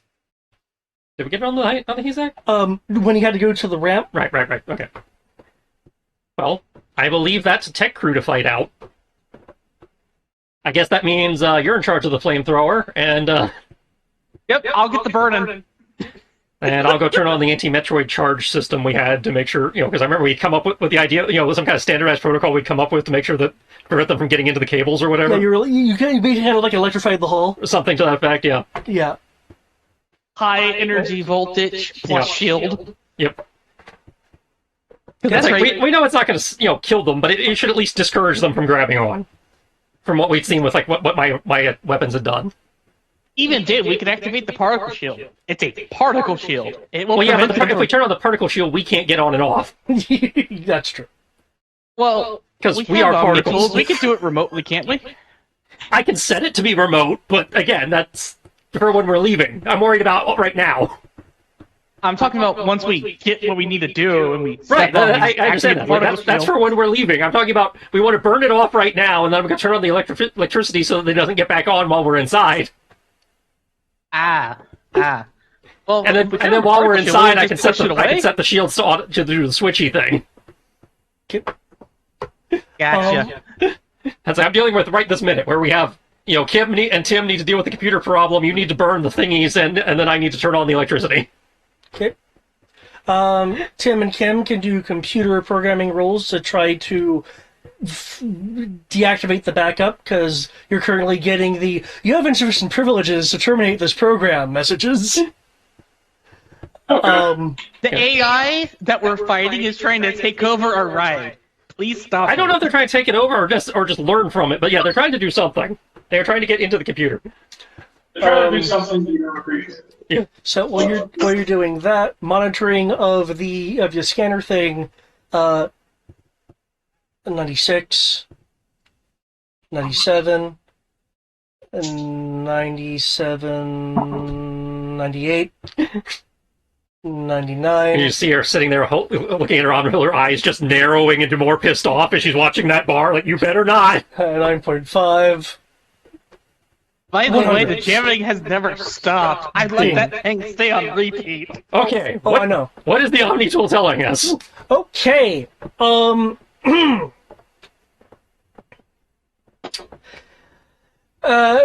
Omni tool is identifying a Please update to Windows 11. it is identifying it as fuck.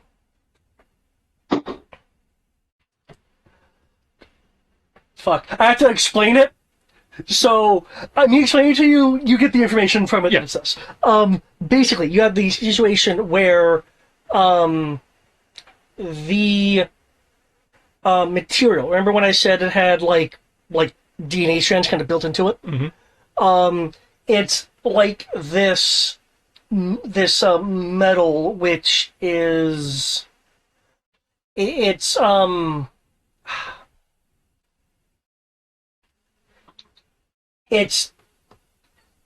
exactly nanites, but for sake of argument, I'm going to call it. For want of a better term.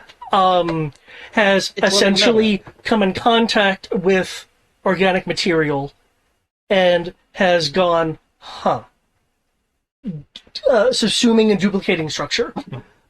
Meaning that while this is inorganic-ish right now, it has intact all the DNA strands and everything of the organic thing that it came into contact with. So metal cloning. So it is and is not organic. Semi-organic, nearly sentient, The piece you have, cosmic power. No. So we have the Silver Surfer. Got it. the piece you have seems to be in a constant reception mode for it, for a specific kind of transmission.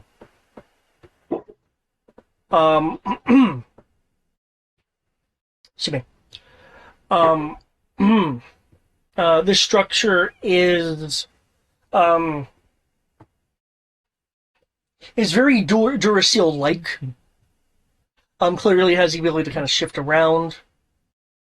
From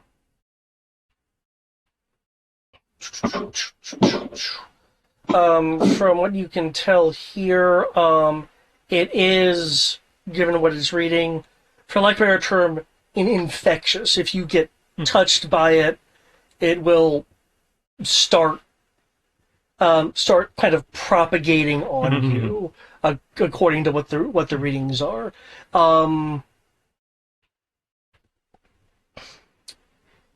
Actually, I can bring up my notes on these things to give you a bit more information. Though, to give you a bit more information, can I get I'll have a medicine roll count, because medicine also covers cybernetics. Cool.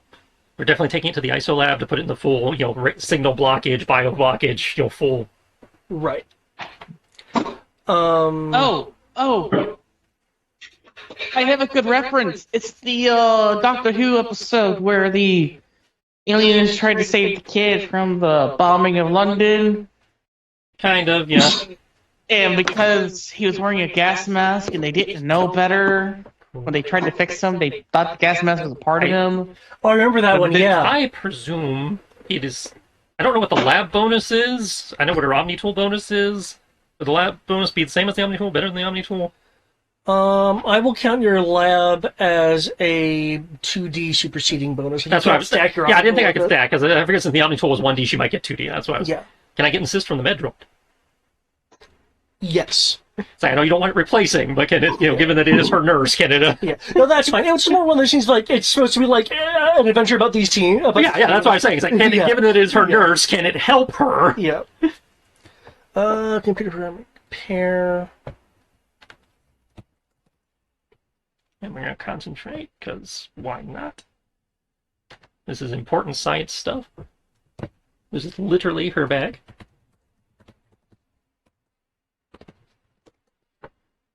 And she might have some force powers that'll help in the event of an infection, but we don't want to get infected. So.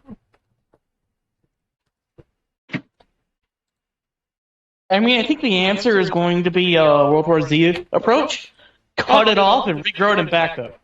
Well, Bacta doesn't regrow. Bacta just, That's a good point.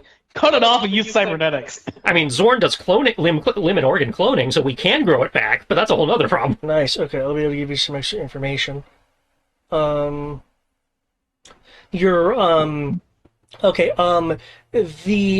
program has been shut out and encoded from the HESAC as it tries to fight Tim and Kim, but their combined meat and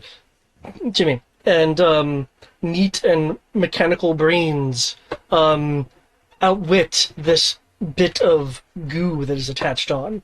Your medical analysis systems, by the way, you will notice are operating a little bit slowly. On this in general, or on this? In general, I realize our Krogan here still needs to. I still need to get to him for the thing. Okay. From what you're getting on this thing, this piece has is now emitting a small jamming field that you're now definitely, now that you've kind of analyzed it from the small piece, you're able to kind of override with your equipment here. That appears to happen if there is enough of this material, whether in the form of piles of metal goo or wanderers around. The more concentration, the higher the interference levels. It's like when you went over there, it just slowed to a crawl. Okay, I just explained that part. Judging by what happened on the HESAC, it has limited interfacing capabilities. As a matter of fact, since you were able to analyze it, you know that it did tap the mini labs database, but I mean, it's not a sophisticated system, so it couldn't really warn you that there's an intrusion happening. And even that's like, oh no, it learned that we have analysis software. Ah! I mentioned the infection. Okay. It is highly resistant to, pretty much immune to typical forms, and is immune to typical forms of fire and extreme heat. So, like, if you were to chuck it into, I don't know, like plasma, while it may have become slightly more liquidy, it wouldn't actually be destroyed. It's heat conductive and resistant enough to repel. We knew it was heat conductive, so yeah. It's like, the flamethrower is less to kill it, more to just make it goo so it falls off the ship. So yeah. So that we can then activate the particle shield and make it never touch it again. Sending it through a battery of tests, the sample you have anyway appears to be unaffected by old-style EM disruption, i.e., modern EMP weapons. So if you were to detonate a primitive nuke, the EM pulse would not affect those. However, as you saw, your ionization weaponry has some kind of an effect. As I recall, the ion really worked on it. The electricity affected it. It was not, like the taser round. It's like affected it, but it was not as good as the ion. Yeah, it more kind of like jolted it for a moment, and then it just kind of moved on. Yeah, like popped some breakers and that kind of thing. But because of what it is, that doesn't really do much. Yeah. If you experiment like with the ion stuff, it appears to be freezing up its interconnected material. Though preliminary analysis says that even then, it's a temporary effect. It is a matter of severity. Yeah. Which we kind of predicted. Again, it is waiting for like an incoming, not incoming. It's waiting for incoming signals. What else? What else? What else? I can say this because of what's around. And you're actively monitoring it now. It is wirelessly forming a data exchange with the metal that is creeped up to your landing struts. Yeah, okay. So Even though it's in the ISO lab blocking oh, box. that's right. You put it in the ISO lab. Yeah. Which is the thing I was going to comment on when you said the medical computer. So I was like, I don't know. I was like, it's the ISO lab. Would that be an isolated computer too, or not? I don't know. Here in the ISO lab, I will have the. It's like we're the technological equivalent of a lead box. Okay, sorry. You can't get that information then because there's not an active exchange going on. I figured your Ideation lab having a difficulty of 30 sounded fair. Yeah, that's fair. I recognize that for narrative convenience, an ISO lab can't be perfect, but it's like, no, we're not stupid. We're going to at least try. Yeah, okay. So, Dan, nix that. I can't say that because you're not monitoring that. Because we don't know what we're encountering. We don't want to have it enter the ship proper without, isolating it first. And we already have an inkling of what it can do of like connecting to things because we just saw that happen at the HESAC. How intense are you wanting your experiments to go on this? What do you mean? Are you wanting to risk its destruction to learn about it? I think we should say yes to that. Separate a sample for risking destruction because she needs to hang on to a little bit for the idea Tristan had that she's going to try to execute. Okay. In that case, since you're willing to do that, you will find, and I'm going to speak mechanically here, blaster weapons can render it non-combative. I'm not gonna say kill because it's not really dead. Neutralize, render inert, temporarily neutralize. It is more permanently neutralized. It takes longer to come back. If you with a blaster type weapon, you get either two kill result, like 2 kill results twice, like shoot it, kill result, shoot it, kill result. Or if you score 21 or above of effective damage to it. If 21 points of damage gets through.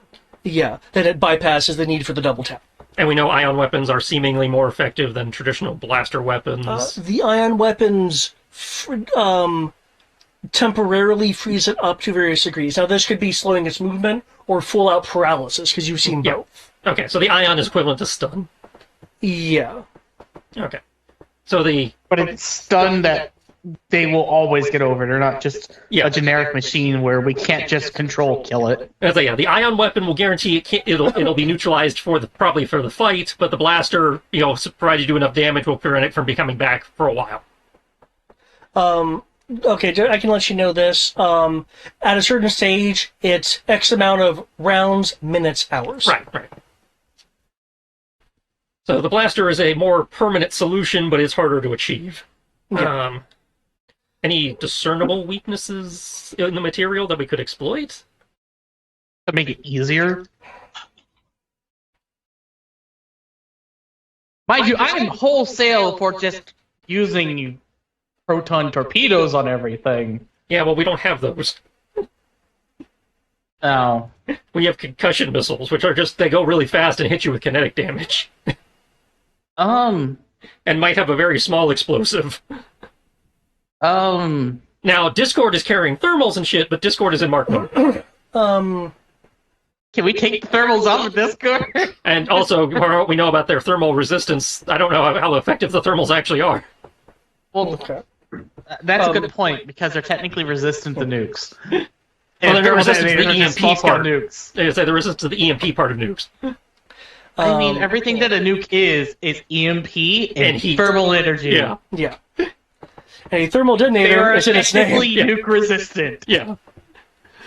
Now, before I answer that question, for your plan, do you have any questions for me for a bit of a Q&A?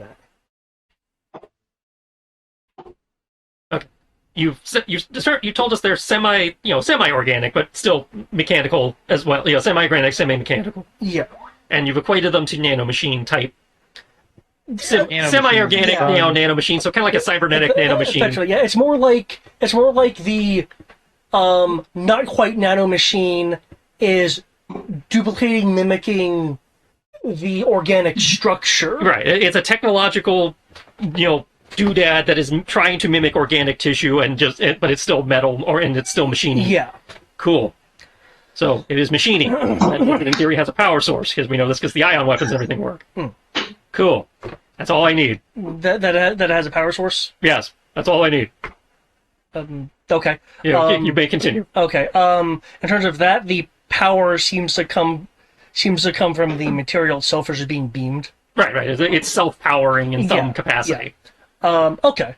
I just didn't want to do one of those things where I would say something like, "Oh, well, my idea's fine now." Well, no. So far, you have not said anything that neutralizes my idea, and I imagine when I pitch my idea, there's going to be some back and forth. But let's learn as much as we can about this, and then I'll go into my insanity.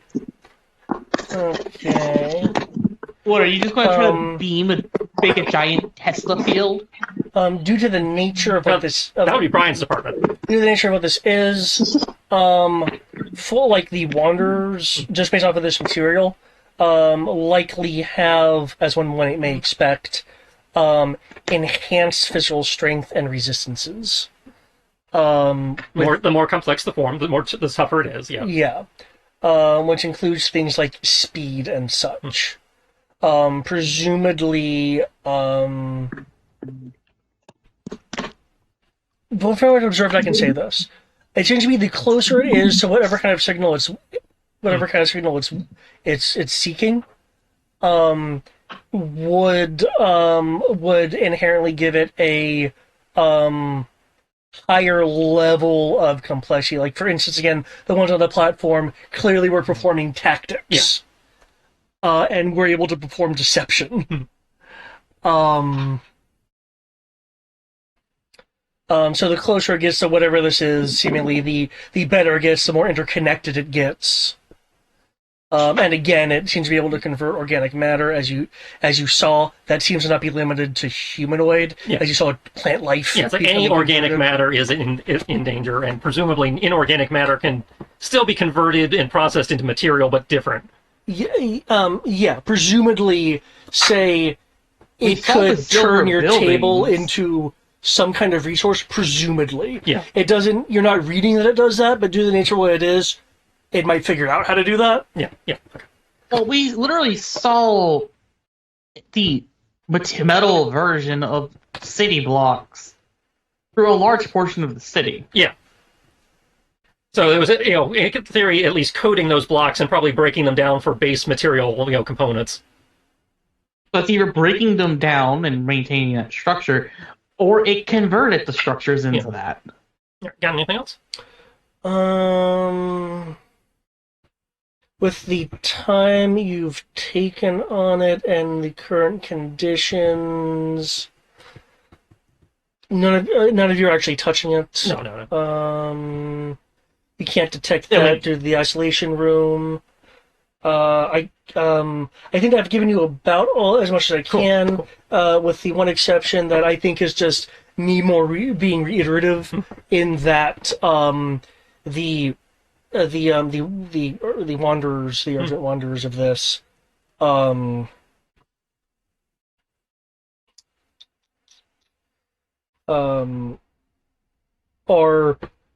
kind of like, or as I tried to depict, more zombie-like. Yeah. Okay. Yeah. Okay. Go on. So she was able to detect that it was looking for frequencies. That would, in theory, give us a range band of frequencies that's, in theory, looking for that she could send to Kim to either jam or scan for to make sure that's not in our shit. Okay, I see what you're saying. Yeah. Yeah, because it's looking for frequencies. It's in theory a window of frequencies it would be looking for at that point. It's like, hey, engineering, keep an eye out for these frequencies. They're bad. Now, she is going to go over to the computer, and we are going to access past mission logs. What? I would like to derive an inoculation / possible chemical warfare using the RNA from the Metroids to create, antibodies that basically attack the micro power sources. Because those things eat power. Right. So she's making a vaccine using Metroid DNA or RNA or whatever. I just Not want to. only I just want to say that something we- right quick. That's my mad science. I want to say something right quick. I literally have this under its universal properties. And because you said it, I don't feel bad revealing it to you.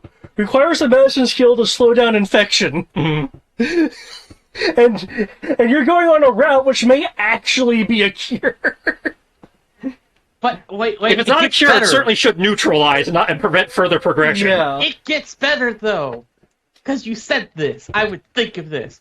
Why don't we not only make this vaccine that we can give to the people that are still alive, we can technically aerosolize a virus. That's why I said a chemical Same thing. agent. Also, yeah, it's like start with the vaccine, then figure out how it can be utilized tactically. Because I don't know, because aerosolizing it probably would be limited to like grenades or chem rounds. I don't think we can necessarily pump it through the vents.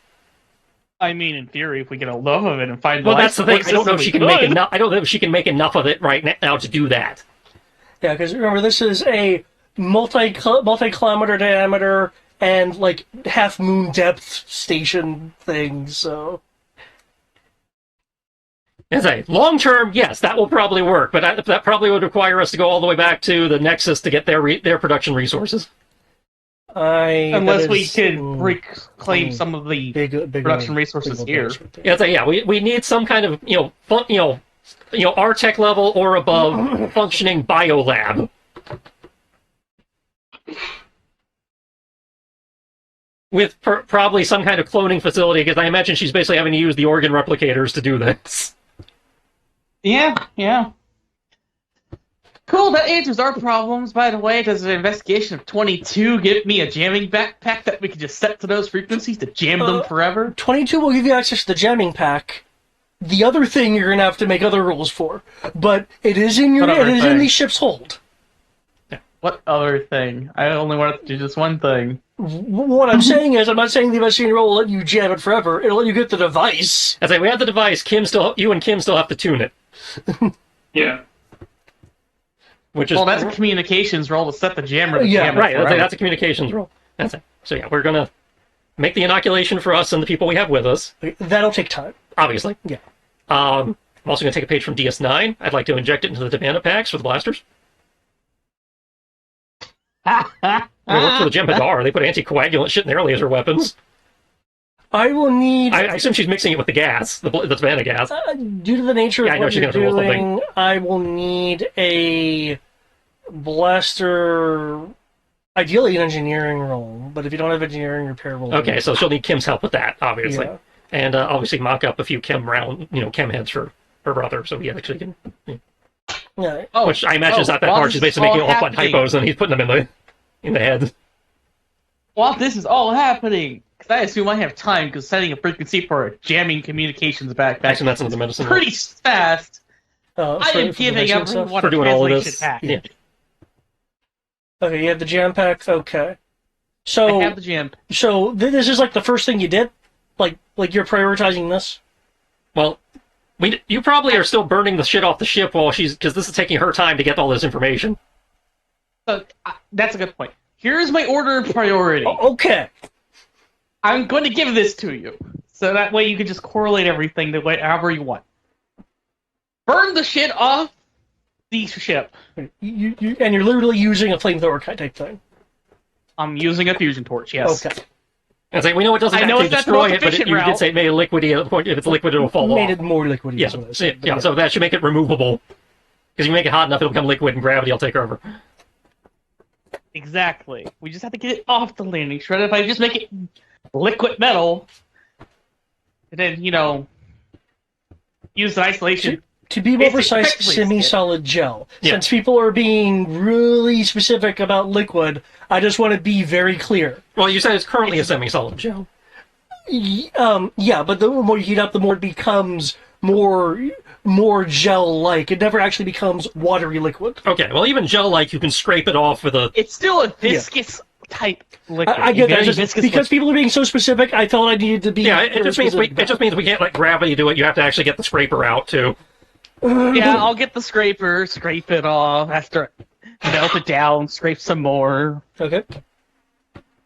After that, I'm going to check the manifest to get this jam pack. Yep. After I get the jam pack, because I don't know the results of the research yet, I'm then going to make the translation pack and give it to everyone. Okay. And by the time you're done with all of that, she probably has The the research frequency should data. be done, Yeah. which then means I can make the communications role with the assistance of Kim to permanently set this thing to always forever jam.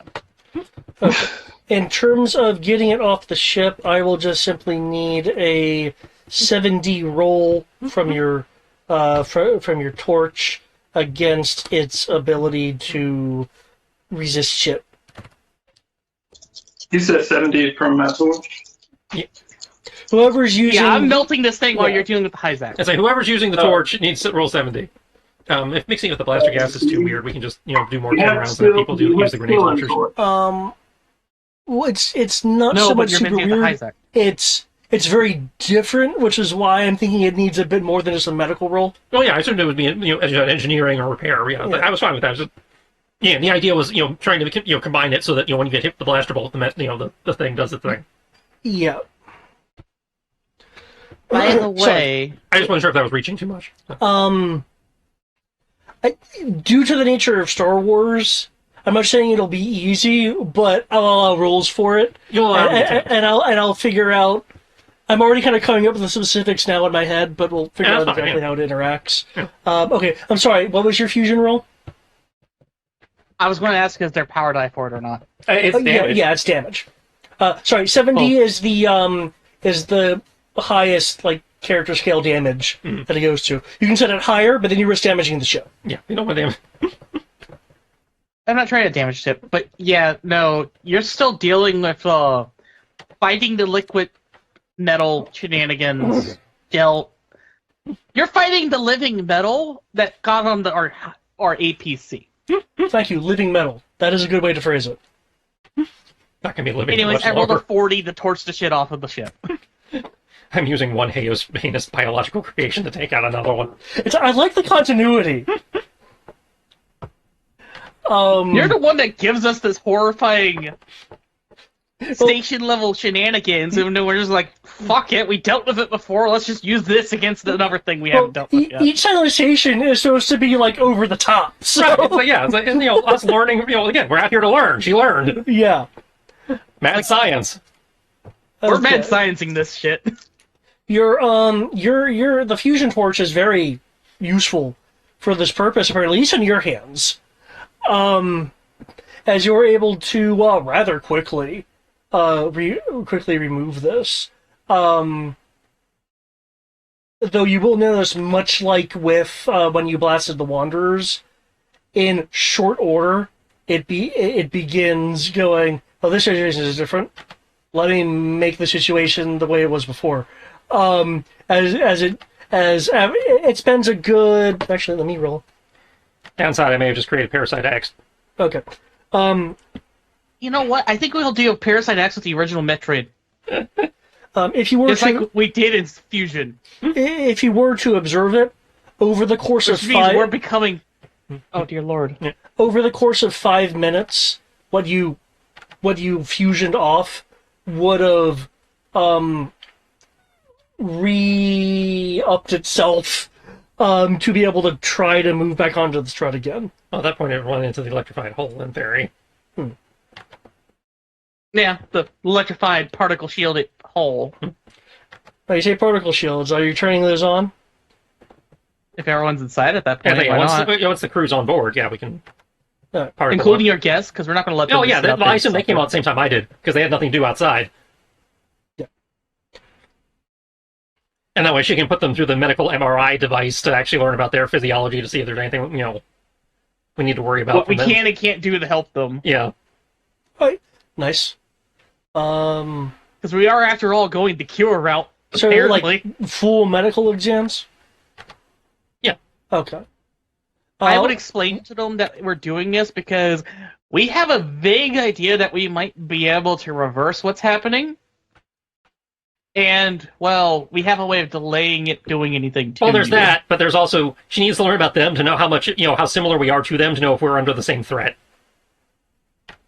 That too, yeah. Because if it turns But I out there's really silicon-based life forms or something, and this thing doesn't attack carbon, then maybe we're okay. Yeah, that's fair enough. Either way, I will explain that to them. Again, don't Once tell them I- that part, because then they'll be like, "The fuck?" No. But again, that's a part of her doing her job. I'll just explain why we're doing the scan. Yeah. We have an idea that might lead to a potential cure and reversal, but we need to be able to medically scan you to be able to verify if our theories have any bearing on it being possible. Yeah, I don't know if the Metroid route will lead to a cure, but we'll see. It may lead Also- to better weaponry. It'll definitely lead to better weaponry, and it'll prevent further infection, but that initial infection, yeah, I don't know if we can... If you've already turned, I don't know if she can help you. She can prevent you from turning further. Okay. True. There's that. Okay. I think you're still keeping everything in the ISO lab? Yeah. Okay. And you're monitoring for that, but you're setting up a jam system. Okay. Can I get a communications roll for the jamming?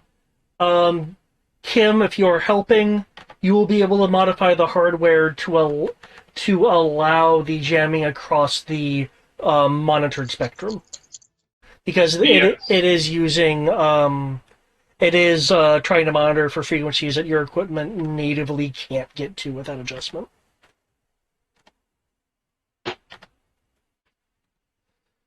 Okay, and who wants to put in the jamming algorithm?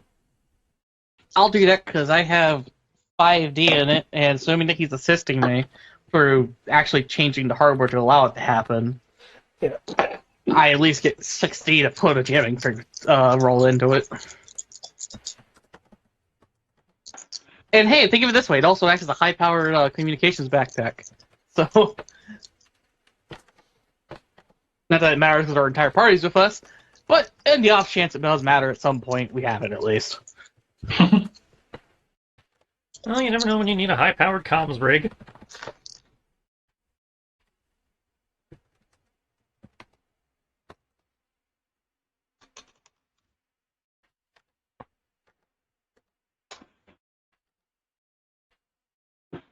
Okay, Power Die, why are you being nice to me right now? I don't want this.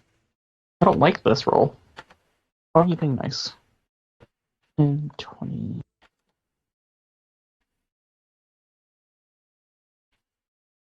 Two.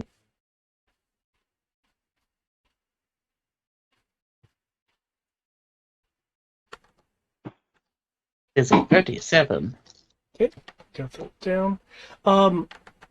Moments after you set up that jamming, you are... Well, actually, guys, okay. You will notice something as part of your jammer, and you guys will hear something. Oh, I just had an idea. That makes this even more funny.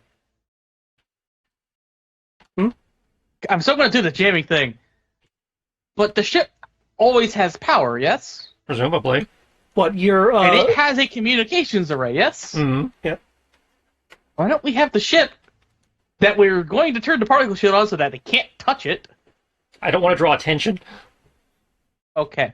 That was going to be the next thing I was going to mention is probably draw attention to it. Yeah, that's broadcasting putting a big, active signal. fuck me light on the ship. Let's, We're not there to protect it, yeah. But what I was going to suggest is basically use a capital ship scale communications ray to just blanket jam the entire station. That is a very nice thought. I'm not saying it won't work, but I'm saying you'll have to find out by trying it. and again, it puts a big fuck me light on the ship, so... Well, we have an alternative because I As just remembered it. But we'll get to that later. I'm not opposed to Results trying in that. jamming. I just want to get a better idea of the situation before I, piss off the entire asteroid. You guys will be able to hear it's partially muffled because of your hull, but strange enough, you can also kind of hear it because of the hull. There is a describing sound is so difficult. I know, right? Pained wail, screaming, There- echoes of past lives that there, it took away. there is a mostly infrasonic sound that is kind of like a droning scream.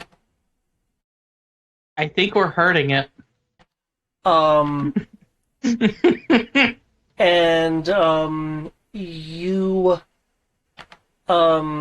also pick up on your jammer that you are currently jamming, like actively canceling out. Some of the a number not a number of, you can't actually tell, but the Argent signal for nearby as if it is in some kind of general pattern. You will see 3 of these cross by the atmospheric field, about like a football's field away. It's not looking directly at you or anything, but it is moving by. At a fair clip. As a smuggler and as a pathfinder, you are pretty sure that while it hasn't found you, it is certainly operating in some sort of Search mode. search pattern. Yeah, they are looking for us. They are not happy. Yeah, let's not do that with the ship. Not yet, at least. One That gives me an idea. one of the aliens, which by this point, since I figured there's been like some like implied conversations, they are Therians. Which we, in theory, knew because they had We got that from the alien. the Yeah, saying you. Yeah, the Argent form said you are not Therian. Mhm. Yeah. But they're you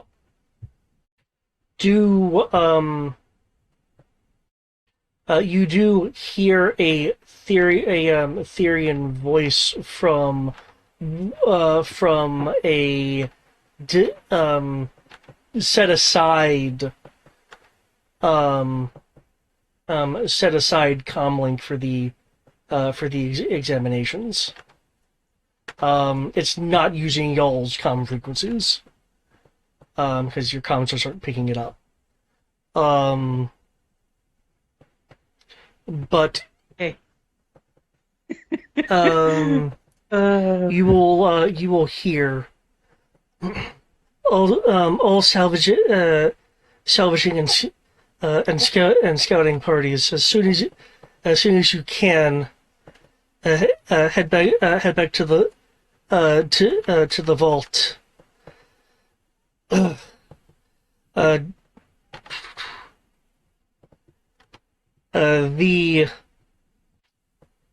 There we go.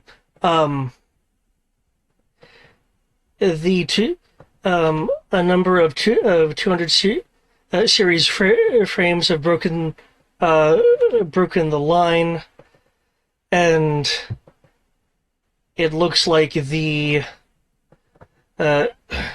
AHM-12s have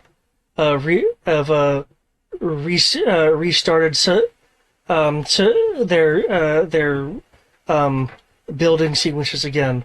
Once we all get back, we'll figure out why there's why there's why they decided to do something after 15 years of relative dormancy. Oops. Well, that's how we know we're really pissing them off, because we just found an effective way to shut them up. Which, by the way, sorry about that. And we haven't even done the really stupid shit yet. I can't wait until we start doing biochemical warfare to turn them off. In the background of the comm signal, you are hearing what sounds like weapon discharges from at least a dozen people, and the person actually holding the comm link. Let's see. We're falling back. We'll see you there. And given the time, I think that is A good place, cliffhanger place to. where I will end it. Yup. I don't know if that's the expedition you were expecting us to get to tonight, but we learned some stuff. I was actually expecting you guys to talk with Rinchen at the vault. Yeah, you expected us to get to the vault. That's why I was. But because that gives more of the history of kind of like what's going on and would have and will give you some things you didn't know because they have experience with the stuff. But your analysis did give you at least basic to intermediate information and opened up some interesting routes. I say we now know what we're fighting. We still don't know why we're fighting, aside from the obvious of if we don't fight it, it will eat us all. Well, it'll eat them. We now have Metroid DNA, and it'll. Yeah. Oh, Brian. For that, but Does we should- any of this stuff sound familiar? Because as I mentioned, I'm pulling from multiple concepts. haven't pieced it together yet. I'm ashamed of you, Brian. I got it before you did, apparently. Yeah. The way you said that, I thought you picked up on one of the things I stole. We gotta go fast, Brian. Gotta go fast. Faster. I mean, Is I it? think I No just fucking something- way. I think I mentioned something about that earlier. But was it? It might not have been this game. No, I don't think it was this game. Yes. I think I mentioned something about like roboticized. Yeah, well, he's doing the metal virus from the Sonic IDW. Yeah. Not entirely. That's what- I've taken some of the concepts. As we got the metal virus, we got Terminator. I know I mentioned like something felt like roboticized Well, stuff. the Borg around is kind of here. included in the metal virus. That's fair. I wasn't that far off for being uncultured. I would say the metal virus did not have any kind of interconnected links. It didn't? Really? I'm surprised. No. It does, however, have a control signal. So we're turning on the control signal. You know what I was partially leaning towards, but I didn't think David would go full that direction. Metal cooler. The big Getty Star, folks! Wait. So, I know we hit the cliffhanger, but I just want to put this idea out there. Since we found out that we're turning off their control signal, which is pissing them off, and we don't want to use our ship for that yet, why don't we just make a bunch of antennas with repeaters? So, effectively, just comm links with an antenna. Well, I don't know if we have the resources. If we do, then yeah, we can start slowly taking the place by putting down the repeaters. They'll probably just absorb the repeaters. But if it's the control signal turning everything off, Well, they won't have the control signal to do it. Well, there's the control signal, but they seem to be at least somewhat semi-autonomous. Yeah, that's true. But because they do seem to be capable of figuring out on their own that this is an issue that must be dealt with. I think the only reason why they even realize it's an issue is because, if I recall correctly, the comms backpack / jammer thing broadcast in dozens of kilometers, and the city is only like 30 kilometers across. So this one backpack acts like a giant broadcast beacon. Yeah, I don't know if we have the resources to be entire building city. antennas. If we do, that is a good place. That is potentially a place to start. Because what I was thinking is we set up a bunch of repeaters on mobile platforms that they can't touch with the metal, and just broadcast this signal across the entire city with directional antennas into beacons that will just broadcast it everywhere. That's So that, Sorry, go on. sorry, I'm being a little bit of a nerd about radio technology No. right now. That's fine. But my only question mark Because is: do we have the ability to produce that on this ship? we have that's fair. But what I'm thinking is that the people will. If they do, then But again, they've apparently been dealing with these guys for decades. We don't know what kind of production facilities they still have intact. But they didn't understand that they could jam them. But we know how. No, to they do said it they now. hadn't been able to do that in decades. Meaning they had Which been means able to they do it haven't before. been- Yeah. Which is my point. The machine adapted to it. Well, right, I'm not Because they disputing that the machine adapted to it. I'm just saying I don't know if they have the facilities intact left to make those kind of tools. Actually, Well, it they sounds have like the ability to make radio. No, they should because they have the ability to make comlinks, the answer or to their those, equivalent of comlinks. the answer to those questions can definitely be found at the vault. Yeah, but there's a difference between a Yeah, hand those are comm questions and that can be answered at the vault in Yeah. our next session. Yeah. But there's a difference the between a point hand is that comm link and what you're talking about. Was my point, because all they've had so far is hand comm links. Well, that's my why. This is why I said I'm being a super nerd about radios right now. The difference between a ham comlink and a radio backpack is just how much power you're putting into the broadcast signal. Mhm. That's the difference. And then having the proper circuits to not fry to chips. So it's all wattage. So literal power. So in theory, if you can tune a piece of metal, because that's all a wire an antenna is a piece of metal that's Mhm. tuned to a frequency, then they would be able to do it with just about anything. Like there are people who literally, like I said, I'm being a complete fucking nerd right now because I've been looking at ham radio shenanigans. I can literally take a piece of copper wire that you would use for power, throw it across a guy wire. Like, say I put it in my attic, like in the attic along the beam of the roof, like from one end to the other. I can, in theory, with a little bit of software tuning and using a couple of shenanigans, use math and physics to make that thing an actual functional antenna, be able to send radio frequencies through the air to communicate with people. No doubt. Though, So, and that's being done with things like 12-volt batteries. 12-volt batteries be able to talk across the world, yeah, like bouncing off the ionosphere. much less super science power packs. So, in theory, they have the tools and the means. We just have to tell them that you want to do it this way now. Interesting thought. Yes, we're going to take like 5 different routes and say, fuck this thing. We're going Well- to keep it from talking to itself, and then we're going to release the Metroids on them. Well, I wasn't seriously thinking of the radio tower method. The kind of thing you're trying to do has occurred to me, and feel free to try it. Could be very effective. I'm not meaning to be sarcastic. I mean, it very much could be very effective. But something I do want to point out that'll perhaps add to the creep factor, and I can say this and kind of break Mark mode a little bit, since Discord was the only one who really did this. Remember when Discord found metal above the bridge ceiling tiling? Mm-hmm. That was Argent material integrated into the ships.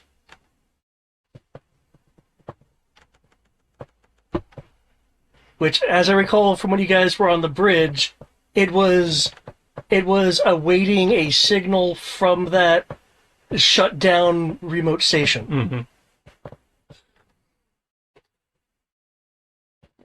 So, oh dear fucking lord. It came from the station originally. Or at least that, well, in terms of this initial encounter. No, what I think happened is it came from the station originally, and then something caused it to then, like the controlling part of it, be supplanted into the asteroid moon city.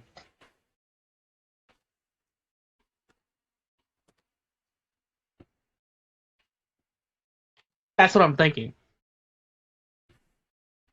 If that makes sense. Mhm. Like, it was originally on that station, it got into the other place, because the guy mentioned that they have some sort of geneticist machine person. Chick, I don't know what that word said. Geneticist Some is type of what, yeah. Technogeneticist. Yeah.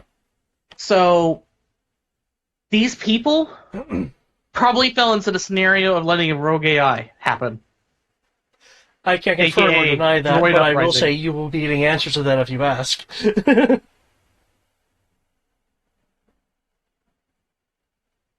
The stuff that happened originally in the smaller station probably happened on a smaller scale.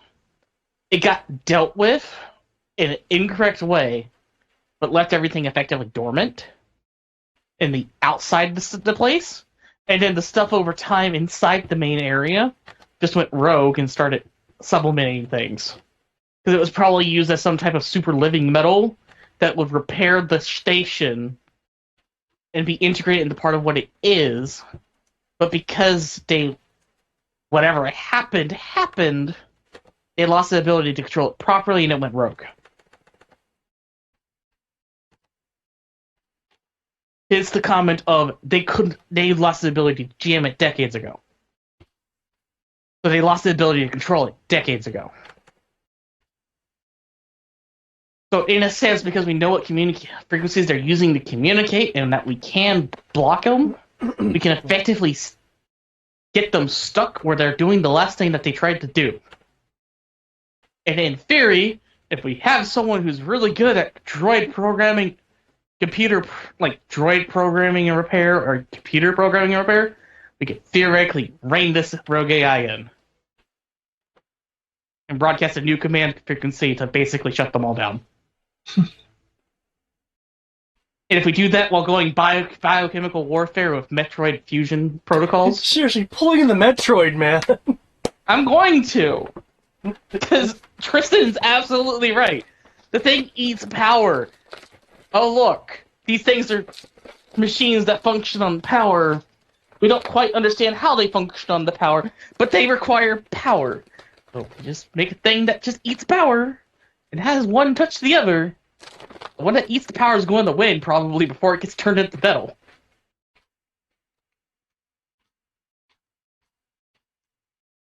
At least that's my theory. And it's a fan theory. Sorry, I'm fucking old. Nah, it's good, man. It's good.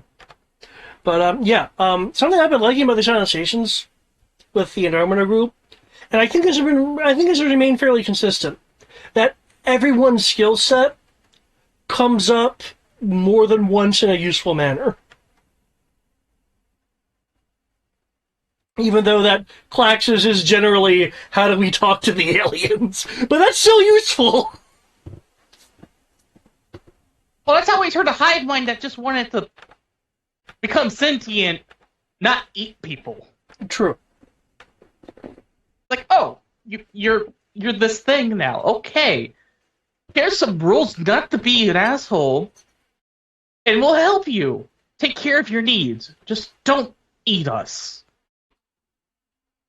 and you can become part of society. And here you go. Here's a civics lesson and a morals lesson. Go be a just conscious that actually is nice to us, unlike the Borg.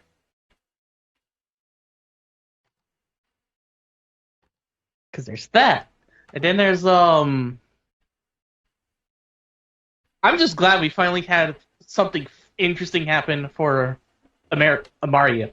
Yeah, I can't say it off the top of my head right now. Well, she had the potential for plenty of interesting. We just never used her because, I was trying not to Jaeger. Yeah, like in the Metroid stuff, she would have been good at analyzing the Metroids.